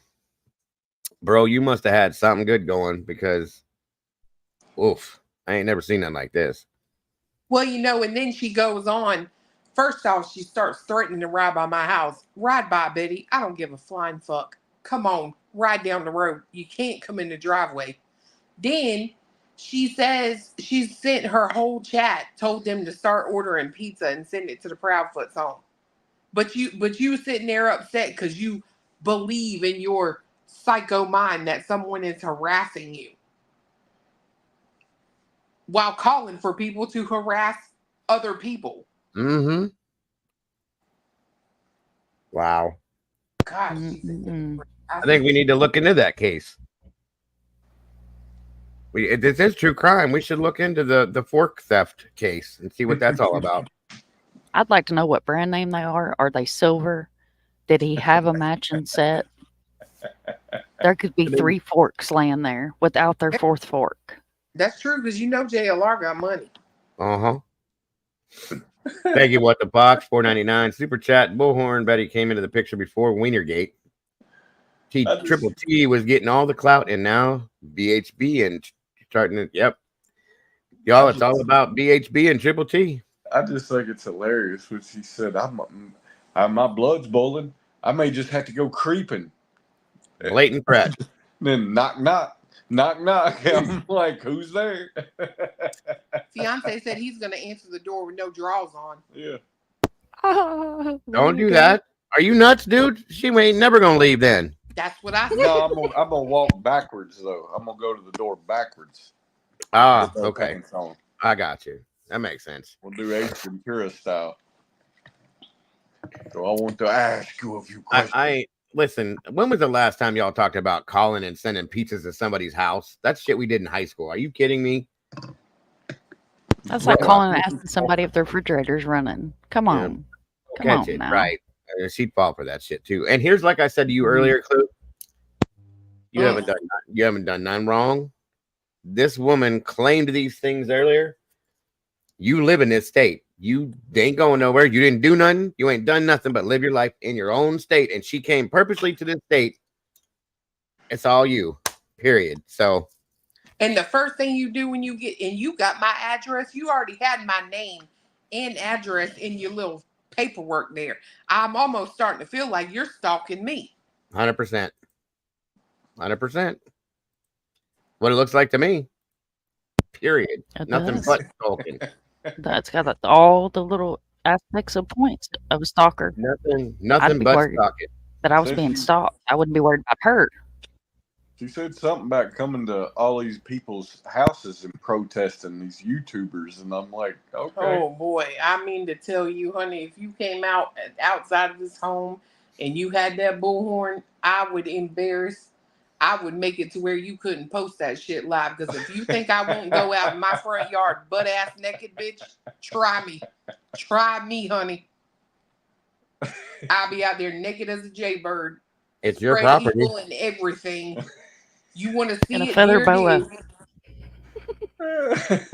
Right? Oh Lord. I don't know if you're in here, Truth. Check Discord. I didn't get an alert on that, so I just now dropped it in there for you. Could you imagine her out there protesting?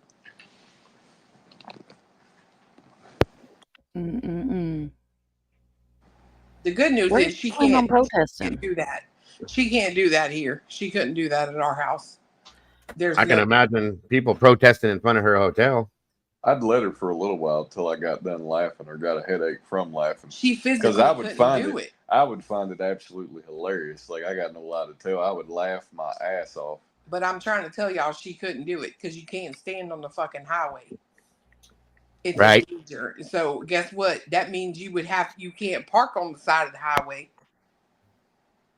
And you can't put your car in this driveway. So I'm telling y'all, she physically cannot protest at this address. 100% rapper. 100%. You are not doing that. Why? How much is it?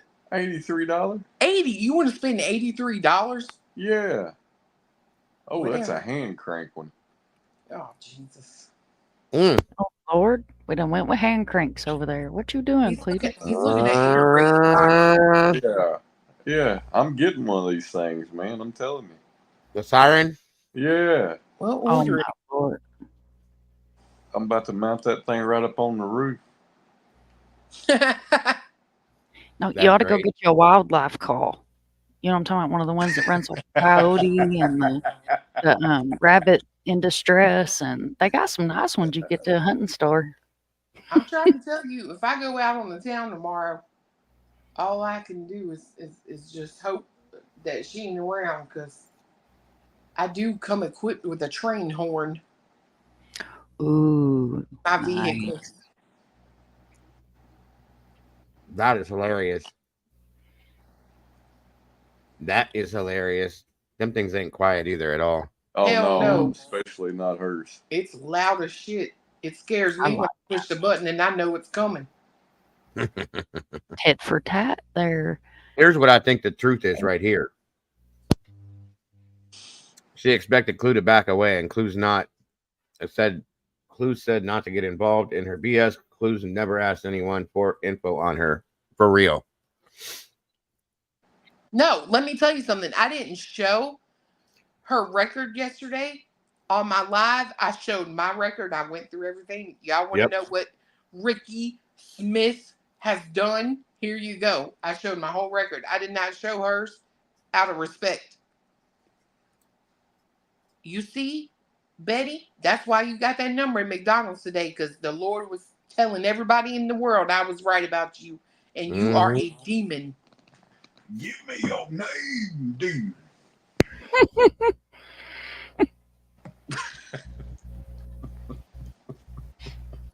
Yep, I do agree, though. I think she thought, because of who she thinks she is, that Clue was going to go, oh, no, no, no, no. I can't have Bullballs Betty mad at me. I can't do that, and would run away. And, well, no, you don't know her, so sorry. I think that's what happened in the past, is people have ran from her because of her big mouth. But, you know.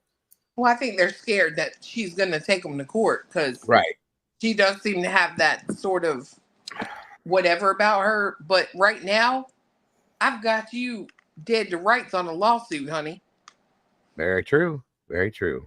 Not only are you filing a false police report on me, but you're online trying to defame my character and my person, and you're encouraging your people to unsubscribe from my channel. Therefore, you are impacting me financially.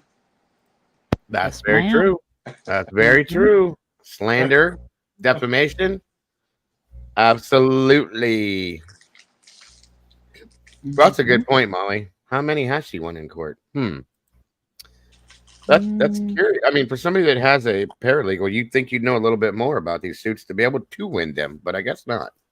I don't think she's ever won one that I know of. I know she's went after several people. I don't think even her she with tried to the sue Chris Laundry for $40 over a damn sign. What? And lost. Oh yeah, lost. Unbelievable. That's because God does not like ugly, and he is still in the court system. So Yep. Threats, inciting violence. Let's see. There's lots of different things that can happen here. So keep doing what you're doing. Eventually, all them people that you think love you so much are really going to go, wait a minute. Oh no, go read her comments. You'll see that is a that is a falsehood. I'm promising.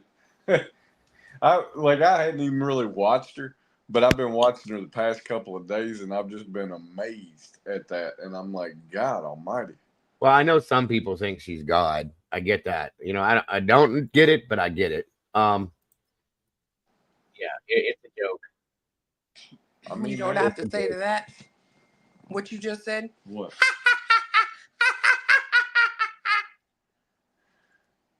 You almost sounded like her. Please don't ever do that again. I know. I've been trying really hard. I really have. I've been practicing. Please don't ever do that again. At least not live. What the hell? Oh, okay. Yeah. I just don't get it, guys. I don't understand how people can. What's up, Scooter? I don't understand how people. I just don't get it. I don't. And I don't know how she thinks she's right. Always. Yeah, you're right, Rapper. That did sound a little bit like Elmo.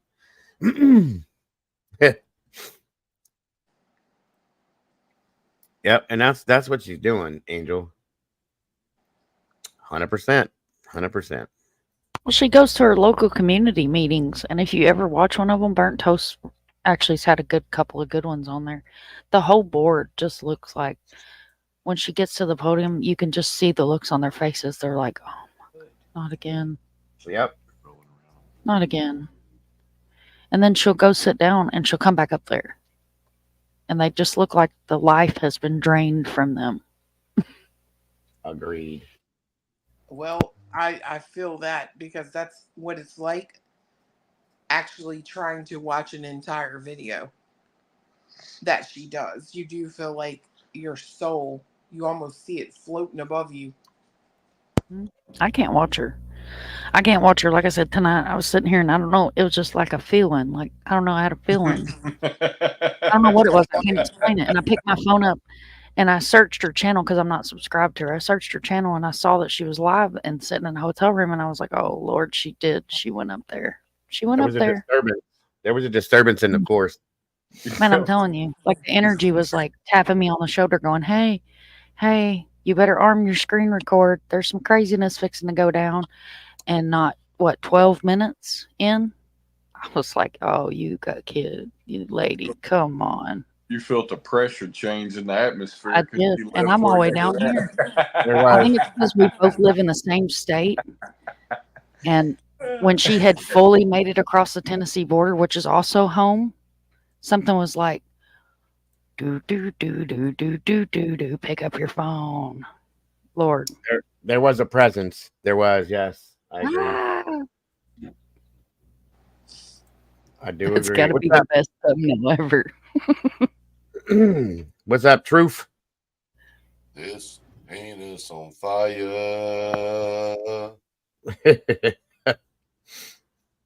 Yeah. You feeling better today? I mean, I feel better than I did yesterday, but it's still been a rough day today. I got you. I think Cletus got a little bit of whatever's going on too. Again? Too. Damn. I think we got on the phone. I think I'm all right today. Stay away.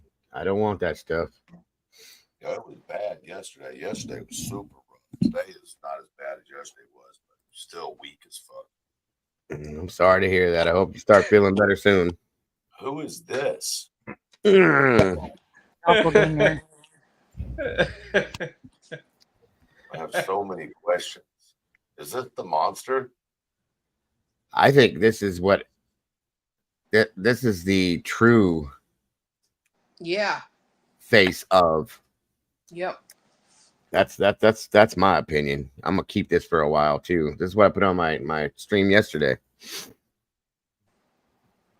Just look at it. Look at the face and imagine the things that we've heard coming out of this face. Doesn't it match? It matches the voice for sure.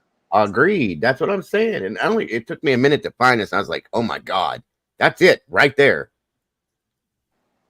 I feel bad for that poor wig. It don't take but just a few minutes to wash a wig and comb it out, girlfriend. I feel bad for I feel bad for the Sharpie that drew them. That's what I was gonna say. I feel sorry for the guy that paid $5 for that. The makeup itself. I feel bad that the makeup had to be applied to that face. I don't know, y'all. I'd hit it.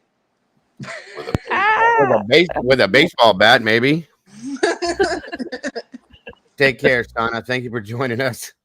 No, I'm sending Dago over there. He can take care of that for the team. I'm good, bro. I'm real happy. And Cletus has to. Thank you, Drew. I want y'all to know something. I tried really hard to make it to where Betty would come here and be a normal person. I told Cletus to take one for the team, and he absolutely refused. I can't believe you would even mention that to that man. We would lose him forever. You understand that, right? What sandpaper does to skin. Right. And you know, you've heard like succubus eat men alive. So I mean, look, I've been married to two. Okay, I think I've learned how to I've been married. I got one that won't marry you. I was married to the preacher. What did he say? He said, "No, you got one that won't marry you." Oh, I'm out. I'm not. I'm full blown in this motherfucker. What's on you? I'm just saying. That's all you, bro. I ain't getting in that one. I can marry y'all, you know what I'm saying? And we can do it online. And then people can like go to if someone can marry themselves online and have a registry, y'all can marry online and have a registry. Agree. I told you my wife would do it too. She's an ordained minister just as much as he probably is. So there you go. No excuses. I found out why these creators do wedding registries instead of gift cards and donations. Why? Because they don't pay taxes. Oh. Wow. Oh, tax evasion? Beautiful. That's interesting. Because it has to hit a certain amount before it could be taxed if it's a gift. Correct. Wow. Food for thought. Interesting. Well, I need some new cat ears, so I'm gonna go start a Amazon wish list. Cat ears? Don't question me, okay? It's a perfect scenario. Christ. Yeah, Wow. what are we talking about? Dago, I just have a question for you. Sure. Did you call that lady? Did you call her in her hotel room? Me? Hell no. They said it was a woman breathing, so we have to ask. What? And? Listen, apparently you can tell whether someone's male or female by their breathing. Okay. But here was my question earlier. What if they're trans? Is there a different breathing? Like, that's a legitimate question. She said it was. It is, but it's 2024, Betty. You cannot assume someone's identity, especially off their breath. Oh. Dago. It could have been 1 in 72 million people that don't like her. So how about let's think about that. I said the It was same probably thing. Sarge. It was probably Sarge is who it was. Oh, you know what? I hadn't heard from him all night either. And I know he ain't out driving because they're fixing something on that thing he races. He's got Oh, never mind. It's fixed. Never mind. Yeah, I don't know. I was literally outside cutting grass and had the family here all day, so I didn't even know this happened until I came in here earlier. So it's interesting though. Never fails. Never a unfulfilled day without that mess. Yeah, that's another thing too. How is somebody calling and breathing a threat? Calling one time, not saying anything, no one on the other line, but that's a threat in a hotel. What if it was the wrong number and they realized that and they didn't want to say anything, so they just hung up? Or like we were talking about, you ever as a kid like go somewhere on vacation and you just start typing in room numbers? I know what you're saying. 100%. Like me and my brother both did that just to mess with people in the other hotel rooms. Like we wouldn't say nothing. Very, very true. It's just I think I truly think it was planned. It was an excuse to do what she plans on doing. That's the whole reason why she's here. In my opinion, it has nothing to do with Sebastian. So just saying. Just saying. Unbelievable. It's a damn shame. Allegedly, in my opinion. Yeah, that's what I thought. A hotel would have to put the phone call through unless like you can get the room, like you can like type the room number before you go to the front. It depends on where. It's probably a Motel 6. It definitely ain't no Hilton or nothing like that. So, but they'll leave the light on for you. Oh, right. I don't even think we have Hiltons around here. Well, Hilton owns a lot of small hotels now. You got to be in Nashville to get like. There ain't no absolutely like super decent ones around here, but And you have to, that's another good point, Knitter. You got to have a room to call there specifically, which is why, again, I think it was somebody that maybe one of her mods that did it, allegedly, in my opinion. I'm just sitting here thinking, as nervous as that lady is, like, good Lord. But today I was standing out on the porch talking to my Jehovah's Witness friend that comes by every couple of weeks. And we were standing there, and this little rice burner come down the road and backfired about 6 times, and that boy jumped. And I was just sitting here thinking, what if that had been Betty? Lord, she would have a heart attack. That's what I said. She hit the damn deck, son. She'd have been on the ground rolling under a bush somewhere. Yep. She just swore the military shot at her from like sniper positions. Yep. Right. I'm telling you, she got, yeah. If you got to worry that much about your surroundings and stuff like that, honey, you might be doing something wrong. You should not have enemies. You ain't living like right that. Yeah, you're not living. That's what I was looking for. You ain't living right. How do you have that many enemies too? That's the other thing. And if someone did find you, they found you quick as fuck. Yep. Yeah. That ain't no lie, you know. I think most people didn't even know she was here, so that's a joke. That's why I think this right here is very plausible. That But she had the front desk. Truth had a really good point. Every time you go live, you have like a background. We've all seen it. You have a background behind you. Half the time you don't see your bed or whatever the fuck it is, your bed or your kitchen chair. There's like 2 options. You don't see that. So why do you go live and you don't have no background? Because you wanted people to see you were in a hotel room and it was a setup. That's why. Just saying. In my opinion, allegedly. I don't know, but me and Cletus both agree on the fact she got to go to Hollywood if she knew about that, because she acted that one through and through if that's the case. Oh, like yeah. convinced. Guys, we've seen her do things like this before. This ain't new. Okay. She's missing her calling because she got a career in acting. I'm telling you, I've seen her do stuff like this before. This is not new. Nope. Hello, It's not. Go This back is her about 2.5 years MO. ago. Yeah, this is what she does. Go back and look at some of her stuff from 2.5 years ago, guys. It's all there. Same stuff. Curtain call, all of it's all the same. Come here, Daddy. Hello. She's gotten better. I'll say that much because of, practice, but no, it's still the same stuff. My God, you are like a watermelon. You gonna have babies? She's still pregnant? Yep. She is so pregnant, Dago. It's coming. It's time. She can't hardly sit with her, like, she can't sit with both paws on the ground. She has to have one at a time. Mm-hmm. Her being a first mama clue.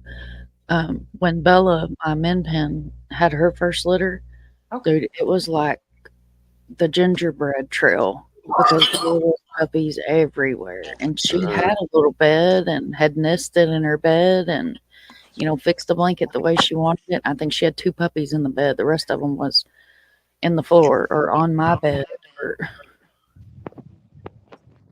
Oh, she is. Look at your little belly. Oh, yeah. She's ready to go.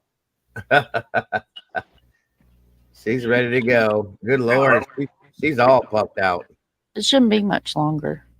No. It's like I said, it should be any time at this point. Let me see her face, Clue.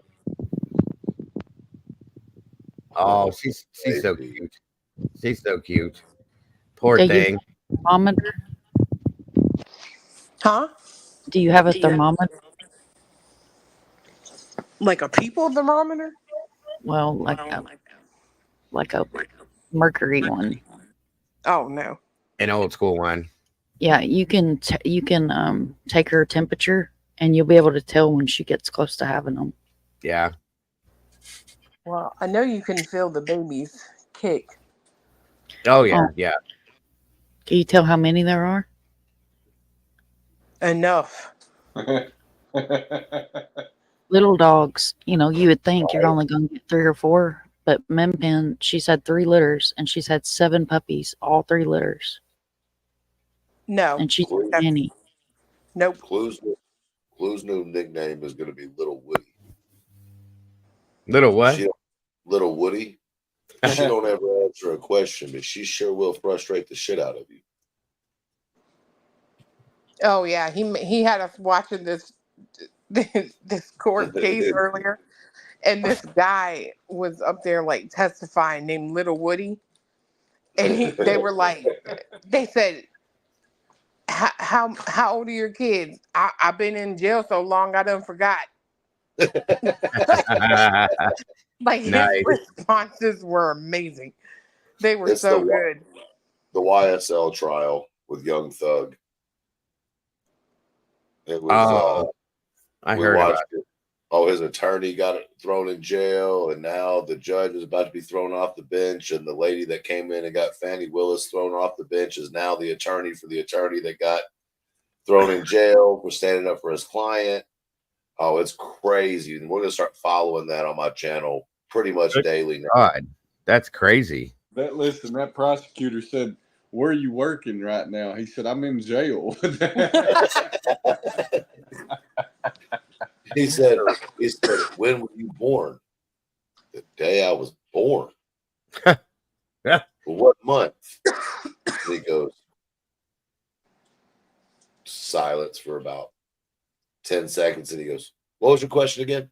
And then they asked him, "Do you see Miss whoever or Mr. whoever in the room?" And he goes, "I can't see very good." And so we'll stand up and look around. He stood up and does this weird look around, then acts like he's about to pass out. Right? It's fucking hilarious, man. The whole trial is hilarious. That's almost as bad as that's probably, it sounds like it's worse, but the Daryl Brooks trial. Did you watch any of that? Not really ringing with me right now. That's the guy that drove a car into the marathon runners. Remember that? Oh yeah. Now I do. And he was his own attorney. It was a joke. The whole thing was a joke the whole time.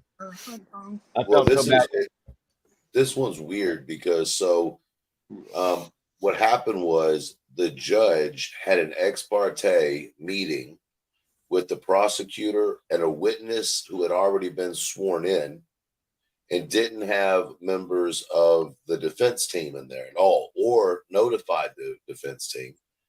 And someone in the judge's chamber, so secretary or whatever, went and told the defense attorney about the meeting that was going on, which is illegal to have. You can't be having ex parte meetings in private without the defense having representation there. Right. So he calls the judge out on it and asks for a mistrial out of nowhere. Right. And the judge just loses his shit and goes, "You're going to tell me who told you, or I'm going to hold you in contempt." And he says, "Well, Your Honor, according to 1.6 of, my licensing, the licensing board for attorneys, I can't tell you that because that's violating client confidentiality." And the judge goes, "No, because your client didn't tell you." And what he essentially says to the judge is, "Well, you're wrong, because it goes to affect anything that I deal with for my client is also client privilege. So for me to turn that over would be violating my client privilege." And they sure enough arrested his ass. And then he looks at the judge and goes, "Okay, well, if you're going to throw me in jail, can I at least be in the same cell as my client so we can work on the case?" Jesus. Wow. It's just golden. And you gotta see this woman. What's her name? Oh shit, I can't remember her name. Angela something, I believe. But when she walked into the courtroom, you could see the judge shake. She's the president of the Defense League of Georgia. Okay. Defense Attorney League or something like that. And then the DA or the defense attorney's name is something Steele. Brian Steele. I think Brian Steele, yeah. And I'm gonna tell you, y'all ever get in trouble in Georgia, y'all better hire Brian Steele. I've heard his name before. With you. Yeah, I mean, that's dedication right there. Just to correct what I said, The Daryl Brooks thing, he drove into a parade. I'm sorry, folks. I got that confused with the marathon runner thing that I was thinking about at the same time. But yeah, he drove in. It was, I think it was a Christmas parade or something that he drove into. My apologies. Yeah. But anyway. He took out a bunch of kids and yeah, then very drove bad. to. Yeah. He ran up to some guy's porch and was on his Ring camera like he needed help, and I watched that whole case. He's a mess. He's insane. Objection, Like, Your Honor, grounds. yeah, If I heard that one more time, I would probably throw my laptop. Grounds, objection, grounds. The guy was nuts. He was an idiot, complete idiot. I felt so bad for that judge. She was a mess. You could tell she was ready to like choke him out. She was so irritated. It was comedic though. His lawyering skills were a joke, complete joke. Had all them boxes, and then he would hide behind the boxes, and he acted a fool. She took him out of the courtroom a couple of times. He was a child. He was a grown man, a child, man-child. Like somebody else we know. Just saying. Yeah, his judge did. If y'all want to follow even Dago, if you want to start looking at it, you got to understand a little bit of the rap industry as well to understand this, because it's like multiple people on trial at the same time. So there's like 20 defense attorneys in there and another 20 or 25 in the courtroom upstairs watching on CCTV. And that doesn't even include Young Thug's entire team of attorneys. Like, there is millions and millions of dollars being made in this case. And watch, it's going to end up being either a hung jury, he's going to be exonerated altogether. He will not be found guilty all the way through, not with all the shit that's happened so far. And so the best thing they can do is get a mistrial, and the, prosecution get to try the case again. But you're not going to get those, the meeting was about a witness that was going to plead the fifth, right? And they coerced this individual into not pleading the fifth, I believe is what it was. Or he was going to testify, and they made him plead the fifth so it wouldn't imply the mishandling of the case, essentially. Am I right about that, Clued? Isn't that what it was? Yeah, that guy right there. Fucking hilarious. These are the 10 best Lil Woody moments in Young Thug's RICO trial. Never heard this, but we'll check it out real quick. I don't know. I don't remember. I don't know what. No, I guess I don't. A man who goes by the nickname Lil Woody might be one of the most entertaining witnesses we've seen so far in the RICO trial against rapper Young Thug out in Atlanta. And that's saying something. We have some of the top moments from Kenneth Copeland's testimony over the last few days. Welcome to Sidebar, presented by Law and Crime. I'm Jesse Weber. Hey there, everybody. This is another Law and Crime legal alert. Have you experienced so known as Young Thug and his co-defendants? There has really been nothing short of absolute drama. But honestly, what do you expect in this case with all of its twists and turns? I'm talking, of course, about the case where Atlanta prosecutors allege that Williams is one of the founders of YSL, or Young Slime Life, which they claim is a criminal street gang that has been terrorizing the city. It's part of a wide sweeping racketeering, or RICO, indictment where Williams and his co-defendants are charged with numerous crimes. The defense says that this is just a record label and there's nothing more nefarious that's going on. Now, this trial has been a little bit of a circus because, for one thing, it has been going on for what, almost a year and a half? And by the way, almost a year of that was jury selection alone. Well, now, one of the witnesses that we had been anticipating and that we were looking forward to hearing from was Kenneth Copeland. He had been mentioned many times in prior testimony and was seen speaking with police in an interrogation tape that leaked online. He was supposed to be a star witness for the prosecution because he had previously told investigators that Williams was connected to criminal activity. But if prosecutors thought they were going to have pretty solid evidence in the form of Copeland's testimony, or it was going to be smooth sailing, they were disappointed. Why do I say that? Well, Copeland, who also goes by the nickname Woody or Lil Woody, was very uncooperative from the beginning. Before he was even called to the stand on Friday, June 7th, his attorney announced to the court that he didn't want to be there and he didn't want to testify. So, Your Honor, Mr. Copeland is here. I can state as his attorney that he intends to exercise his Fifth Amendment privilege against self-incrimination. He does not wish to testify in this trial. And I would ask, there is no other, he's not on bond, he's not on probation, there's nothing like that. I would ask that he be allowed to leave this courtroom without being compelled to testify. Okay, now the prosecution had given Copeland what's called use immunity.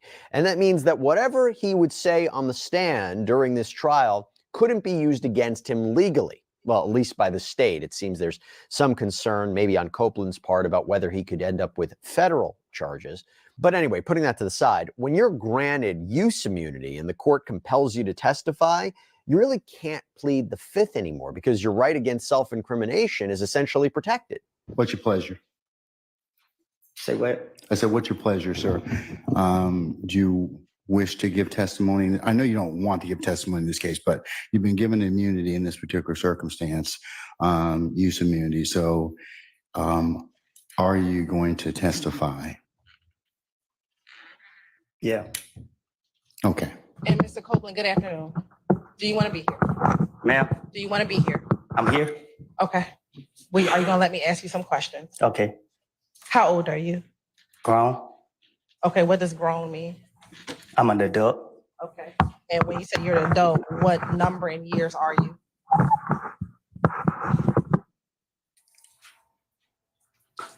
I plead the Fifth. Mr. Copeland, given the fact that you have invoked your Fifth Amendment privilege, but the state has already given you immunity. Watch what they do. Now watch this. He pleads the Fifth when they ask his age. What the hell? Just watch what happens, though. Mind you, he's 24-5-507. This court holds you in willful contempt, and we'll see you on Monday. And we'll see if we can get some more testimony at that point in time. Take him into custody. Yep, Copeland was held in contempt of court, and he was taken to the Fulton County Jail for the weekend. He was back on that Monday, and this time he at least answered questions, but getting the answers that the prosecution wanted was a little more difficult. I mean, even on basic questions like, how old are you, or where did you go to school, proved to be complicated. And when you were younger, did you go to school? Yes. Where did you attend school? I don't know. I went to a lot of different schools. Okay, what are all the schools you went to? I don't recall all of them. Or just tell me some of them. I only know one, Slater. Slater, is that elementary school or middle school? Elementary. Why you don't remember what middle school you went to? Did you go to middle school? I think I did. How long did you go to, did you finish middle school? Relevance. Overruled. Yeah, I think. Okay. Did you go to high school at all? Yeah. All right. By the way, let me give you some context here. According to the prosecution back in 2015, several of the YSL defendants were involved in the murder of Donovan Thomas, also known as Big Nut, an alleged rival gang member. Now, Shannon Stillwell and Diamante Kendrick, two of Williams' co-defendants in this trial, they have been charged in connection with the shooting, and Williams himself is accused of renting the car that was used in that alleged murder. The prosecution, they needed Copeland to confirm that he knew these men, but even that was like pulling teeth. Can you take a moment and look at those pictures?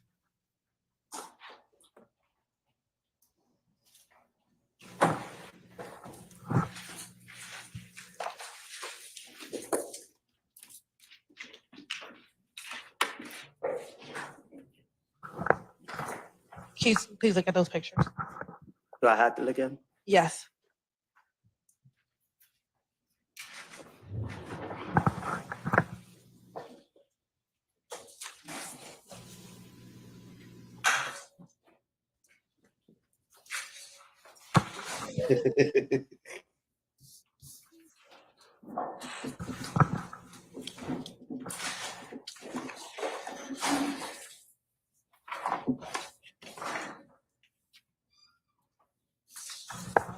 I'm going to start first with Stacy's Exhibit 350 Yankee.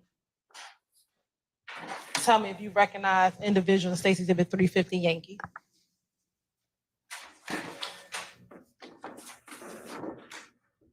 I recognize myself. Okay. Do you recognize anybody else in 350 Yankee? Myself. Do you recognize anyone else in 350 Yankee? Their face is covered up. Okay. Do you see someone's face who's not covered up in 350 Yankee?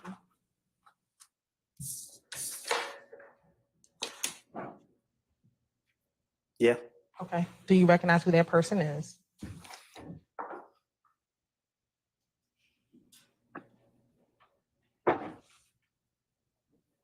I can hardly tell. Okay. Is that Shannon Jackson? Your Honor, at this point in time, I'm turning to impeachment. Do you know someone by the name of Demikion Garlington? Street name. Little D. For sure.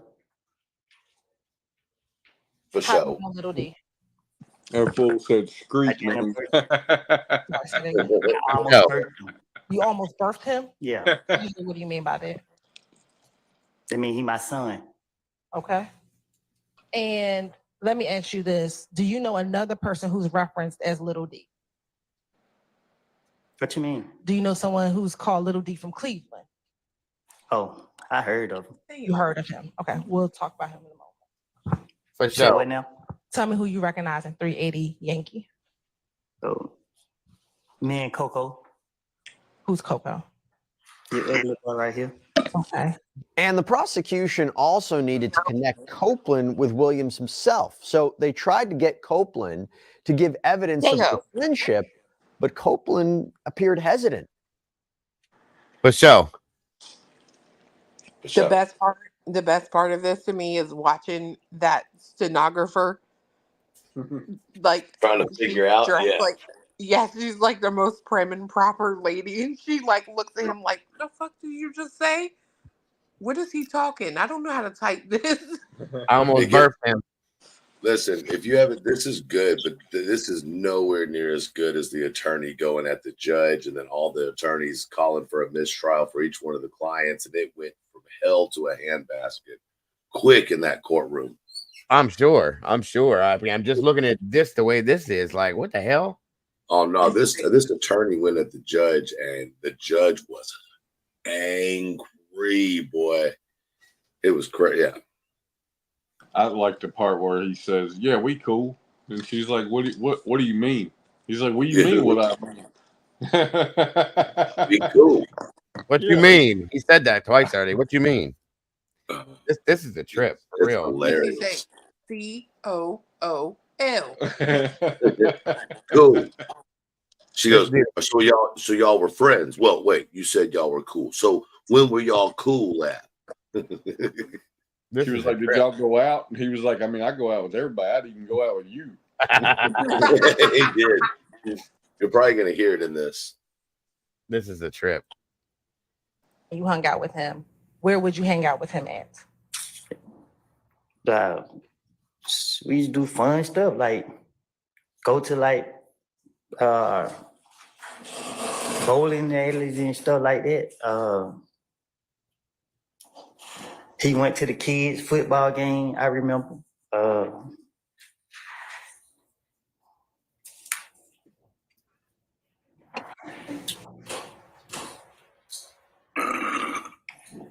I've been to the club with them. I've been on shows. I mean, correct that. You said on shows? Yeah, like when I watch him perform. All right. Now, Mr. Copeland and his testimony, or lack thereof, it had a bit of a ripple effect. Why do I say that? I say that because according to Williams' lead defense attorney, Brian Steele, he was told that the judge, the prosecution team, Copeland, and a stand-in attorney for Copeland were all part of an ex parte meeting, which is when they meet secretly in the judge's chambers, one-on-one with the judge. The defense is not present. And the defense argued that this was highly improper to have a private meeting with a sworn witness when they had no idea this was going on, especially when some of what Copeland allegedly said, namely that he would confess to being responsible for the murder of Thomas, or that the judge and prosecutor allegedly pressured him in that meeting to testify or face jail time. The defense said that that information we should have been privy to. Now, Judge Earl Glanville only wanted to know one thing from Brian Steele. How did you find out about this? How did you find out about this meeting? Steele wouldn't give up his information. He wouldn't give up his source. He cited privilege, that doing so would violate the Georgia bar rules. And so an angry Judge Glanville held him in contempt of court. He originally was supposed to report to jail this weekend to begin a 20-day stint over the next 10 weekends, but he was granted a reprieve by the Georgia Supreme Court, and he won't have to go, at least for now. We actually did a whole sidebar episode on this with some really great insight from Ben Shue, the lawyer for Johnny Depp during his defamation case. I encourage everybody to check that out if you want to learn a little bit more about this issue. But back to Kenneth Copeland. Caleb Bumpus was the stand-in counsel for Copeland's regular attorney who had gone out of town. And the allegation has surfaced, and based on Judge Glanville's statements in court, he seems to suggest that she may have been the one who told Brian Steele about this ex parte meeting. Now, she and Copeland will have to appear at a show cause hearing in a couple of weeks to determine if they should be held in contempt of court. Well, after all of this chaos surrounding the ex parte meeting, Copeland decided he didn't want Miss Bumpus to represent him anymore. Sir, Mr. Copeland, is it your desire to release your counsel at this point in time? She fired. She's fired? Okay. But according to Miss Bumpus, she had already been fired before Copeland even testified. As you can see, this trial has been one surprise after the next. So now let's go back into Copeland's actual testimony. Assistant District Attorney Simone Hilton asked him to elaborate on the information that he had given to investigators during that interrogation in 2021 that I had mentioned. At the time, Copeland, a convicted felon, had been found with a gun during a traffic stop, and he was facing a 10-year sentence, but instead told the detectives about past crimes and crimes that he said were going to happen. The video, as I mentioned, was leaked online, and in it, Copeland also talks about Jeffrey Lamar Williams and how he would be willing to help get a confession from him. But a frustrated Copeland told Hilton he just told the investigators what they wanted to hear. Did you tell myself and my colleagues, Ms. Love and others, about Little D and Shannon being in your vehicle the night of the murder? Huh? Yesterday, did you tell myself, Ms. Love, and a few of my other colleagues that Little D and Shannon were in the car with you the night of the murder of Donna Thomas? I told you and them that what I told investigators in June when Nut got killed, something different, because I was trying to finesse my way out of a situation. So I said, I picked up D and Shannon. D never told me nothing. I made it up to clear myself up. And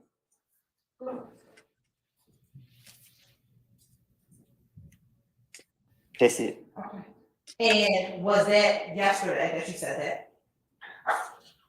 Did you tell us that yesterday, what you just said? You asked me to be truthful. And I didn't, and I told you what I told the investigator back then wasn't me being truthful. So I'm telling you something that I didn't tell them because I ain't trying to go back to jail. I got it. But I asked you was yesterday, the first time you said this part, and now what you're saying today is what is truthful. What you're saying right now, what you're trying to tell the jury right now, is what you are now saying is truthful. What I'm trying to tell you is our conversation was about something that I said in the past. I understand.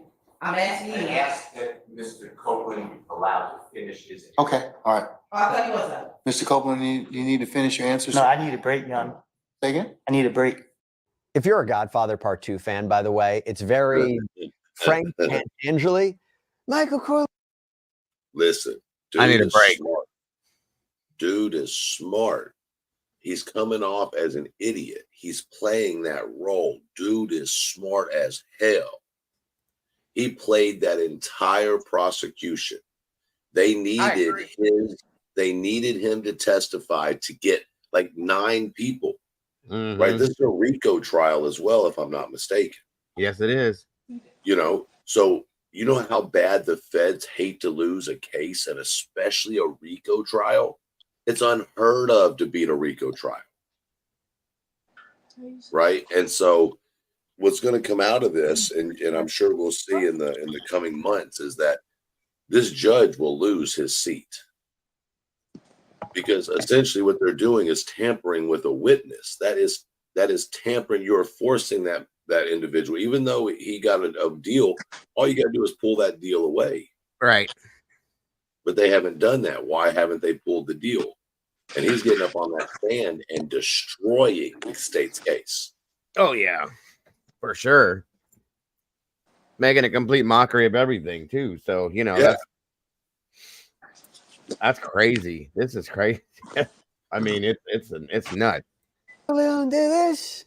Michael Corleone did that. Sure, why not? Anybody, by the way, if you're a fan of the movie, honestly, that's not a bad impression. Remember much of what happened in that interrogation? In 2015 to Kel. Yes. Yes, you remember what Thug said? I don't recall what was said. I don't remember what was said. Okay. I don't remember me talking to the investigators about it. All right. Do you remember telling Detective Gaither that when Kel got on the phone, that Thug said the beef ain't over with until you pay for my window? You shot my window. Yes. Yes, you remember telling Detective Gaither that? I don't remember what I done told the police. Okay. Destroying the case, boy, just destroying it. Let me ask you this. Are you just saying yes now to speed up your questioning? Most definitely. Okay. Are you saying yes, that's what you told Detective Gaither?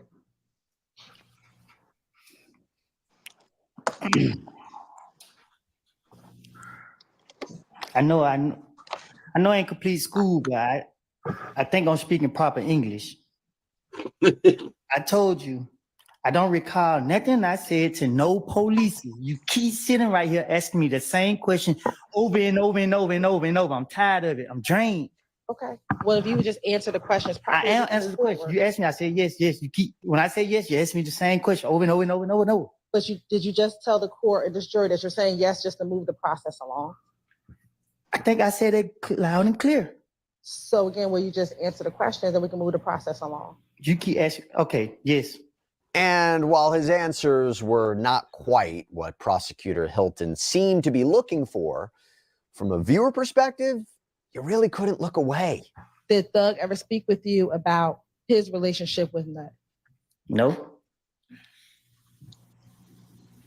Did you ever observe Thug and Nut together? I never saw those two together. I never been around those two together. No, it never crossed my mind. So how were you able to tell Detective Gaither that Nut and Thug was cool? Because they're questioning me and I'm trying to get them off of me. And she asked me questions about Nut and Thug, I guess. And I'm telling her whatever she asked me, let's say she asked me a question about the sky. I'm gonna say, yeah, I seen the sky. It's blue. Whatever she asked me, I'm gonna agree to that. I'm gonna say whatever she asked me. If she asked me about this reporter right here, I'm gonna say, yep, she's sitting outside me with white tennis shoes on. I'm gonna say something. Just because I want her to believe I'm telling her the truth. That I want her to get me out of jail. She has on white tennis shoes, don't she? Don't you got on white tennis shoes? She got on tips. Right, and they white, right? What color your shoes is? Okay. She got on chips. So you telling the truth? What color your shoes is? She said they white. Right, so you're telling the truth then. Well, it depends. So yes, one of the more entertaining characters. I love watching this guy. Incredible trial, which is expected to last much, much, much longer.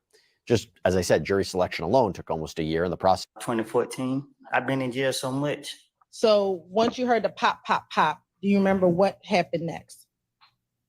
Yeah, I turned the radio down to see was I tripping. Okay. And once you turned the radio down to see if you were tripping, what What do you remember happening next? Bullets hit my car. I don't remember no.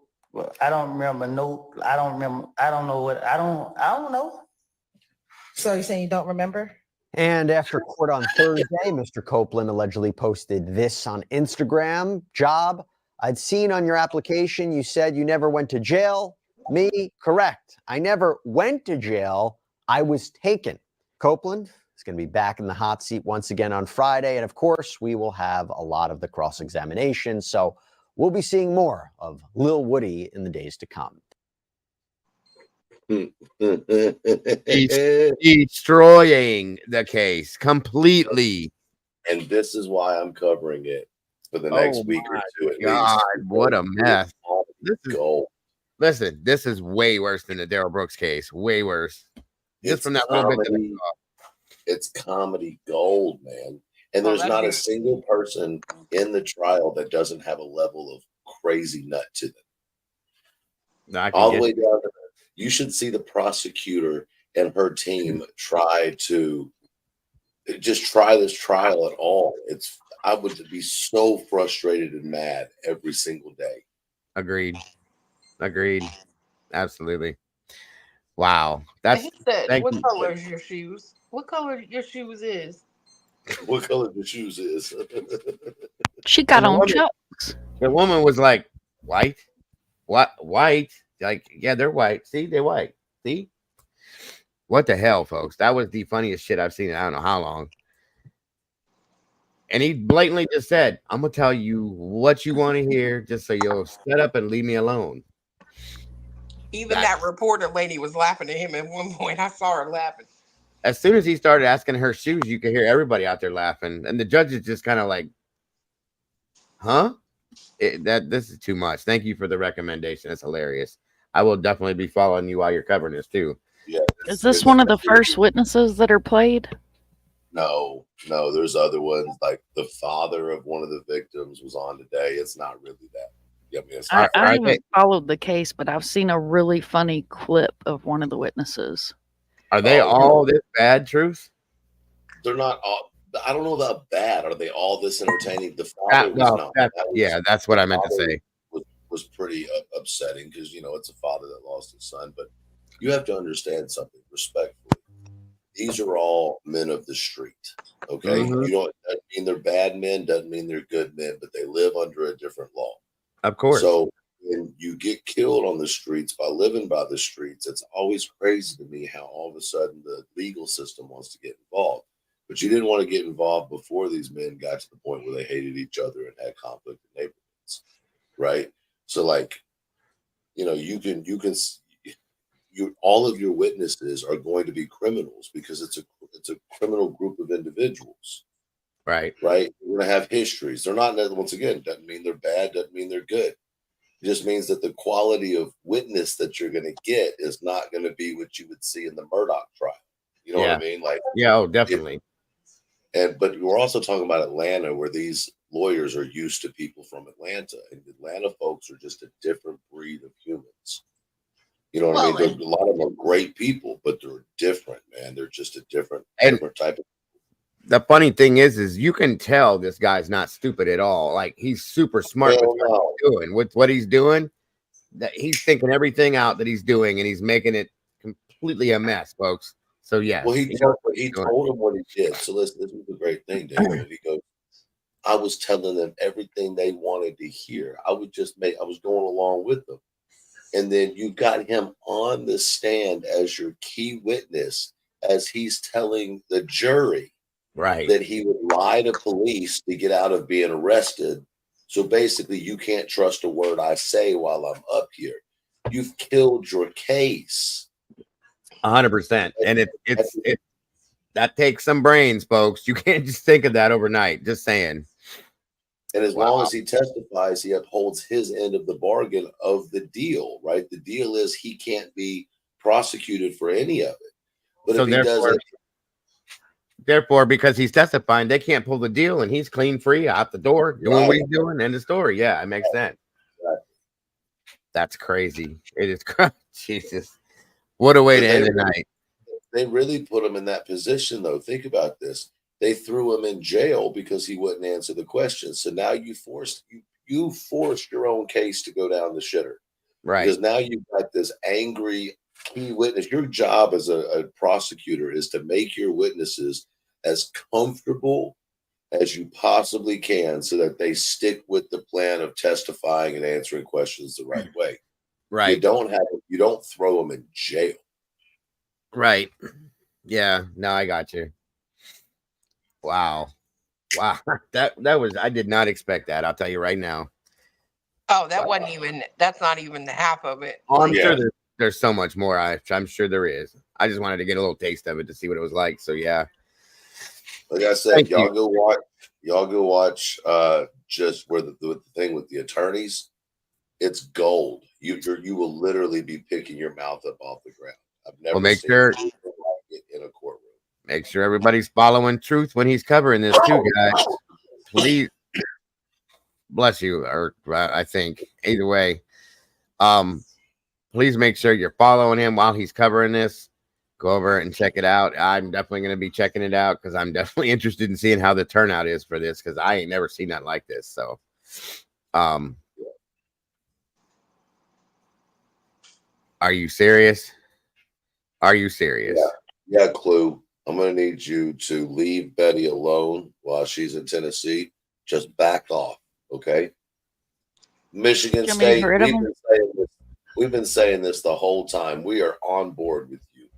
That's why Clue's up here. She is taking a verbal lashing from the panel. Yeah. Don't ever, if you know it's good for you, not do what you didn't do. Clue. I'm just saying. Yeah. That bitch came here with my name in her mouth, not the other way around. So, and my entire address and name. So, you know what? Who's stalking who? Who's 100%. stalking who? And who's stalking Clue? The truth will come out for me and for you. That's it right there. Good point, Angel. 100%. What I missed? What happened? Somebody came in and said, Clue, why don't you leave Betty alone while she's in Tennessee? Just back off. That bitch came to my state. And not even, let's get more specific, not my state, but my town. That is true. 100%. She ain't have to come up here. She ain't gonna solve no case. She ain't no detective. And anything she finds immediately can't be evidence because she is probably gonna fuck with it. So Agreed. Plumey. If you Truth said he's gonna be covering this case, so please go on over if you ain't already. Check it out, subscribe, and you'll get to see all of that guy while he's doing it. So I'm sure Dago will cover it too, because once he gets in there watching, there's nothing you can do but get involved in it. It's that crazy of a case. So don't just expect me to be the only one. I'm sure Clue's going to be pulling some of it too. I'm telling you guys, for the entertainment value, right? that freaking guy. Strictly, huh? That freaking guy. Boy, I Yeah. can watch him all day. Mess with that lady. maybe I'll throw it up in my late night streams and we can watch pieces of it then, because that's a trip. It's fucking great, man. Like, and to be able to see the judicial system falling apart because they don't know how to handle these witnesses. But what the truth of the matter is, what it's doing is it's exposing the Atlanta judicial system and how the judges appear to be crooked as fuck. Excuse my language.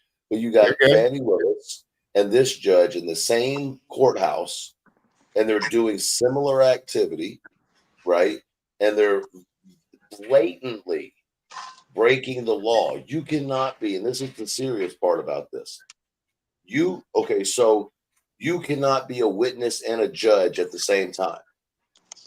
Okay. So if you're a witness to something, you can't also preside over that.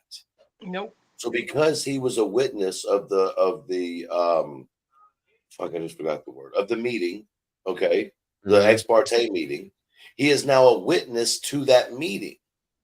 And this is what's argued by the president of the defense legion or whatever it is in the state of Georgia. And she basically tells the judge, you can't do this. Now you've created a problem.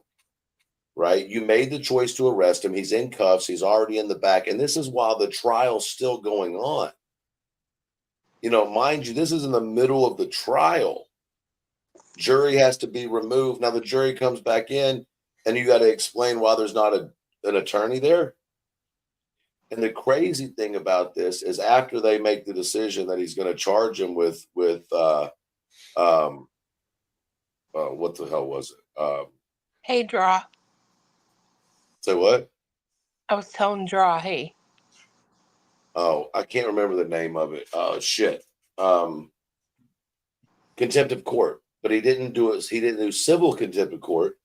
He did another form of contempt, which they were arguing declares basically that there must be a hearing and an immediate hearing. And the judge was saying no, no, no, and basically backed himself into the corner and ultimately said, well, I will let the appellate court decide, knowing damn well he had screwed up. Right. Mhm. So if in fact it comes out, and it's already gone to the Supreme Court, the ruling came down from the state Supreme Court that the jail time for this attorney was to be held until the court had further time to review the judge's actions.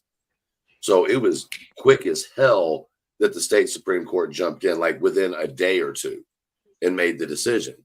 So what your problem is now they're at all these attorneys stood up and asked for a mistrial. The judge shot every one of them down. I'm talking about like 20 attorneys, right? The judge shut all of them down and then refused to allow new attorneys to come into the room and put them upstairs in another courtroom watching it on CCTV, like 20 or 25 attorneys, right?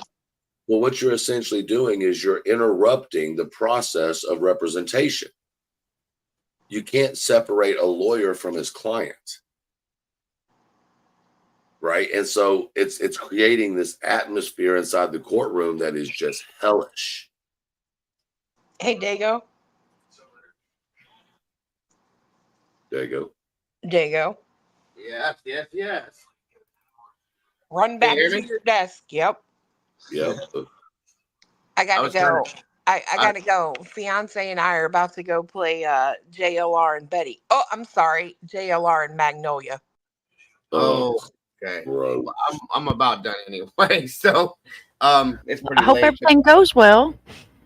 Yes, yes, yes. So thank you guys for joining me. Truth, I appreciate you jumping up too and giving me that insight into that. We will be looking into that a little bit more for sure. Thank you. Great stuff. I hope you're feeling better, brother. Appreciate it. And I hope you have a great rest of your night. Doing well. Yes, sir. Mom, thank you always for joining me. That was a laugh. I'm sorry, but that was funny. Everybody else, thank you for jumping in. But Mom, thank you so much for being up here all the time. I appreciate you very much. I'm honored to be here with you. I enjoy it. You know, I miss you during the week while I'm working, so I look forward to the night shift. Working Same here. the night shift. I love it. I love hanging Same out here. up here.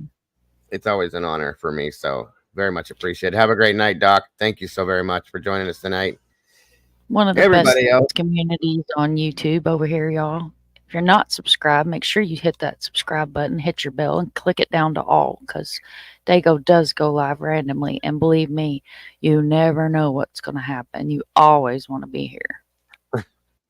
It is sometimes always a surprise. I agree.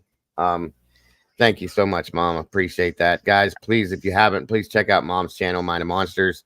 Again, if we can drop the link, please, I would appreciate that. Another amazing creator that puts out, she's actually not a creator, but she does create some really good shows based on the advocacy that she does for the missing and everything else that she covers. It's very, very good stuff, guys. She's got an amazing soul, an amazing person. And I have nothing but respect for you, ma'am. And I appreciate you so very much for everything you I got do. a couple of interviews lined up too, guys. So make sure you're subscribed and hit the bell over there too. So Please do. try to get some good interviews out, because I haven't really done interviews in a while. So I'm going to try to get back into doing that and get back in my groove now that he's doing a lot better and healed up. And so We will be there. We will be there for who I am again. But thank you for having me up. Thank you guys Always. for all being respectful and awesome in chat. Love you Yes. guys, and I will see y'all in chat. Absolutely, Mom. Have a great night. I'll see you soon. Everybody else in the chat, guys, thank you so much for joining me tonight. I appreciate you so very much. I do enjoy doing these late shows. This one went really late tonight. I will be sleeping a bit tomorrow. But it's always worth it to me because I get to hang with all you amazing people. I see all the new faces in here. I'm extremely grateful for that. You guys are just amazing. This community blows my mind. And I appreciate you all so very much, folks. Much love to each and every one of you. And appreciation, guys, and I hope you all have a wonderful rest of your night. I very likely will see you guys sometime, somewhere tomorrow. Until then, folks, I hope you all have the best night possible. Good night, everybody, and God bless. Bye-bye.